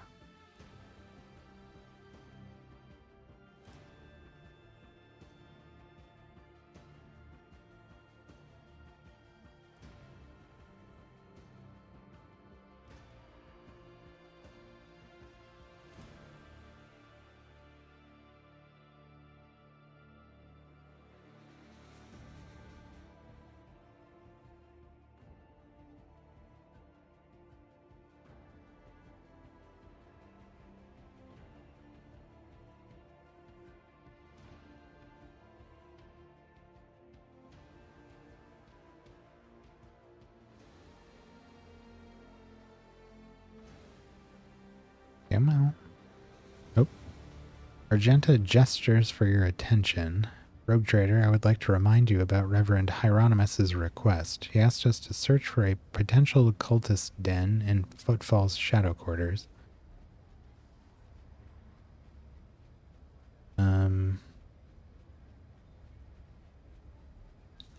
Just remind me what he wanted. He told us to look for sun symbols inscribed in blue and gold. Hieronymus's congregation suspects certain suspicious individuals of heresy, and rumor has it that's how they mark their hideout. I feel like we saw one of those somewhere here. You seem weighed down by something. What? No. Argenta shakes her head and rubs her temples tiredly. Apologies, Rogue Trader. Being here on Footfall is difficult for me. It is a minor personal weakness, but I'm ready as ever to fight. Ready to fight as ever. I feel like my way made sense too. It will have no effect on my combat skills. If something's troubling you, tell me. Argenta shoots you a wary look. I suppose I could share with you, but the tale will be long and I will have to start from the beginning. I wasn't born in the Expanse. I was sent here to be a guardian of the reliquary of Footfall, but my ship became caught in a warp anomaly, and although it lasted only days for those on board, decades had flown by in real space. When I last arrived on Footfall, it felt like I'd been erased from time. No one was waiting for me on this side of the Maw. The people who were supposed to greet me, who knew about my imminent arrival, had died. The reliquary that should have been mine to safeguard had instead been taken under the protection of Reverend Hieronymus and his brethren. They were more than up to the task. They had no need of my help. Footfall became my cage. I didn't know who I was or what purpose I had here. The way back to Calixis seemed like another trap. Even if I were to find a ship headed there, my sector, my order, they too would have lived decades without me by that point. Whenever I'm reminded of those months spent on Footfall, I feel like I'm falling into a pit. I hope the rumors of cultists turn out to be true. I can't wait to prove with my bolter that the world and the Imperium need me. How and why did your stay on Footfall come to an end? Something must have changed. Yes, a sign, almost a portent, showed me the right path, but it's not something I can speak of like this, on the street, in this den of malice. Let us be on our way. All I can say is that on Footfall I met Lady Theodora and joined her, and that was the end of my languishing in this place. You know Footfall better than me. Do you think rumors of heretics are true? There was a time when I'd have said it was likely a fabrication. One can say many things of the Kizbala Commission and the other shady operators on Footfall, but even those thugs are loyal to the Emperor, so they mercilessly exterminate outright heretics in their territory. But now, heretics have launched an open attack on a rogue trader ship. A member of your dynasty, Conrad Voigtvir, we're back to this. Voigtvir has turned out to be one of them, and Footfall itself is sinking deeper and deeper into madness. In these times of strife, I'm willing to believe in heretics who openly perform their dark rituals and brazenly mark their dens with sacrilegious symbols. Okay. We need to investigate. My Auspex has detected something.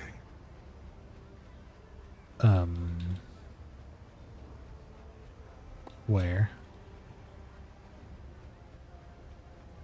I'll lay claim to the stars. Oh. Rising sun symbol seems oddly repulsive, even sinister. So, this way?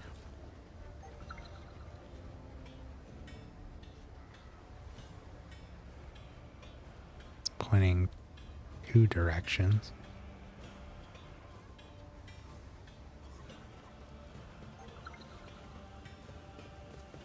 Over there. Victory Where awaits. in the hell is everyone going? Get up here.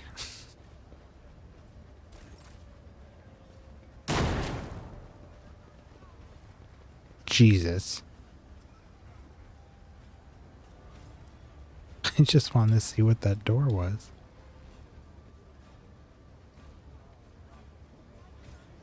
Fake door.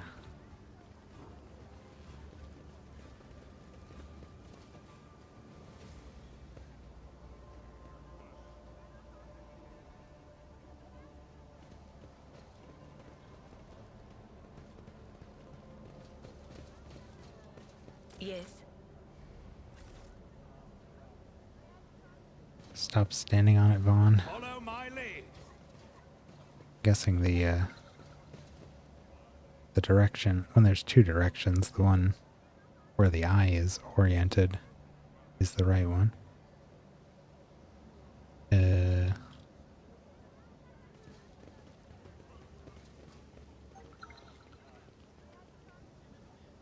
Too much text, I can't see what's happening here. None shall stand in my way.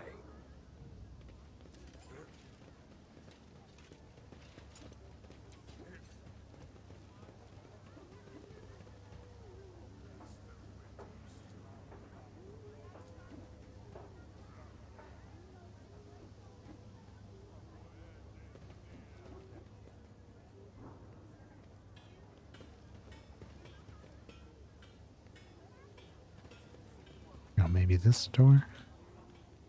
Can't really tell where this one's pointing.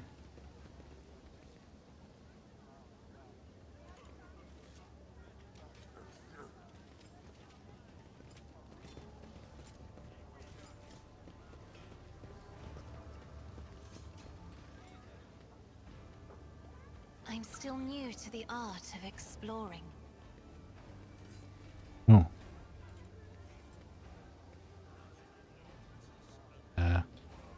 Can't see. This way.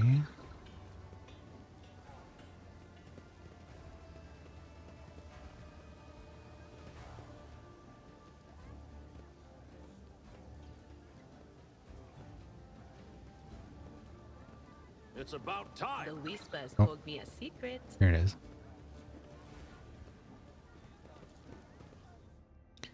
To the cultist's lair.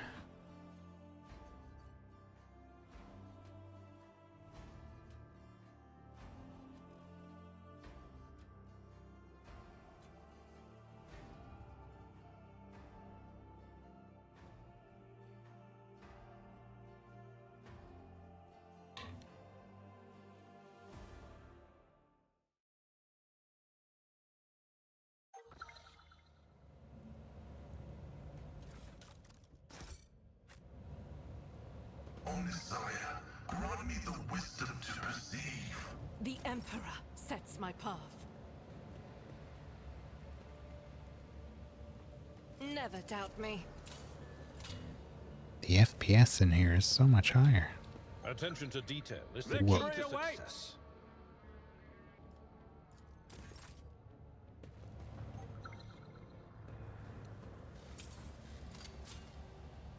Duty prevails.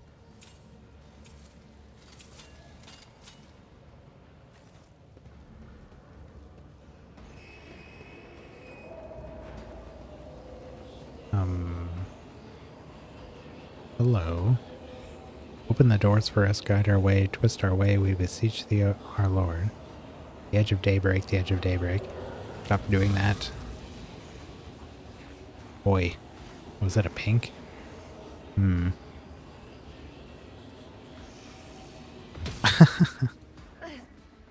Submit, and you'll die quickly. Like that. Your Emperor won't save you.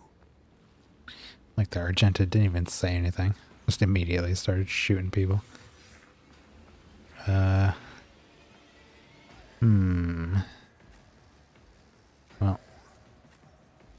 I'd like to set her up first, because she's usually way in the back. Try to give her as much view of much of an open view as we can. And then Cassia.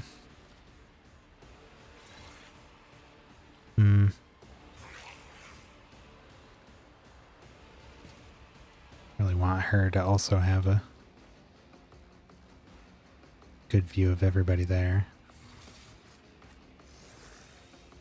On can go there. Argenta. And then our melee boys.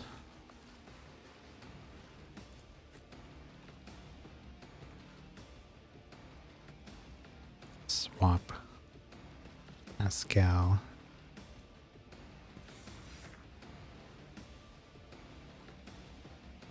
Actually. Oh no, yeah. What I want to do.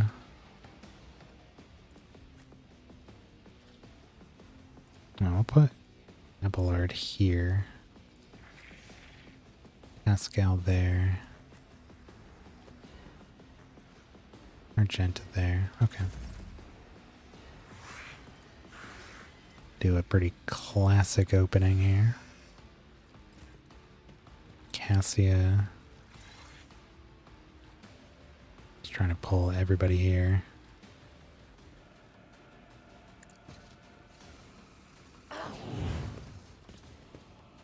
And then Bert.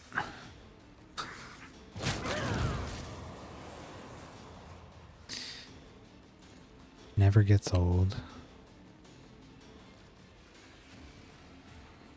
Isn't this a job for the serfs?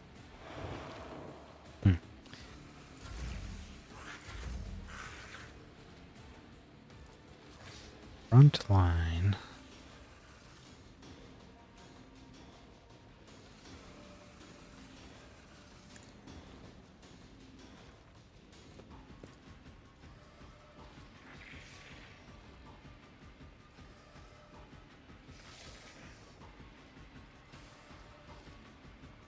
Already done.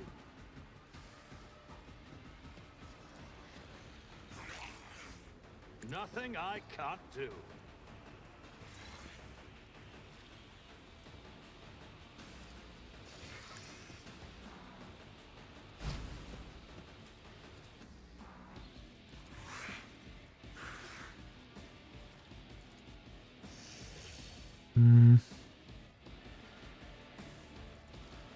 Actually gonna give this to Argenta this time.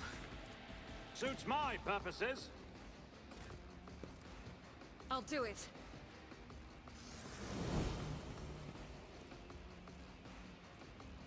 We'll give her rapid fire Deeds is worthless. and devastating attack.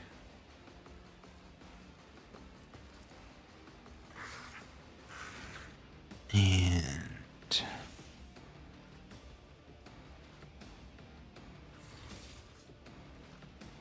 really want the demon in there. I'll do it.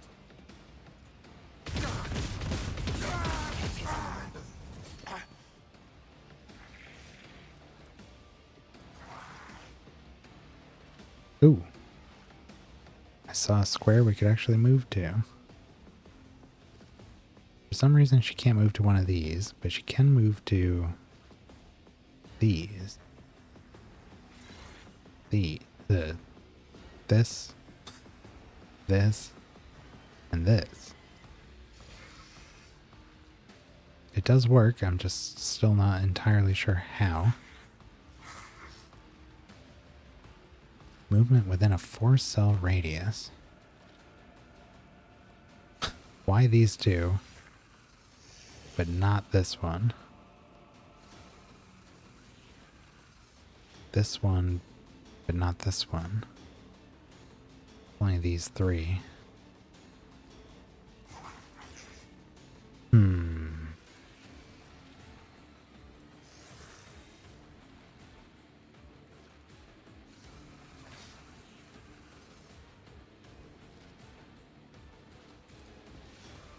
Gonna use her heroic.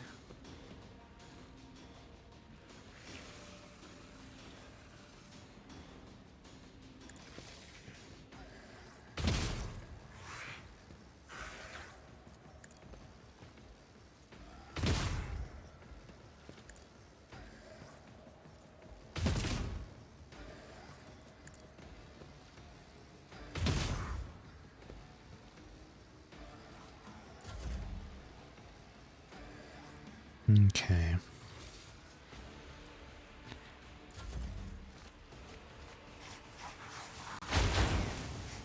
Oof.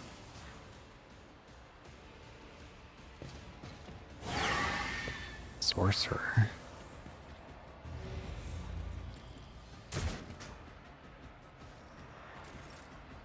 The leader. Wow, they just ramped up that veil degradation like crazy.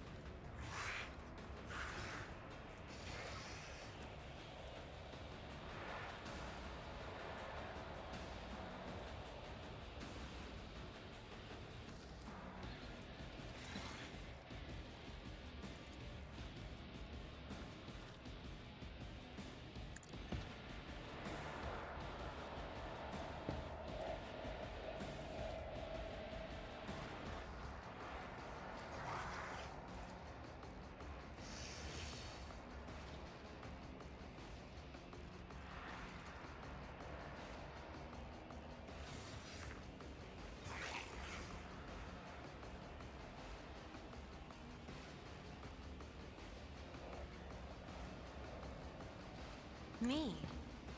If you insist, Lord Captain.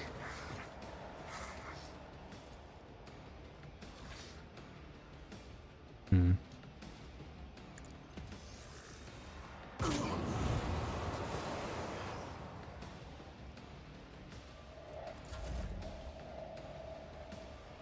Magenta's turn again.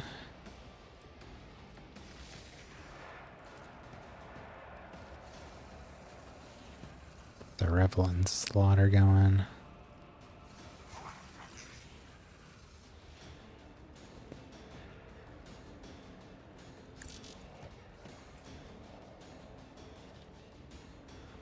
As the Emperor commands, I act. Nice. Knock the demon prone.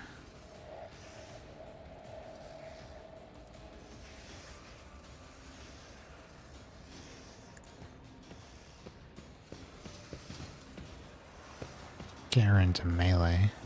She actually gets bonuses for attacking with different types of attacks. I'm gonna switch to a melee.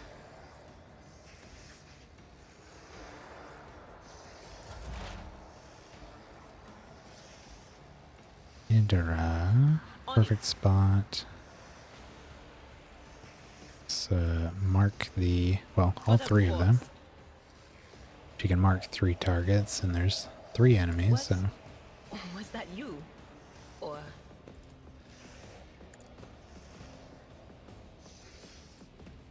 Alright, and then we can exploit the pinky. Well, no, let's mark the leader. Try to get rid of them, the 2 humans first. Demon's gonna take a little while. Ooh, look at that. Nice and lined up. anything is? Farewell. Boom.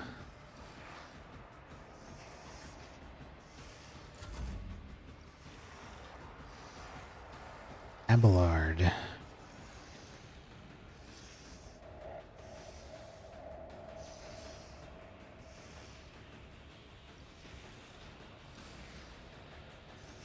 We can do Sworn Enemy on the demon.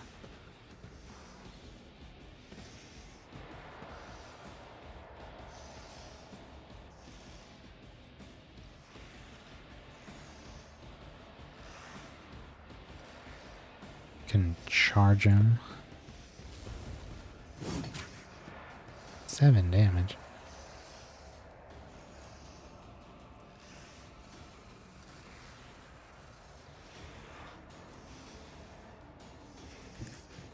Let's move over here. Use our follow my lead.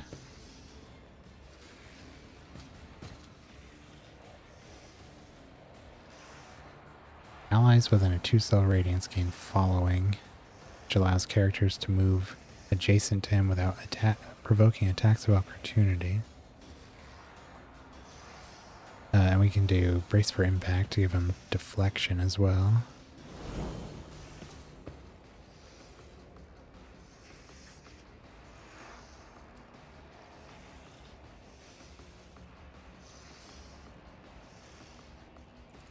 Let's do a reckless strike since the ink's on the ground. Still only did 7. It really seems like you need a very clear line of Victory is imminent. movement in order to get to that area.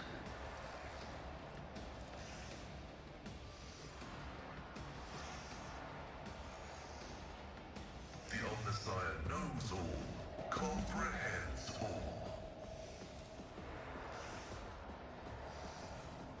Request approved.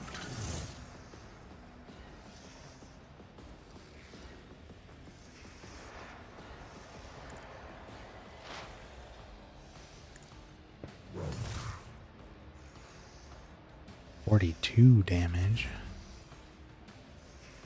Probably send Abelard to go kill this guy instead.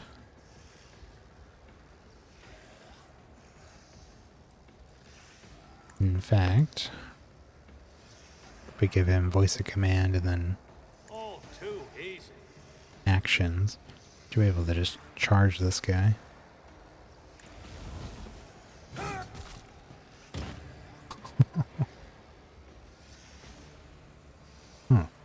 He didn't die.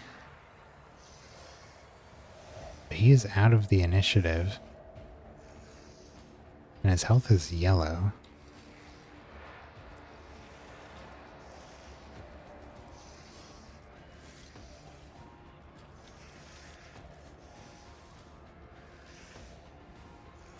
I've seen worse battles than this in my time.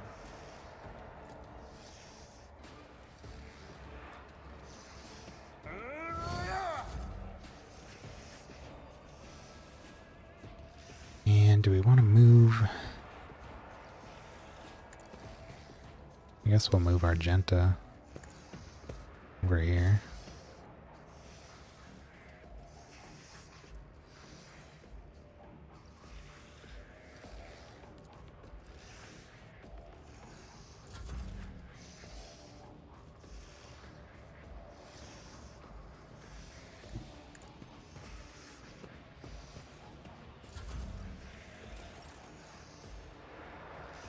Okay. I'm not accustomed to being ordered around. Cassia is probably going to be most effective, If you insist, Lord Captain. giving Pascal another turn.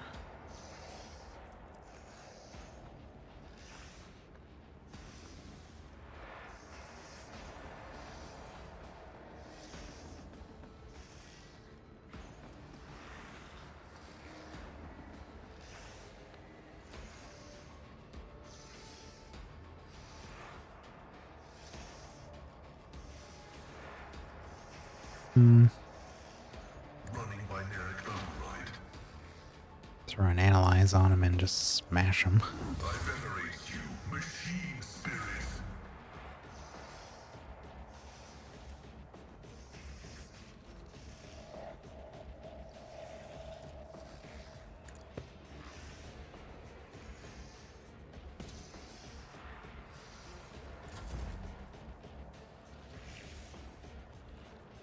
Alright, Argenta can do devastating attack again. And then just smash.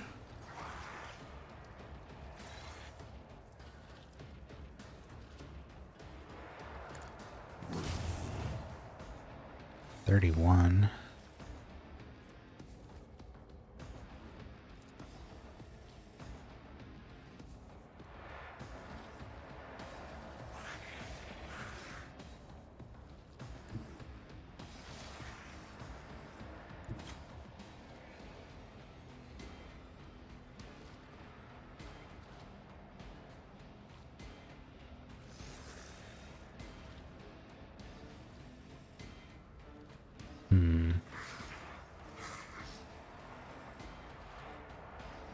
No, we can hit him again.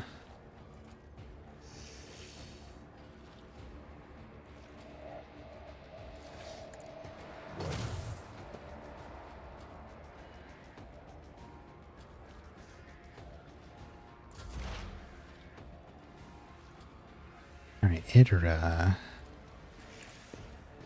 Exploits.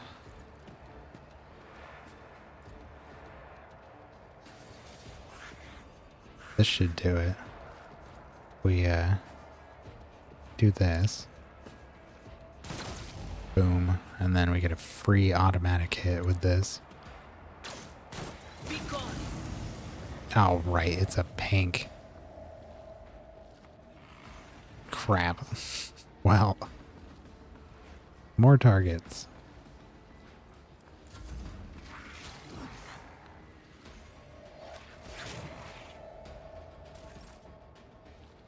Abelard.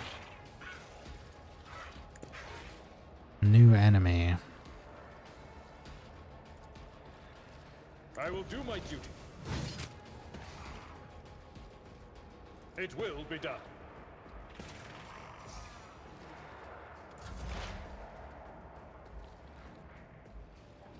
Pascal. Is there a way we can hit everybody here without hitting an ally? Probably not.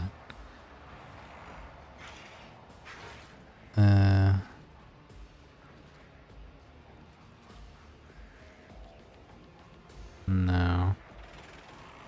Okay.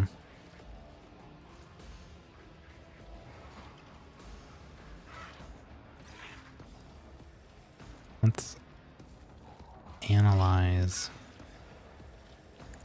this one. Activate calculated fury algorithm. Vital function successfully terminated.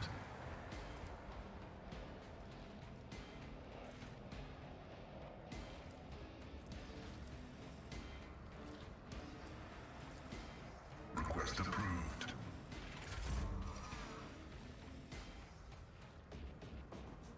Vaughn. Get Vaughn out of the way. Let's move Cassia too.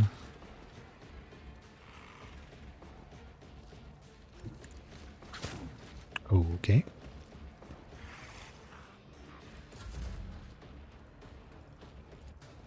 Not a problem for me.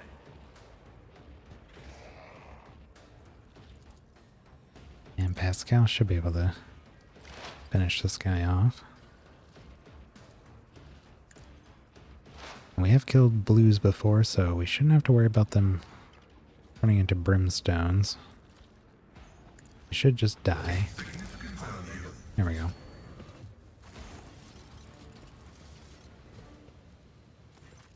Pinks turn into 2 blues, and then blues turn into brimstones.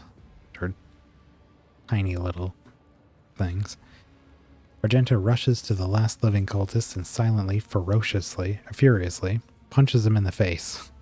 Blaspheming heretic, who are you praying to? I know those words. That call to a lord...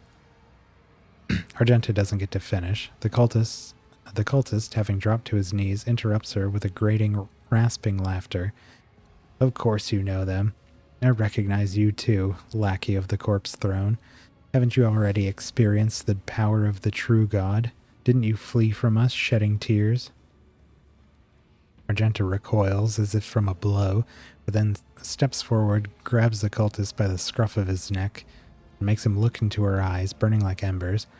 I am one of the Adeptus Sororitas, and I have never, not once in my life, fled from heretics and betrayers of humankind. Itera, can't you see he's trying to get under your skin? Itera mutters. Bet he wants a quick bullet to the head instead of a bonfire. Despite her tone, she's looking around anxiously and rubbing her temples. Smells of a dark future, like a noose around the neck. I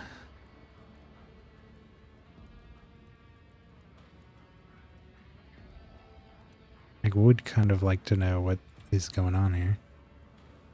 What do you want to know, servants of the Corpse Emperor?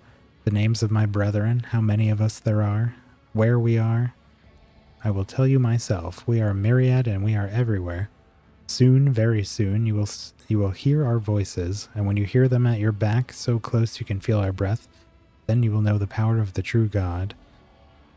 Just how many vermin are there? Of you vermin are there? First Reich had Minoris, now here. Pascal pulls a number of instruments out of his robe. You would bet your life that the purpose of these items isn't to disassemble machines. He says casually, should you encounter difficulties during the information extraction process, I would recommend precise targeting of ganglia. The cultist chuckles arrogantly, but pales under Pascal's calmingly probing gaze. Calmly probing gaze. How do you know Argenta? Have you seen her on Footfall? Not on Footfall, the cultist laughs hoarsely. In another place, she flew right in like a bird into a snare. Argenta is staring at the ceiling, her eyes wide, as if against her will, she whispers two words. Salus Prime. What's he talking about? She snaps out of it as if emerging from a reverie. A planet. A place. It doesn't matter. I know these heretics. I fought them and was gravely wounded, but I swear I never turned from them and ran. She turns to the cultist, her eyes filled with cold fury. If you truly had seen me on Salus Prime, someone among you must know a way to get there. Do you have your own ship? A navigator? Answer me. Ships, maps, roads, and doors, we have them all, but our paths are not for you. A true god spins his web, and you are but a fly caught in it. But where is the spider? The cultist's eyes are filled with madness. I need something more coherent. Rogue trader, we won't get anything from this madman. As for my part in the story, I will tell it, but not here, not in his presence. Who is this true god you keep mentioning? You will know, in time. The cultist gives you a wicked smile, painted with the fresh blood on his lips. Okie doke, Argenta. Take him out.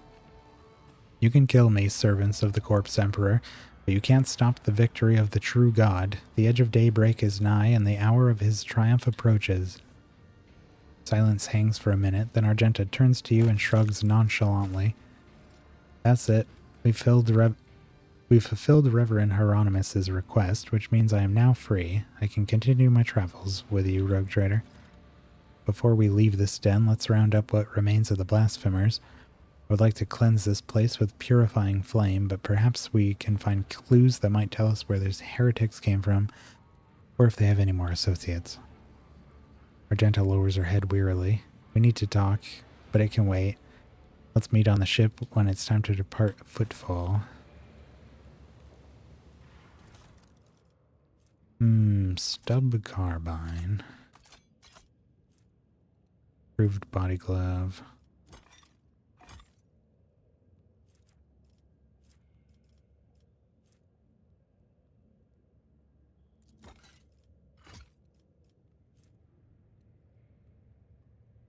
Radical cultist hood.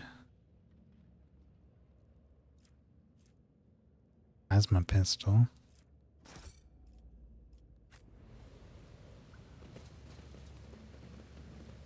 A new challenge for me?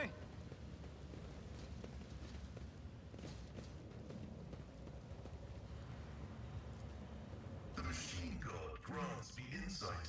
Sororitas boots.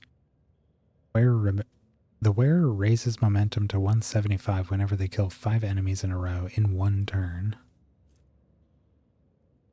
That would actually be better on Does something trouble you, Cassia. Captain?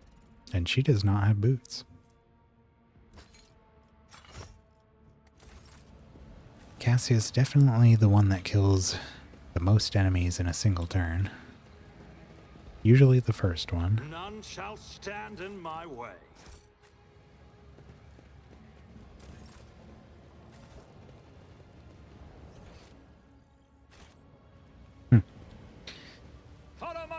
it. Was that it?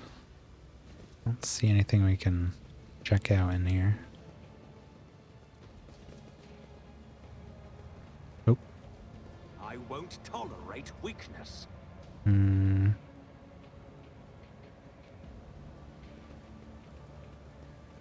Okay, there was another small room, but nothing in it. It's about time.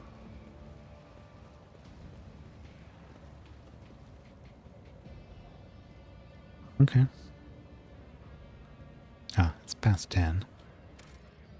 Well, we didn't level up, so I guess we could just go through our inventory here. Does everybody have gloves?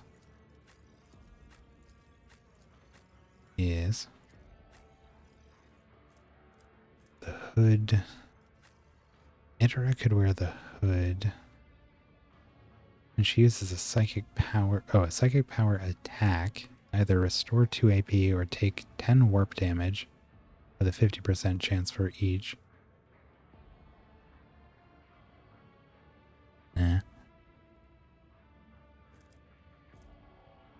Oh, we got these.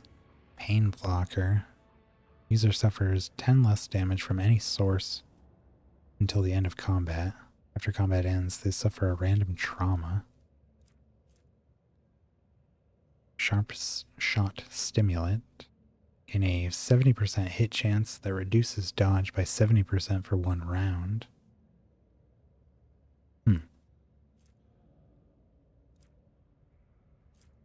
I very rarely use things like combat stims in the games I play. I mean, I never use these grenades. Basically don't use any of this stuff. Don't really seem to need to. Stub carbine.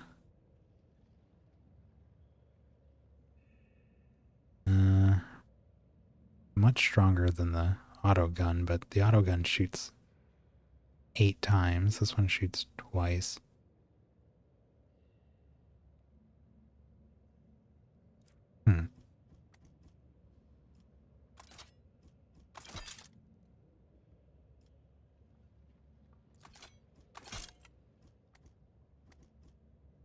These are all just for vanity anyways. V. Haunting Scream. Everybody has a headpiece. Yeah. Everyone's got capes. Boots? This is only for Unyielding Beacon.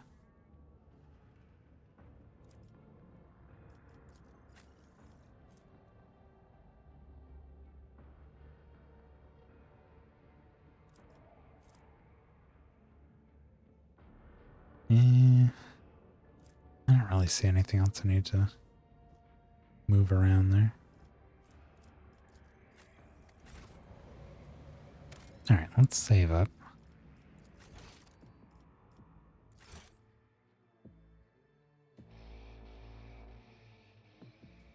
A new challenge for me. Okay. Oh, that was pretty good. I feel like we made some good progress through here today. We'll have to check out what the other quests are we have to do in this Shadow District.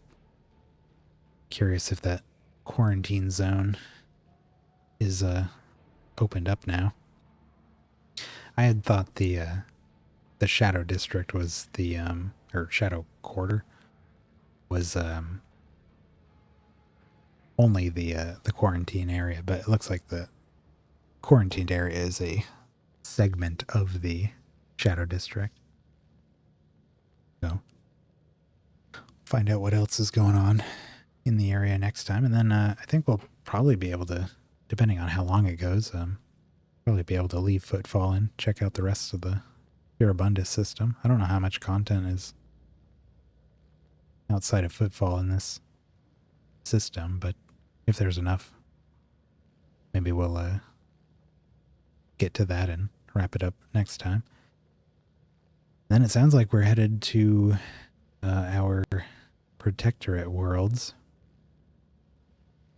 and we'll find out what's going on there. Like I said, I think we'll go to the industrial world that has the cult springing up on it first. It sounded like that's where the most action's happening. We'll probably go to the agro world after that. And then the capital. Yeah. That's the plan. Yeah. I think that's it for the day. We'll probably be back next Tuesday for more Rogue Trader. Be taking the next couple days off. Yeah. That's me for the night. Thanks for stopping by, and I'll see you next time. Bye.